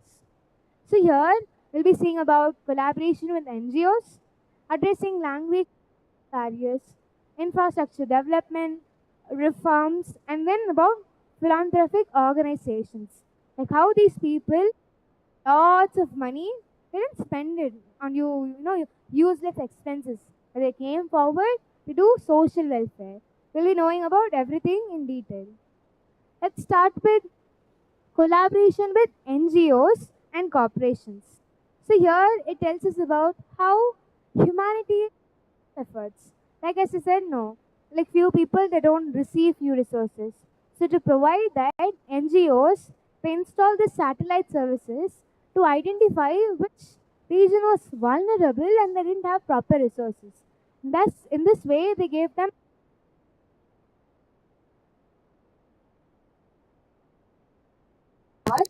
where people now, even these non-governmental organizations, were helping. They using this, satellite services, identifying the regions and which were the corners of the remotest area were needing help. They understood that. Later, they had this community development and empowerment. Like you have to empower a lot of things. We would have heard about like women empowerment. You encourage women to come do work. So during pandemic, group of women in like rural region are in suburban area, they had this talent to do this work. They wanted to do either they were doing handicrafts also, it's okay, like handmade items, or even if they're manufacturing PPE kits. Whatever they were doing, women had this initiative to come forward. They also wanted to step out of the house and earn. So to help all these group of initiative was taken by NGOs where they collaborated with various organizations to provide resources to these group of people, to these women who are to be encouraged to come forward. They say no. Now you say there's this computer, there's this founder of this. Now there are young women. There are young, ministers who are women. IAS officers are women. Now women are also in the same level as men. As I say, they're given these efforts. When you come forward and help everyone, you remove the thing which was in the olden time that women have, they don't have rights to work. It's just getting reduced day by day. It's equal opportunity for everything is given to women also, and that's identified like women empowerment and collaborating with different organizations to help them. They can become inspire other women who want to work for themselves, who want to earn. So when this group of women started working, when they saw they had a successful business, when they had their own community, like they have a self-help groups where women they do some collection and they get the loan, they start up a small business. Similarly, when this lot of other women groups saw, it's like when this group in that area can do, let's try it out. Somebody is going to help us as well. And that's where these empowerment, these groups came forward to earn. Then we have that is, we also know about reskilling and upskilling. Everybody has their own capacity to do something. Similarly, they found out few people who had the capacity to do it, but they needed some efforts. They say no, when you push a person, then only it's going to work. Rather than that, he'll just be charged. So to help people and build up to their capacity, these initiatives are taken to provide common workshops, common programs and awareness to all these rural regions where a lot of group of organizations came to address the common people of how this works, how you can do marketing, of how you can sell this product in your market. Even if not in the market, how among your community you can start up a small business and help people gain food. Like you during pandemic, markets were closed, right? Now these community members had to support the other neighbors. So when they started their own business, they were not doing it for everyone, but their community. In this way, they get knowledge where this person had this marketing idea. This person had this resources, added this sprinkle of magic to make their products available to everyone. So even when markets were closed, they started their own startups. Young entrepreneurs came forward to make their own products. Like this, bigger companies when they make a new product, it's not well to do. Like it's not surviving. What they do, they donate it. They give it to the people, community people who are in need. They say no, this people who buy these products all time quality in the product. But in the reality, it's 90% efficient. It's good in use. But these people, the foreign country where they imported, they return the products. Now somehow they have to use these products. So they help it. They distribute among the people who need. For instance, this shampoo company, this is new launch. But the importers, the foreigners don't like it. So they bring back to the domestic country, sell it in a cheaper way. So in this way, they raise that they're doing social welfare. I mean, it's true. When you're not able to sell your products, you have to find the other way of how, in a way, you're going to help products get wasted. Then we see about conservation and sustainability. People like they learn no pollution got reduced. They were using measures. This 3 R's reuse, reduce, recycle was taken by this Nestle company where they were mainly focused on how to reuse this again. So they had this social responsibility. Companies like Tata Groups were focused on providing educational support to the young youth. They thought that the younger youth are going to be the next generation who are going to rule the country, support people. And that's where these companies not only earn profit but also help a lot of people. by doing this corporate social responsibility programs. So this chart, they say no. This corporate responsibility is basically where you gain this responsibility, where you become sincere. They say no, like your friend is not studying well, you go and help him. So apart from your profit that you're learning from this education, when you help him doing for the, it's like a social service. Similarly, these bigger companies, when they say that they're earning a lot, companies like Mama Earth, you know what they did? Whenever they sell a new product, they plant a new tree, they plant a sapling. So in this way, these companies have planned to saplings, like they have to grow 1 million trees every year. They have taken this initiative. So that's environmental. And in this way, not only earning profit, they take other initiatives to help people, to help nature. Just like this company plant 1 million trees every year. Who do that now? The employees in their family who are working in that industry. Other people who are not doing this environment, they're supporting the education system. The rest of the people are helping in the healthcare by providing them oxygen cylinders. Like Amazon and these aircraft industries, like when they were down, they collaborated with this. So this Amazon initiative to supply oxygen cylinders during pandemic to the remotest corners. So in this way, this time was not about having competition, but about supplying resources to the region where it is important. Then we have advocacy and policy influence. Advocacy is like you advocate, like in this area, what's the problem, and you try to solve it. That's advocating.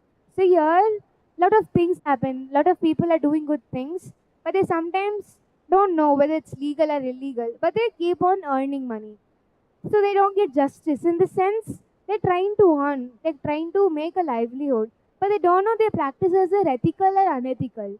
So for all these type of people, we forward. They check whether they are registered under this company and their products are qualified or their products are approved by that particular government agency. So in this way, providing justice to all the people who are doing initiatives for their livelihood. They might not know whether it's right or wrong. We must guide them. They say no. A small kid starts crawling and then he starts walking and then he starts speaking. Similarly, these people, when they start trying to give themselves this opportunity, they come up, they start making a product, they try to sell it in the market, they don't know the correct process. So when you guide them, they understand, okay, this is the copyright thing. I cannot have the same name as the product. So they learn of how things be done. And when you guide them, they are helped. And when you help them, in this way, by these CSR programs, lot of small industries, small people who wanted to do startups were helped. Then let's talk about addressing language and cultural barriers. As we discussed, like in education system, online classes now we didn't have one specific type of student. They were from different regions, from different countries and states. So when we're talking to them and teaching them, we teach in English, now it's acceptable. But sometimes some terms we don't understand. So our teacher uses Tamil to explain it or Hindi to explain. But the other kids, they don't know Tamil or they don't know Hindi, so how will they understand it? So to remove these cultural barriers, what they planned is teachers and all the professionals are going to be trained of how you can address them to remove this cultural barrier. Now I say no, it's important to learn Hindi nowadays, or it's important to learn French. It's going to help you around. Worrying of understanding another language. Similarly, this how language support is given. Translation services. For instance, we see some signs and words like we're in a new country. We don't understand the menu. It's written in French. Translation services are there. It's very accessible. We have Google scans where you can translate whatever language it is to your language. So in this way, these will advantage. This advantage help people to remove this cultural barrier. When they were given this language support, this translation services, this voice converters, people, even if they didn't know Malayalam, they're able to understand, like, okay, this is the program in that area. So my friend is having this function. So with a scan, they can translate the language. And that's how this support removed the cultural barrier. Not only in translation services, even in the pedagogy, like in teaching field, teachers told their children to know about different cultures. Like we during COVID pandemic, we didn't always celebrate different festivals. As me, I used to celebrate only these common festivals. I didn't celebrate Christmas. I didn't know what to eat. So during COVID pandemic, we understood different cultures of how they celebrate or what are the new things that they do. So in this way, I was not only knowing about my culture, but different cultures.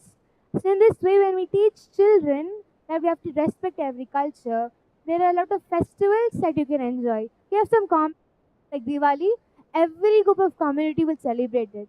Now Christmas, sometimes they may oppose, like why are you celebrating Christmas? You're not from this community. But now people they don't community. They have removed this barrier. They just want to have this joy and happiness. Everybody likes winter vacation, everybody likes summer vacations. And during winters you have Christmas, you summers you have Pongal. And then we also if it's Pongal in Tamil Nadu, like Maharashtra, it's Makar Sankranti, or somewhere it's some kite flying festival.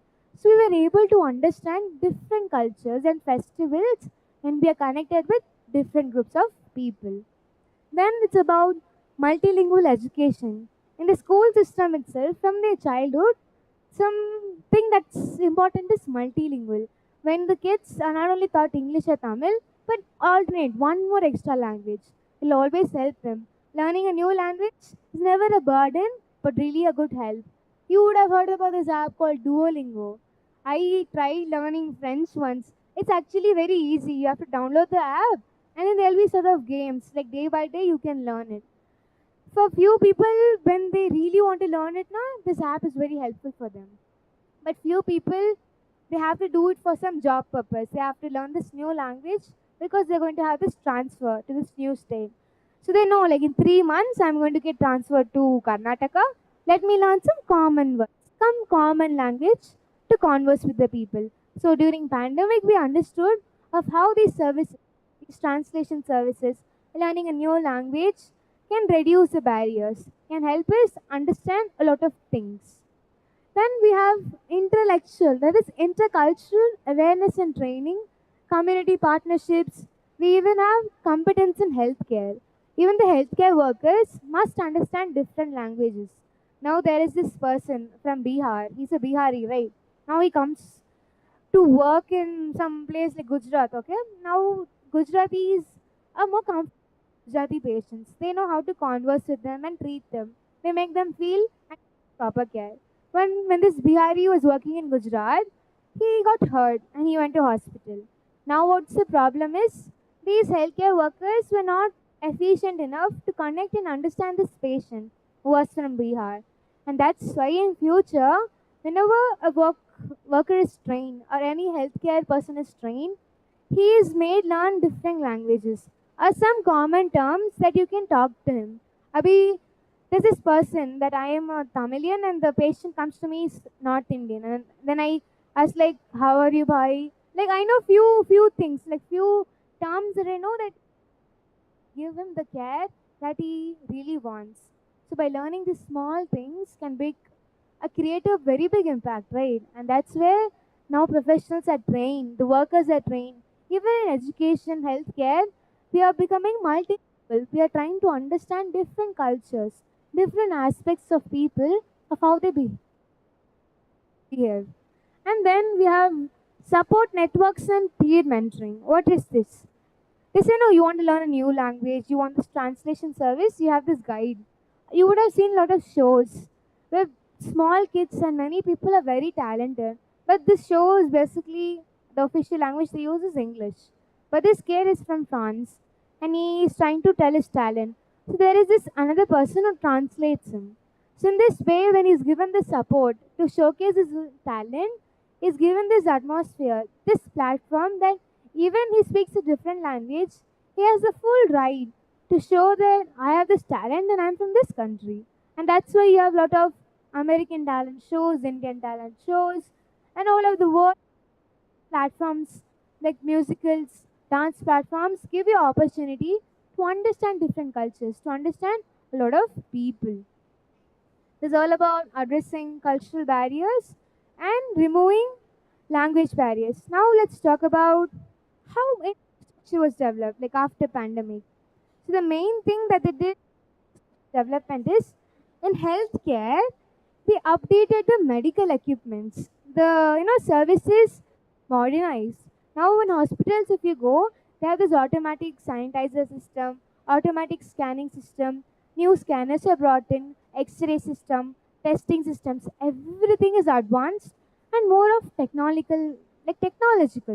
Now sometimes when we go to a hospital, they lack few resources. We go to different district, and due to that time gap, we lose our, when I am having a disease or I am in an emergency case, I want the immediate treatment, the immediate testing report. But that particular city doesn't provide me, and I have to travel long and go to the next city. So what they did is to remove this, infrastructures are built in such a way that they have these common testing centers. These common MRI scans and all these things are built in some hospitals in district. Like not every hospital, but some hospitals again. So in this way, health infrastructure was developed.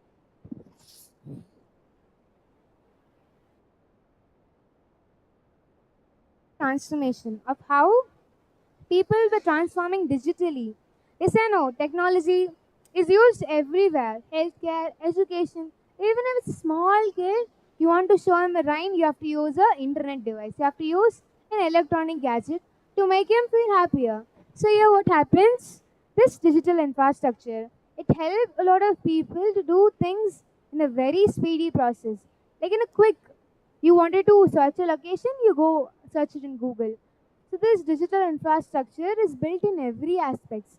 Like in education, you have projectors, you have computers, and lots of various technological things. In hospitals, you have this newer machines, newer technology for testing reports.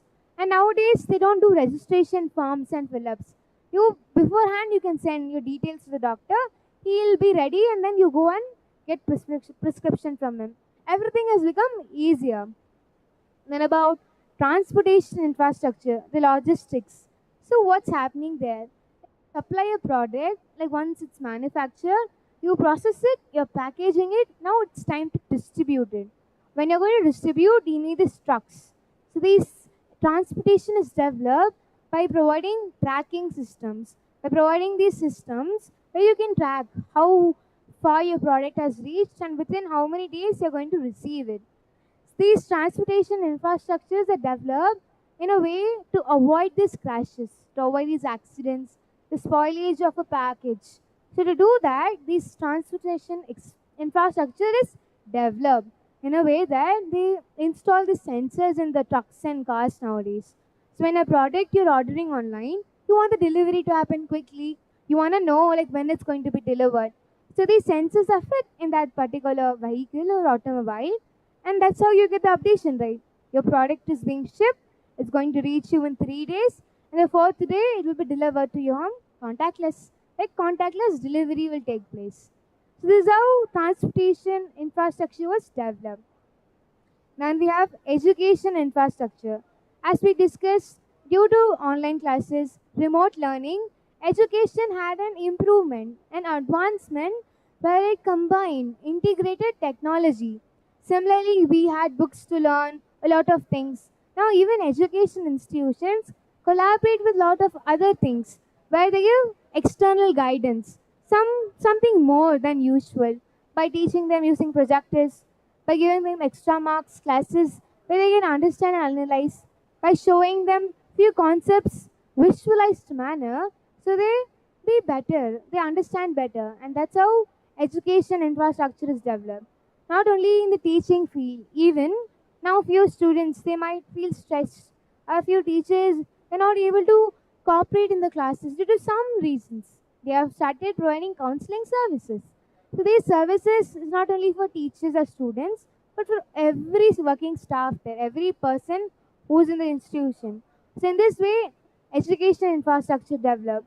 The systems in the classroom is advanced, it's modernized. They say no, this online education is not for now, for future also. And that's where now in the education, we will not be writing assignments.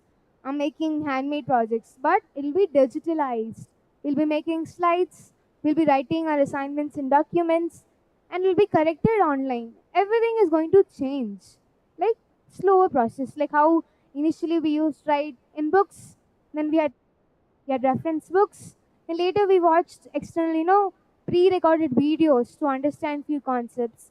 We had individual mentors to ask doubts. And then infrastructure was developed so well that not only in academics, they provided you extra activities as well. Like many schools today, they education more because they think having a good education can make you reach anywhere. But apart from that, you must learn something extra. And that's where they give us this platform to express ourselves, to speak, to come forward, to show our talent, to express our drawing skills, to do acting, to do singing, to do dancing. There are various events that are happening around schools. Infrastructure is developing. Then we have energy infrastructure. Energy is about like renewable energy. We're using resources like air, water will be used again and again. It's in a lot of amount. So now we must understand, in order to be sustainable, we must understand the needs of future generation. Use resources in a limited manner. That was not wasted. And that's how these energy infrastructures are building in more water treatment plants, building in some areas where when they are polluting, due to few industries, they have to release this smog when they are dealing with chemicals. So to reduce that toxicity in the atmosphere, many industries came forward to plant trees, use sustainable tools, and even this is new that I've never heard of. Like when I came here, due to this world record, they're doing this event called seed balls. So these seed balls, when you throw it anywhere you go, a plant will start growing. So think, when even pollution is there, in order to balance the nature, these new things, these new innovations is going to make it resilient. We're going to recover from the damage by planting a tree, nurturing a tree, reusing, recycling things, and understanding of how you can make a product to use in a longer period of time. That's increasing the lifetime of a product. Then we have water sanitation and social infrastructure. Water sanitation is about like when we use like in dyeing industries, the water is used and then the water is toxic. Now it's not in use of people. What they do, they build plant systems, this purification systems where some or other way, if it's like 100% toxic, 50% is removed and the next can be used again to do the manufacturing. So in this way, now people understood it's necessary to be sustainable, to be resilient for whatever type of resources we are using. Pandemic taught us, this COVID lockdown taught us how to use resources again. If it's used, now I'm using this product like masks. Usually we thought masks are to protect yourselves.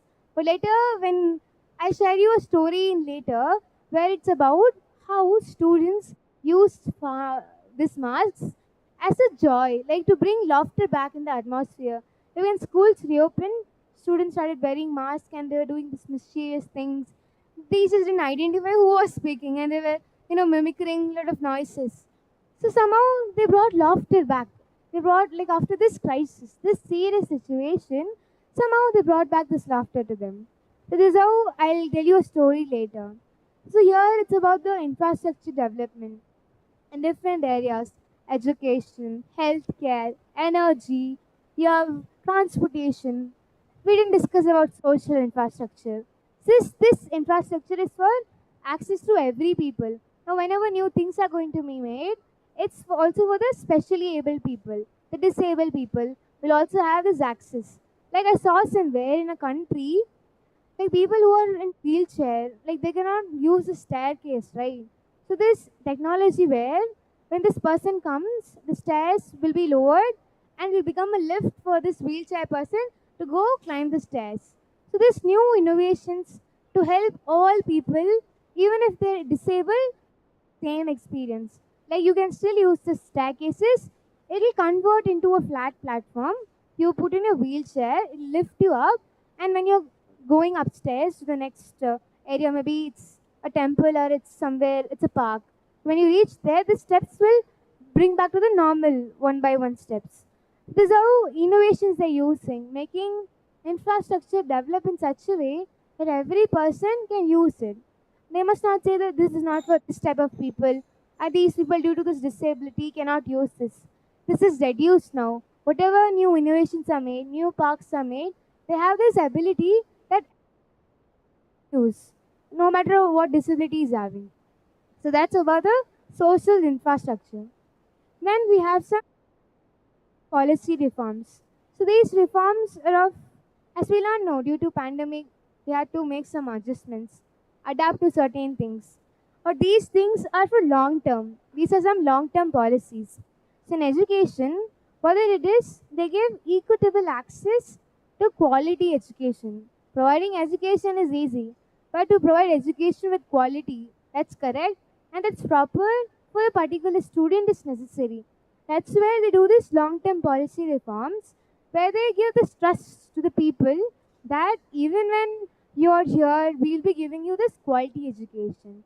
Many people didn't have access to online education. So this reform gives you opportunity that even if you're a normal person, you want to still continue learning online, we'll give you with that. These reforms tell and give us exceptions where if you want to continue learning online, you can do that. If you want to have this access of education like different learning model, we discussed right, project based, hybrid learning model, flipped classroom. Similarly, students were given this chance to choose whichever form of model they wanted to learn in. This is some one of the educational reform. Then we have the healthcare reform. This reform is about the universal healthcare systems of how the services which are going to be provided to people will be affordable, quality, and reach people quickly. So this healthcare reforms give you this, promise, give you this guarantee that whatever service is going for the common people, it will be affordable. At the same time, it will be the same quality as everybody is going to receive. So this trust is built in this reform to help a lot of people. Then they even are doing this program to enhance care, to promote disease prevention programs. So in this way, when a lot of people understand that during this time, when these type of people don't get access, I have to get my chemotherapy, but I'm not able to reach to the hospital. So to do that, telemedicine came in of how using this video conferencing you can talk to your doctor from home. You don't have to travel a long distance to do your checkups. We'll be discussing about how this telemedicine works in strengthening healthcare system. But here, as of now, these healthcare reforms give you this trust where you can help a lot of people bring affordable access to services and treatments. The next is social protection reforms. These reforms will give you this distribution. Like in this area, you say no. In India, like this handful of people, these rich people have the resources. Like they have the 90% of people are middle class families, 10% are the rich people. But these 10% get the more use of resources. And that's not fair. So after a pandemic, these resources were redistributed. So this 90% of the population who needed it the most, they were given the equal access. They say no. Even if they're rich, will they have overuse of resources? No, we people, we are in huge amount. We need this access of resources. That's where the social protection reform says that everyone will be redistributed with the wealth and resources. This money or this resource will not stay in the hands of rich people. It will be distributed equally among everyone. Then we have expanding of social assistance like, such as cash transfers, teaching how cash transfer is done. What's food security, of how people should know like which type of food is good for them and help them and guide them. Few people who newly shift to some country, they might not know the food habits there. So these people, these NGOs come forward to help tree. If you have this food in this time, it will be good for you. You cannot have dry foods in every season. Similarly, they tell them like what's this food security of which type of food, which season is better to use. If they say no, crops, you have rabi crops, kharif crops, zed crops. They are grown in different seasons, harvested in different months. Similarly, every food item is to be consumed and has its own season. So we understood like oranges are available in this season, grapes are in this season, and watermelon is something that everybody likes. So we eat in the summer. This is how we got to know about the social protection reforms of how which type of food men they should consume. Then it's about supporting services for the vulnerable groups. Many might not know, like we have discussed, of how people don't understand a lot of things. Even if we help them, there's some lacking, something that they don't understand. So these people, we have made a new reform, this employment and labor reform, where they are going to be helped promoting fair labor practices. They say no, these group of people are working very well. That's why they're given a fair advantage, like they increase their income. And these people who are hard, but they are of different community, they don't pay them well. So this should not happen. And that's where these reforms say that people will be given fair labor practices.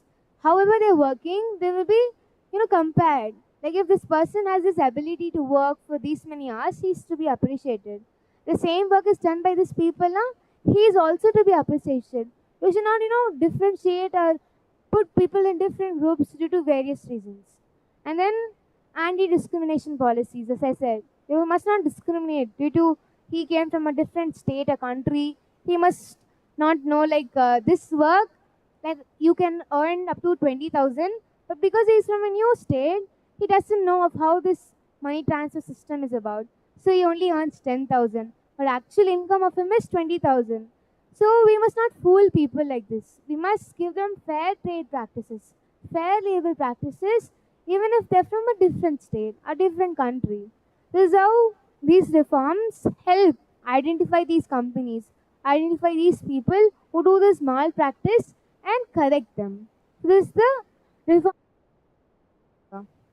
Then we have housing and development. This is for providing safe, adequate, and affordable resources for all. If it's fast moving consumer good services, your regular usage of life, you need some soap, hand wash, you buy apparel, you buy shoes, you buy sanitary items, stationery items, medical supplies. So these things should be provided to people in adequate amount. They say no, they give you office for why? So people can have reasonable rates to buy products and fulfill their demands. Similarly, this reform is for all, where they can provide them with the facilities proper. And even there's ZHC. He saw a lot of people were homeless in his country, like in his area. You know what he did? He built houses for them in the streets. As ZHC, he is zacking. So this person, he customized his houses, these houses, as he is an artist. As he's an artist and a YouTuber, he came forward to help less by building 100 houses.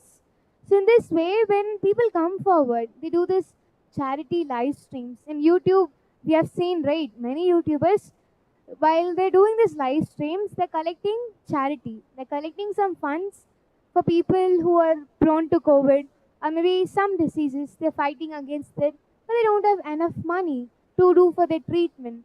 And there's where these YouTubers, these people come forward, do these live streams, and that's where this particular YouTuber, ZHC, he did this.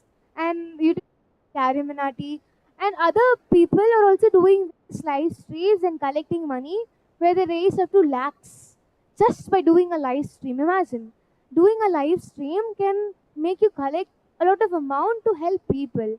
So this is how technology is in, developing, where they say no, you don't have to go house to collect money. Even by doing a live stream or putting up a website online, you can raise funds. Very easy. Share the story. If you do that, $1 is put in the savings. And if 100 people share in a day, na, $100 or €100 are getting saved just by sharing it or just by doing a live stream. How lives are transformed, how people get access to do their treatments, to fulfill their educational, studies. Everything is getting managed, and that's about the how people like they come forward in developmenting of this homeless people. Then we have SSC, strengthening social cohesion. You might see there's this word xenophobia. What's xenophobia? Like this is a fear. It's a hate towards a new community. Like few people, They're always with their community, their family. They're in their home country all time. They never went outside. Maybe they were homeschooling, or maybe they never shift or transfer of work. They were more comfortable. I'll take break.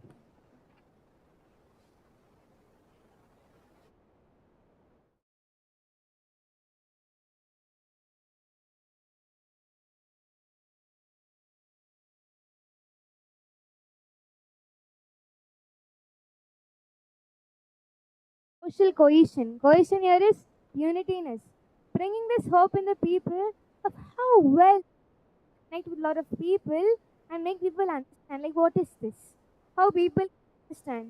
So this xenophobia is, as I said, no fear of having hate towards a particular community. So how people remove it now? By doing this well-being techniques. Lot of people then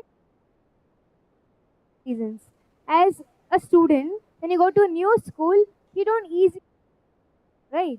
Similarly, these people after the pandemic, they're not adapting to this newer community, and that's where they had this phobia. But to overcome this, we know what they did. The government encouraged by doing intercultural dialogue. Like we do debate, we do these conferences where we discuss problems. So here they provide this platform to have intercultural conversations where they can understand and think of how things work. And later, by building mutual understanding. Once I gain your trust, you gain my acceptance. We work together for a long time. And that's where a lot of people started acting. When you build this trust in them, no, when there's a crisis, when there's this problem, nobody's there to help you. But this Superman comes, he helps you. So you have this belief in yourself that no matter what, somebody is going to help you. So this is about the long-term policies. Here, as you can see, this is the number like 1075. So during the pandemic, this is the help desk number. They say no, prepare, don't panic. Prepare for whatever is going to happen. Just don't be overwhelmed. Don't get scared. So this help desk is always there to help. We have various helplines for if you're being bullied, you can call this person. If you're having insecurity, you feel that somebody is following you, you have a lot of helplines. You have women empowerment helpline, child support helpline. If there's child labor happening, na, you can go and confirm that these people are doing the thing against the law and rules regulations. So they identify it and then they help you that this is something wrong and we will give you justice. We will guide you. Then another characteristic of this minimizing inequalities is philanthropic organizations. Partnering with these organizations. Who are these philanthropists? They can be any person. People who have lots of money, who have lot of insights and knowledge, who want to support people instead of doing expensive by buying designer bags or clothing, shoes. They don't do that. What they do? They have a lot of money, so they form as a group, they make an organization, they come forward to help people. The first point here is about funding and mobilization. Tata is a philanthropist. He groups there, they help a lot of people when in need. They do charities. Like this people, like this resources. So they do charity. This person needs this treatment, charity is done. You might think like all people are getting charities and funds, but yet the country is not developing. We don't see it until we face it. We don't see it until we know what's happening in real. And that's where we don't identify sometimes when government does a lot of things we don't know. So once we see it, like when the data groups upload in the their social medias and websites that they have this motive of supporting 1,000 schools this year to provide them with facilities, to give them resources. And they say that Tata has achieved by providing resources to more than 400 schools, and soon, like by 2030 or 2050, thousands of schools will be given this access and permission to the resources. Then we have expertise in knowledge sharing. This philanthropic organization don't even do only charity events, but also share best practices, new innovations that they have experienced to help these small industries come forward. By giving a suggestion, by giving a feedback to a person How well he can develop, you might not know.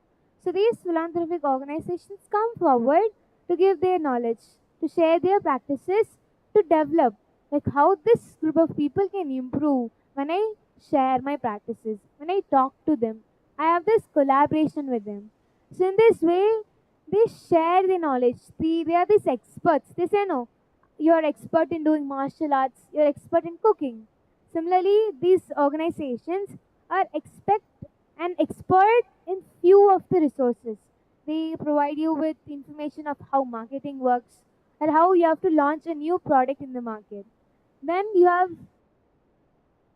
technical assistance. We have seen a lot of organizations they provide technical assistance. So does philanthropic organizations come forward to provide you technical assistance. Even there are a lot of people employed to teach other people how to use computers. How does mobile transfer work? How you can do UPI payments. So this is something about that. Then you have innovation and social entrepreneurship. These philanthropic organizations give platform to individuals to showcase their talent. Entrepreneurs are basically who product and showcase it to the people.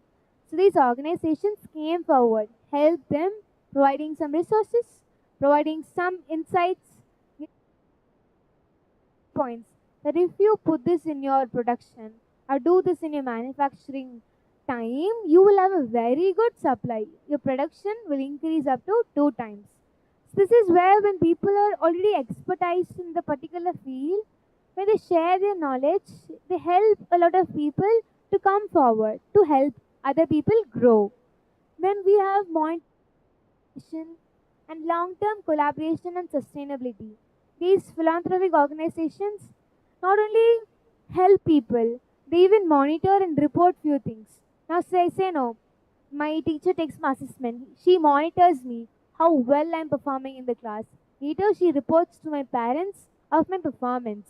Similarly, when these philanthropic organizations come forward to help these young entrepreneurs, these small scale industries, when they support them with these resources, later when they start earning, they monitor them that my resource, my efforts, my experience sharing I gave them is helping them and is improving. Their company is growing. This person who was not earning at all earns 1 lakh per month. Why? Because of the resources he provided. And that's where they monitor all these people level, all these small industries and SMEs that they gave these insights. They gave this opportunity for them to come up. So this is all about the partnering with philanthropic organizations. Let's just revise what we saw in this session. We saw how to minimize inequalities. Here we saw about addressing cultural barriers. When we go to a newer state, when we started doing online education and work transformations, people were of different cultures and language. How translation services, learning a new language, help them remove this barrier. We even saw of how collaborations with NGOs supported small firms and industries by providing them loans without giving them collateral. When you get a loan, you have to give collateral, a proof to the bank. But due to these restrictions during pandemic, these NGOs help them and the banks help them that I'll give you loan without the use of collateral. We even discussed about infrastructure development, of how in various situations, sectors in healthcare, education, digital infrastructure, even in about social protection, all this area, how infrastructure was developed, updations were brought after the pandemic. Even we saw some reforms, some policies will be staying little longer than usual. We say no, I have this short-term goal, I have a long-term goal. My short-term goal is to achieve, to get good marks in my studies. My long-term goal is to become a CA, to become a doctor.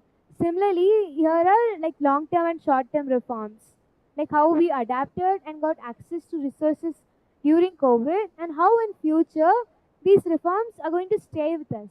We say no, after getting a vaccine, we check how effective it is. After a period of time, is it reacting? Are there any side effects? Similarly, these reforms are there with you for a long time. They stay with you. That even in the hardest of times that we help you, still in future, until you come to that level, we'll keep helping you. We'll give you your full support. And then we saw about the partnering organizations, how these people are not swarthy. Swarthy is selfish.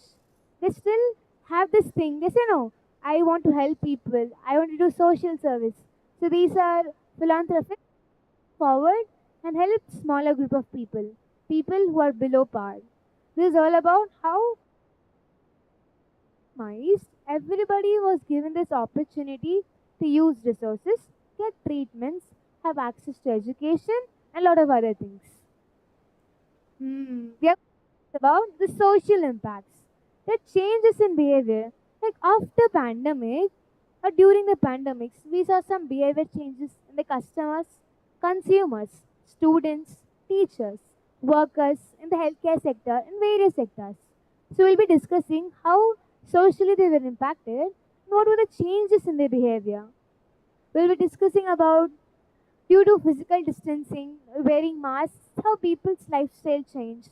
We'll also see about community engagement. When people engaged online, had this video conferences, they still had this limited social interaction, but still somehow we're able to talk to them, share their knowledge, share their points, and even tell them how they felt during that situation. So here we'll be discussing about the awareness campaigns and of how shopping online became very famous during the pandemic. Before pandemic also it was famous, but more people got to know rather than spending time going to this expensive store, going to this mall, I can sit at my home. There are a lot of preferences that will come in my screen itself. The first point here is about health consciousness and communication. During pandemic became more conscious, not only in our studies or in our well-being, but also in our health, of how healthy we must be. We started eating, a lot of foods. We friends, we went outside to have foods, went to restaurants. When restaurants were shut down, we had to prepare food at. So what we learned is of how we can have healthy food items that are not packed. We stopped eating the packed items and we started eating something homemade. Like usually we used to have chips, we used to have a lot of kurkures and all. But in my home, due to pandemic, my parents were not able. I was not able to go to the petty shop even because it was shut down. So what we did, we started eating makhanas. Makhanas is a snack which are roasted and it is formed from the lotus seeds. And it's a healthier way of snacking when you're hungry. So instead of munching chips or having candies, you can switch over to the items. Eating makhanas, eating puffed rice. We had better, healthier habits. Food habits were changed. Even we analyzed like what are our allergies. What if I eat this type of food? I might get some reactions. So we started realizing of what type of foods we must consume. Or if we are having this efficiency, this deficit of like you say no vitamin E inefficiency, or you don't have iron in you. So for all these people, they gave when I got this power, like we did this testing, but the doctor told me I have little power and I have to wear glasses. And then later my mom told, your power will go, you just have to eat some carrots. We were believing in a lot of things that we eat carrots and if we do some exercise now, our power will decrease. Sometimes it will work. That doesn't mean that eating carrots every day will improve your eyesight. With that, you have to practice a lot of other things. Do regular checkups, do some exercise for your eyes, with having healthy diet. And then few have iron deficiency. They say eating 2 dates will provide you and fulfill that deficiency. We saw that not only eating by 2 dates, it will be fulfilled. There are also other food options that we learned. We saw, like we had this doubt, like I was feeling hungry. I wanted to make something home. I cannot go to restaurants. So I saw YouTube videos and I started making food from home. I started learning how to cook. And when I was cooking, I was not cooking the pastas or not, but a healthier option. I started making smoothies, some juice, new aspect that I've never tried. Usually we go outside to have beverages and all. How healthier in way? We started squeezing oranges and made homemade juice. So in this way, consuming the packaged food items got reduced. We are making healthier options from our home itself. And this is how health consciousness, even if you had a doubt, like I'm not very well, I need to take tablets. You thought taking tablets will improve your health. But our grandparents and the elderly people, what they think, you don't have to get medicines. Have some herbal tea. Have this kachayam. Have this medicine. Have a bowl of fruits. You'll be okay. They said no. Eating an apple keeps the doctor away. And my mom used to give me apple every day. Actually, I think it works. In this way, she fed me apple every day. And also, I was not able to get infected easily. I was having a good immune system for myself. People during pandemic, they had a focus on their health, how conscious they have to be, how much amount of food they should consume. They say no, normal food items also have good carbohydrates and proteins. But why specifically have black chanas half boiled, have sprouts? Because they give you this inner energy that rice doesn't give you sometimes. So we learned of how much amount of food, which type of pulses we must take in, and when we mix different pulses, it's more healthier. We learned about variety of rices. So in this way, this health consciousness improved in every being. They had their own practices, their own diet forms, and their makings. They even tried weird items of how they can be healthier. They say no, you like cheese very much, but now it's not really healthy. So what we do, we use broccoli and we even dip a little cheese. So in this way, we tried weird food combinations in such a way that we put in vegetables as well as satisfy what we like. So this is what we were doing. Like people who like strawberries, few don't like strawberries. So they ate dry strawberries. Few people who don't eat the raw fruit, the ripe fruit, they dipped it in the chocolate. Or some other way, they were consuming these vegetables, these fruits. And that's how people became very conscious about their health. The next letter here is about how COVID 19, the consumer's behavior in across all spheres of life, how it changed. Let's look into this report. It's a McKinsey report. We have discussed many McKinsey reports during our sessions. One is among here. Here they say how workspace, learning, communication, traveling, lifestyle, education. This McKinsey report took a survey to identify how these different sectors are working. Shopping consumption. They say that usually many people didn't know that you can buy clothes online or you can even get groceries online. You just have to nowadays write your grocery list and send it to the delivery boy or send it to that particular shop and they'll deliver the fruits to your home, deliver these groceries to your home. So this survey analyzed of how the shopping and consumption habits changed. People stopped going to the markets. Not stopped, but reduced. We started ordering online.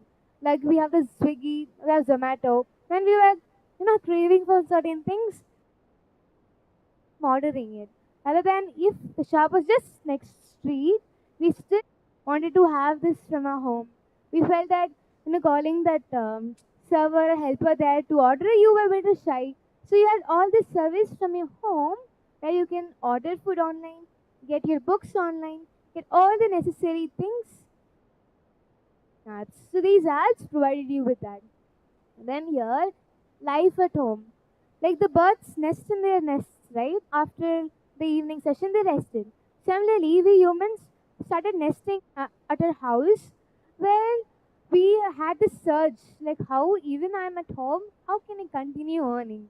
And that's where they started a lot of schemes where even if they were we thought that if I do this online program, if I start these yoga sessions where I do live streaming, a lot of people join me. They do yoga with me.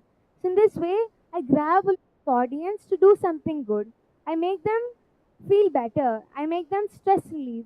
So in this way, to provide people good initiatives to make them feel good, even from home, how I stream this video of doing yoga asanas and how people they joined, they watched, and they were doing these asanas. Not only that, even cooking, baking classes. I was really interested to learn cooking. Maybe this is person who loves baking, but due to restrictions and lockdowns, he cannot go outside to an academy to learn it. So, like using the social media, using YouTube, there's this person who does this live stream every Tuesday. So there she taught us how you can use your homemade resources to bake a cake. Even you can make a cake without an oven. You can bake a cake in the cooker itself. So we learn how with the limited resources we still can do things, still can eat a lot of things. So that's in the life at home. Then playing and entertainment. Going to the movie cinema theaters got reduced, but online entertainment increased, right? We had a lot of apps like Netflix. So we all family together binge watched today. Whatever movie we like, we sat together. We had this family time, and even playing. Like when we sat with our parents during the lockdown time, they shared their nostalgic memories of how they used to play certain games in their childhood. And later we started playing Ludo. Like Ludo, you usually play in the board games, right? Now few of my cousins are in a different home, or maybe they're in the next state. I still want to play with them. So we connected online. I shared this link where various people can play Ludo at the same time. There'll be one server, but we'll be playing in different devices. That's how we continued our entertainment, continued playing even when we were apart. This survey also says of how the rise grew, but still people and government agencies made new policies and schemes to provide opportunities to people to decrease the level of unemployment. And then we have this travel and mobility. It's about the reduction of travel expenses. So when we were at home, we were not traveling. Even to go to the next district or go visit a doctor, we were reducing all these expenses. Why? Restrictions. We're not allowed to go because there is a spending in a very easy way. It's very communicable. And that's why all our expenses got reduced and we did a lot of savings. So in this way, how traveling, when it got reduced, we use that expense. So this amount was saved for future purpose. We can use it for a future education, or even you can put up a savings account or open a bank account for your name, and later after 10 years, lot of money. So in this way, students, teachers, and parents, when they were at home, when they little expenses and started saving, they understood of how it's important. Like they understood, right? If an emergency happened, how we have this insurance policy. Similarly, if a pandemic occurs, if there is this natural disaster, how we have a safe ready for us for that particular time alone. So we learned how to do savings for emergency purposes. And then health and well-being. We discussed about lots of health consciousness, few measures and different food habits that we were concerned. What we consume must be healthy and we must not consume a lot of packed food items. So people became more health conscious, their well-being. They even had this digitalized learning. They were learning new skills via online. There is an app called Udemy. It gives you free online courses. You can learn any type of thing. Either you want to develop a program, you want to know how to do a YouTube video, or you have this struggling in your studies, you just go to that app. It'll give you free resources, free resources which will help you remove your insecurities. So it's very sufficient for people because it's free, it's affordable. You don't even have to pay. So various apps like this came forward to help us learn new things, to solve our doubts. Then we have changes that will last beyond pandemic. There were certain differences in behaviors in a lot of people. Few who were extrovert became introvert due to limited social interaction. Few people who never talked in the classroom, never hanged out, were talking to their friends. They were, hangouting virtually where they played a lot of games together. They listened music together. They watched movie together. So this technology connected us. Are there. So this here, first one is about shopping items online other than groceries. They say that the Southeast Asia, these countries, 34% of the population bought apparel online for the first time. That is, usually buy clothes, we go to a traditional shop or we go to that particular shop to buy our attire and our outfits.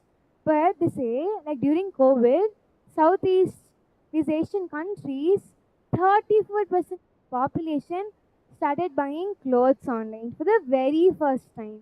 So this is how they learn. Like I save my time.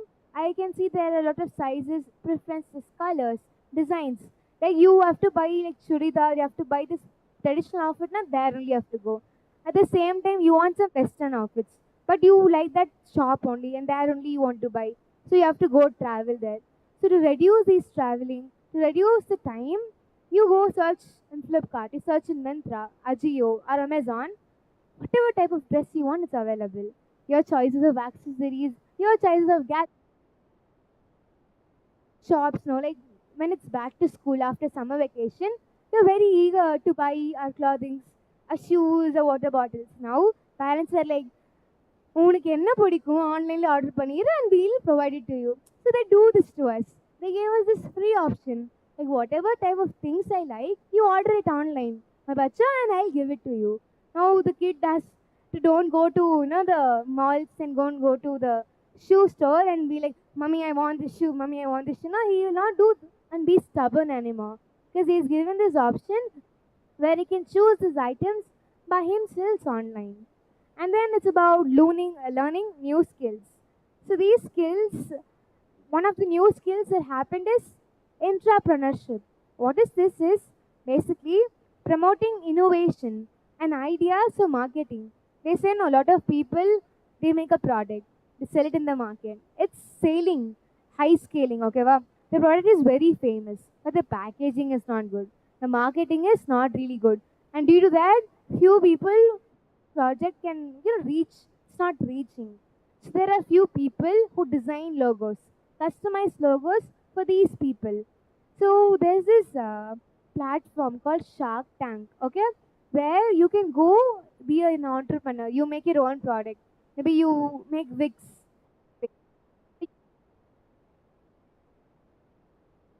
because it's something new and affordable. So you go and present your idea to these sharks. What do these sharks do? Like you go ask for them money. Maybe you ask like I need 1 lakh rupees and I give ownership to you. So in form of ownership, they give this equity and that's how it works. So in this way, when you're in need of money, you want your business to grow, they go to these platforms where you showcase your product, you show your product to these sharks. So they'll address like how in the market can this product survive, what are the advantages in your product which is different from others, how well your marketing strategy can be. So when you collaborate with these bigger entrepreneurs, like the Shark Tank in India, like it had season last year and this season, second season was released. So what these sharks do, sharks like boat, like Aman, he collaborates with a lot of other young entrepreneurs by giving him some loan, some amount. In return, he gets the ownership of the company. So when they sit with these bigger people, they get some ideas. They get how we can connect with people to whom these products can reach easily and which type of people are demanding for this product.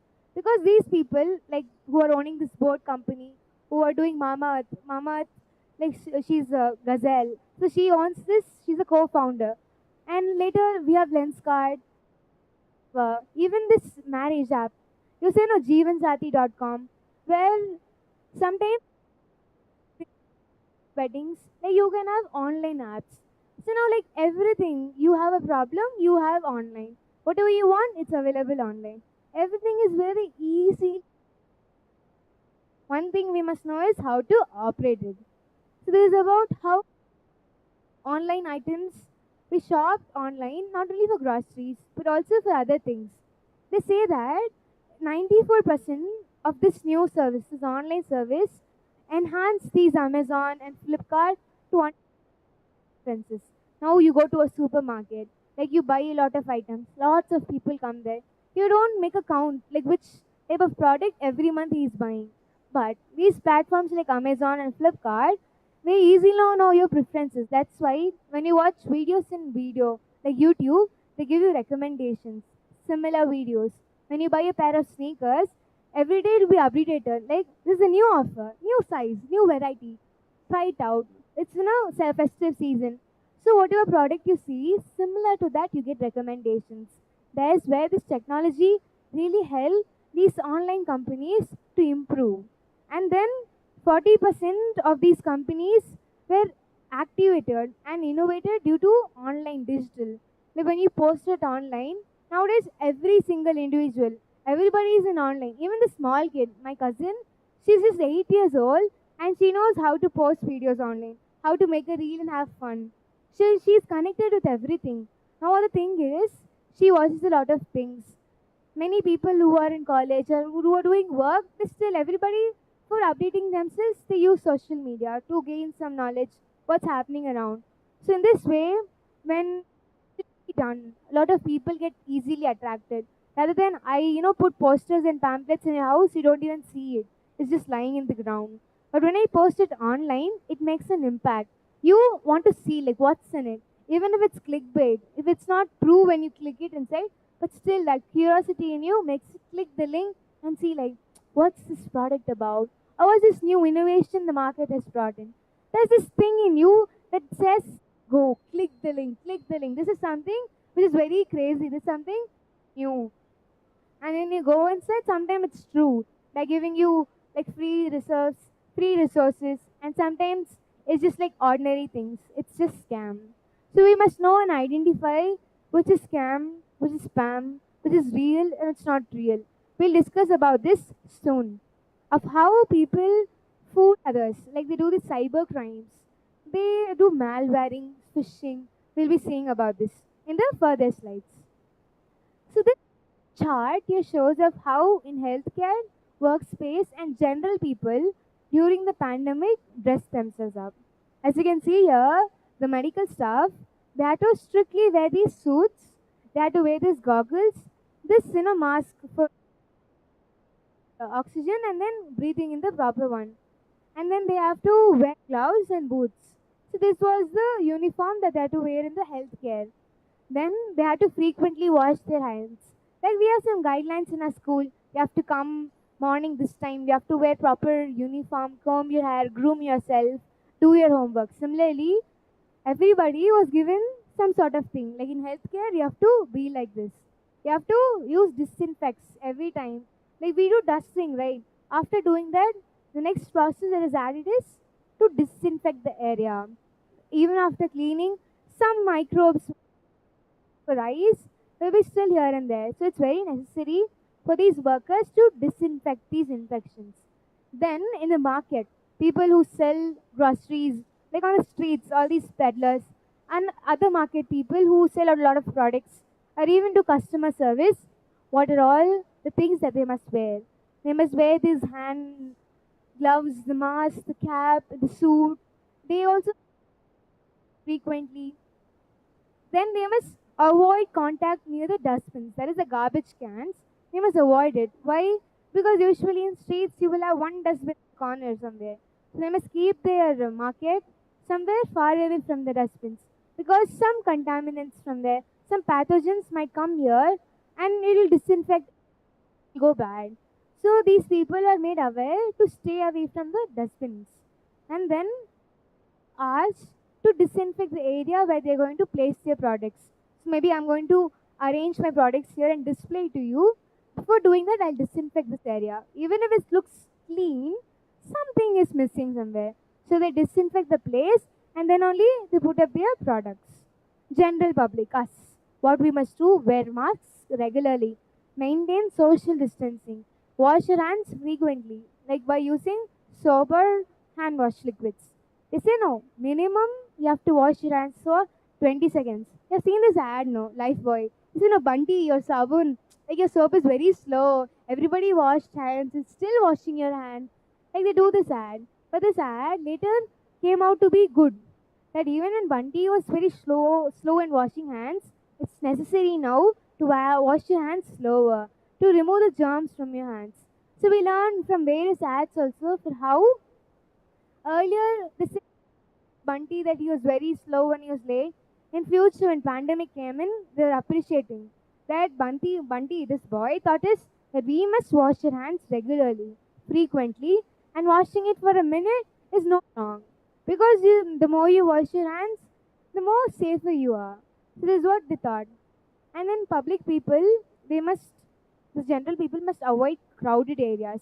Like we have festivals in India. We gather a huge crowd. Lot of people come. You might not know who is having a cough, cold, or who's having some breathing problem. They might spread the diseases. It's very easily transmittable. So for these things, during the pandemic, they asked us to avoid going to crowds, to avoid going to the bigger gatherings.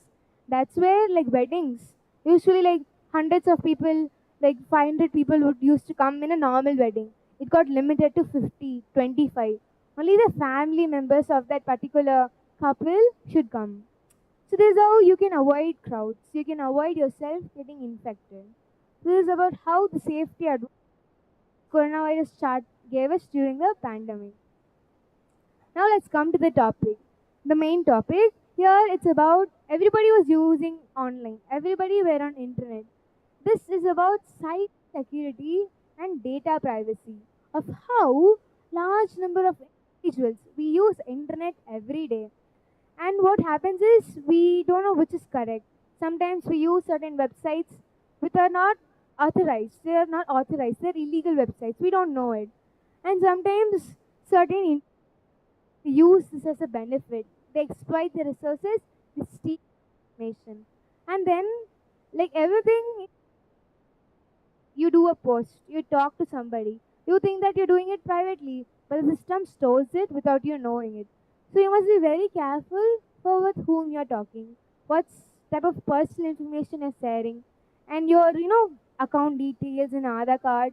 All these details should be prioritized. They should be locked in a particular software so people cannot easily steal it. And even we're going to see like what are cyber crimes. Cyber crimes are basically done via these electronic devices, all the gadgets which are connected with internet. So easily you can hack. We'll be seeing types of cyber crimes like hacking, viruses, and spyware. Later we'll see about how cyber security measures were taught for us. Like when we were doing online education, they told us there is this cyber crime. You must be very conscious of with whom you're talking to in social media. And you must be very aware. Like settings they say no. Where we allow access. Like when you download an app, we're like allow. We must not do that. We must see why or which permission is only required for the app. If it's an app that requires only audio, why allow for context or why allow for images? They must not have access to our device. So we must deny all these permissions. So this is something that we learn. So we'll be seeing some more cyber security measures after we see the types of cyber crime. Like before I begin telling types of cyber crime, I'll share this incident which happened this year. Like during pandemic, there's this Bangalore techie who lost 33 lakh rupees due to a fraudulent police inspector. What happened is he gets a call one day. Says that this person says to this Bangalore techie, this guy, maybe he's guy A. They call A. They say, there's this package, illegal package delivered to your house, please return it back. And he is like now tensed. Now two people, there are two ways he can react. Either he will think, did I really receive the package? Wait, I'll just check and tell you. And sometimes he gets panic. And he's like, I got this illegal package, what do I do? And he panics. Like there are two type of ways you can react to the situation. And what he did is he panicked. He thought that he really received an illegal package. And he was very worried. So what he did, they said, he'll call police officer now. And they connect the call with the police inspector. And this techie, this guy A, doesn't know that this police inspector fraud one who's involved in this fraudulent gang. And now these two people, this delivery app, like who said that you have an illegal delivery to your home or to this address, please return it back. As he said, like he don't know whether there's this delivery, he'll check and see. So now like they understand that he is in the trap. Like he doesn't know whether the deliveries happened or not. Then what happens? They connect the call to the police officer. And this police master says, how and why is there an illegal package in your homes? Is if you do something illegally, you have to pay for it. They get this katai, they say some charges they get from you. So the police officer told, like this much amount, we need to transfer it from your account to our account because it's illegal. This package should not be received by you. So in this way, they get the access to his account. Now once he transfers a little amount, they hold over the whole account and they took 33 lakhs from his account. and in this way he was frauded. They thought that this police master is going to help him, but he was involved in gang. And this is how they fraud and they manipulated him in believing that he got a package, and later he lost 30 lakhs to this cyber fraud gang. Later publicly he tells in the news that I have faced this, and I want people to be aware that whenever you get a call, make sure it is a proper delivery app. Apps like Blue apps and Flexit apps sometimes are fake. They do these cyber fraud crimes. So we must be aware that if it's this Amazon delivery app, now okay, we can trust it. If we don't know that this is delivery app in the area, we must confirm whether it's true or not. Okay? So what we must do is be aware of whatever resources we are sharing. Our personal information should be with us. Even if this person is trustworthy, you think he'll not say to anybody, keep it with you. Like people can change anytime. They say that he's your best friend, and the next day he'll be like bitching about you. So this can happen.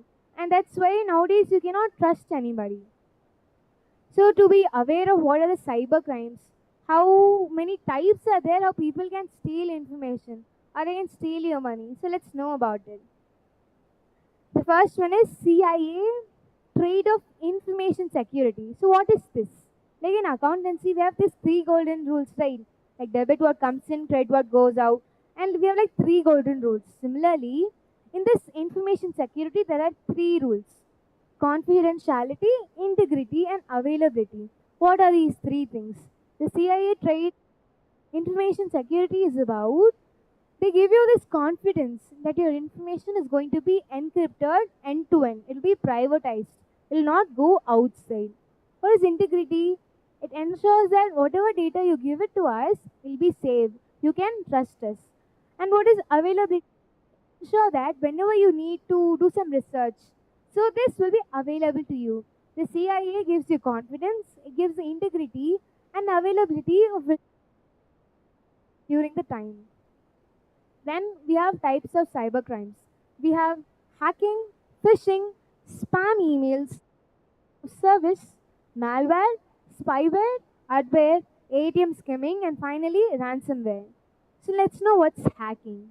Hacking basically happens, it's an illegal intrusion from a computer. Like you're using a computer and suddenly somebody comes inside and he is like full account. So this is hacking. Like there are two type of hackers. You have white hat hackers and black hat hackers. So let's know about who are white hat hackers and black hat hackers. Let's know about black hat hackers. You might wonder, black is for devil, angel is now white. Similar here. Here these white hat hackers are the ethical hackers. When somebody is in some fraud or his information is steal or stolen, these white hat hackers hack the hacker system and get back the stolen information. So they gave this ethical consideration to find and give justice. This being ethical is finding out whether this is right or wrong. So they provide justice to that particular person who is being hacked. So these white hat hackers are ethical. They give back your information when it's stolen. Who are these black hat hackers? Opposite. These black hat hackers, they steal your information for personal gain, for revenge. Maybe you had some rivalry early somewhere, and to bully you or troll you, he steals your information. So these are black hat hackers. So what we must do are find these type of hackers. These black hat hackers are very easily available on government sites.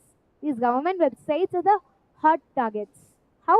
Because these government websites are easily accessible to the public, right? So in this way, what happens is, when you have easy access to the public, you have it to the government, what do? You're not aware that you're using it for free. But when they say no, don't use public Wi-Fi. Why do they say that? Because it's very easy to, when you use a public Wi-Fi, they can easily get your information. That's why they say it. When you go to an airport or you go to hotels, avoid using the free Wi-Fi. Avoid connecting to Bluetooth. We connect Bluetooth to listen to music and connect it to our earphones and speakers, right? So don't leave it on. Switch it off at the right time. You never know how from the Bluetooth information. That's why we must be aware of avoiding using of Wi-Fi networks publicly. That's why these government sites, are easily accessible to hacking. If it's a private website, this you know, private websites give you proper treatment than government hospitals. Why do they say that? Because they give you ensure the safety, quality treatment that you can believe them. Similar government website, it's quality, it's usable, but very easily people can hack you, and that's why we must know. Like when government website, we must sign out of it regularly. Like we register it, right? To maybe have access. Now you have a doubt. Now what they say is, for the solution of this answer, you have to register yourself. So in this way, you're giving your personal information, your mail ID, your phone number, your address is being known to the network. The internet knows it. And in this way, they can easily hack your stuff. Once they know your phone number and few more details, it's very easy for them to hack. So you must know where and which app you must register to and how regularly you should sign out from these websites. This is all about hacking. There's this another aspect of cybercrime is phishing. What's phishing? We have two types of phishing here. It is phishing. Normally we think phishing is like fishing. Like you have this fishing rod, you go to a pond or a lake, and do this attraction. You put a worm or something. So in this way, when you put it in the pond, there's this attraction made. Then the fish comes and it's catch. Now it's in the capture of this rod, and now then they take it. It's similar. This phishing works. How it works online is they steal your personal information. They give you attractions and they pull you, and in this way you get trapped. There's no way out, and you cannot survive because you get suffocated. There's a lot of tension. They make you that if you don't pay me this much now, I will not return back your information, and they do it this. And how this is done is electronic communication. This is a very funny incident, but we must also learn something. My friend, when she initially used social media, she was talking to a stranger. She didn't know what to do. She was like, it was good. 2 days they were talking, it was good. And later she understood that talking to the stranger is not good for her. And she asked the stranger, hey, how to block you? And the stranger is like, can block me like this. So a lot of people will not come you to tell you how to block a person or how to avoid these type of people. It's funny sometimes of how this stranger is saying you how to block him. Everybody will not do that, remember. Because there is another case I'll tell you that it's not similar to this one. There's this girl. She uses social media and talks to her friend. Her friend goes to hostel and she don't know that. Now she's talking to a similar person with that same account name. And she thinks it's a friend. She's sharing a lot of information. They're having fun. And in this way, she shares a lot of personal information about her family or where she lives. And his friends ask her, hey, I want to come to your house, send your location. So in this way, this intruder easily gets access to your information. And this little girl thinks she's talking to a friend. And she's, okay, I'll share you my location. And in this way, she shares the location. She shares a lot of detail and they understand each other. It's like they build this bond between them that they're very loyal. This intruder gained that trust from her. Now what he does, one day he calls her. He says that let's meet outside. She's like very happy, like after a long time I'm going to meet my friend. But when she goes and visits, it's somebody else. It's a stranger who is going to do something for his own benefit. He's going to hurt her. So in this way, she was hurt, and then she somehow went to this depression, and she took some pills and she was no longer in this world. So how dangerous sometimes things can be. You think that you're talking to a friendly person, you go meet him outside, but when you do it, that person is not for you to fun with, but he uses you. So in this way, this girl loses her life. Her parents don't know about this, that this girl went outside to meet somebody that was not her friend. So people and parents must be aware of what the kids are doing on social media or what's happening. So when this parent got to know that her daughter is no more, that due to this incident, she started this initiative, this agency to do cyber security measures. She wanted to find this person and put him in the legally take actions. So this auntie did, the girl's daughter, the mother, she dressed herself as a little girl. She talked to him same way her daughter did. And similarly, after a few months, he calls her outside. And this time, they catch him red-handed. And this is the culprit who, manipulates something with them, like they harm them. And to avoid this, when they cybersecurity agencies, they're able to help a lot of people, make them understand that social media you think is so fun, you're talking to your friends, but it's not the same every time. You must know whom you're talking to, and when it goes beyond the limit or reaches out of the limit, you must know how to come to zone and not be over friendly. This is what now this particular lady owns a agency where she gives a lot of support. There's this helpline number where you can call anytime. They'll guide you. Like when there's somebody troubling you or you're not feeling well, you're feeling insecure about somebody's behind you or something, you can freely call. They'll give you this guidance and you can protect yourselves. There are a lot of various apps where they're going to protect you. So similarly, this phishing is done via electronic communication. You might not know whom you're talking with, but they steal your information and they go beyond that. The situation becomes dangerous when they hurt you, they hurt your life. And this is basically done is also be done by fake websites. We would have seen in WhatsApp. They share us a lot of messages that if you don't share to 20 people, something bad will happen with you. Or if you don't do this, you will have a curse. So in this way, a lot of people who don't spot share this information with a lot of people. And when they click the link, this host people who are in doing wrong things, these hackers get information of lot of people. So in this way, one myself, I am giving this advantage to this hacker by sharing these messages. So we must know what it's sharing, whether it's fake or whether it's real. We must identify it.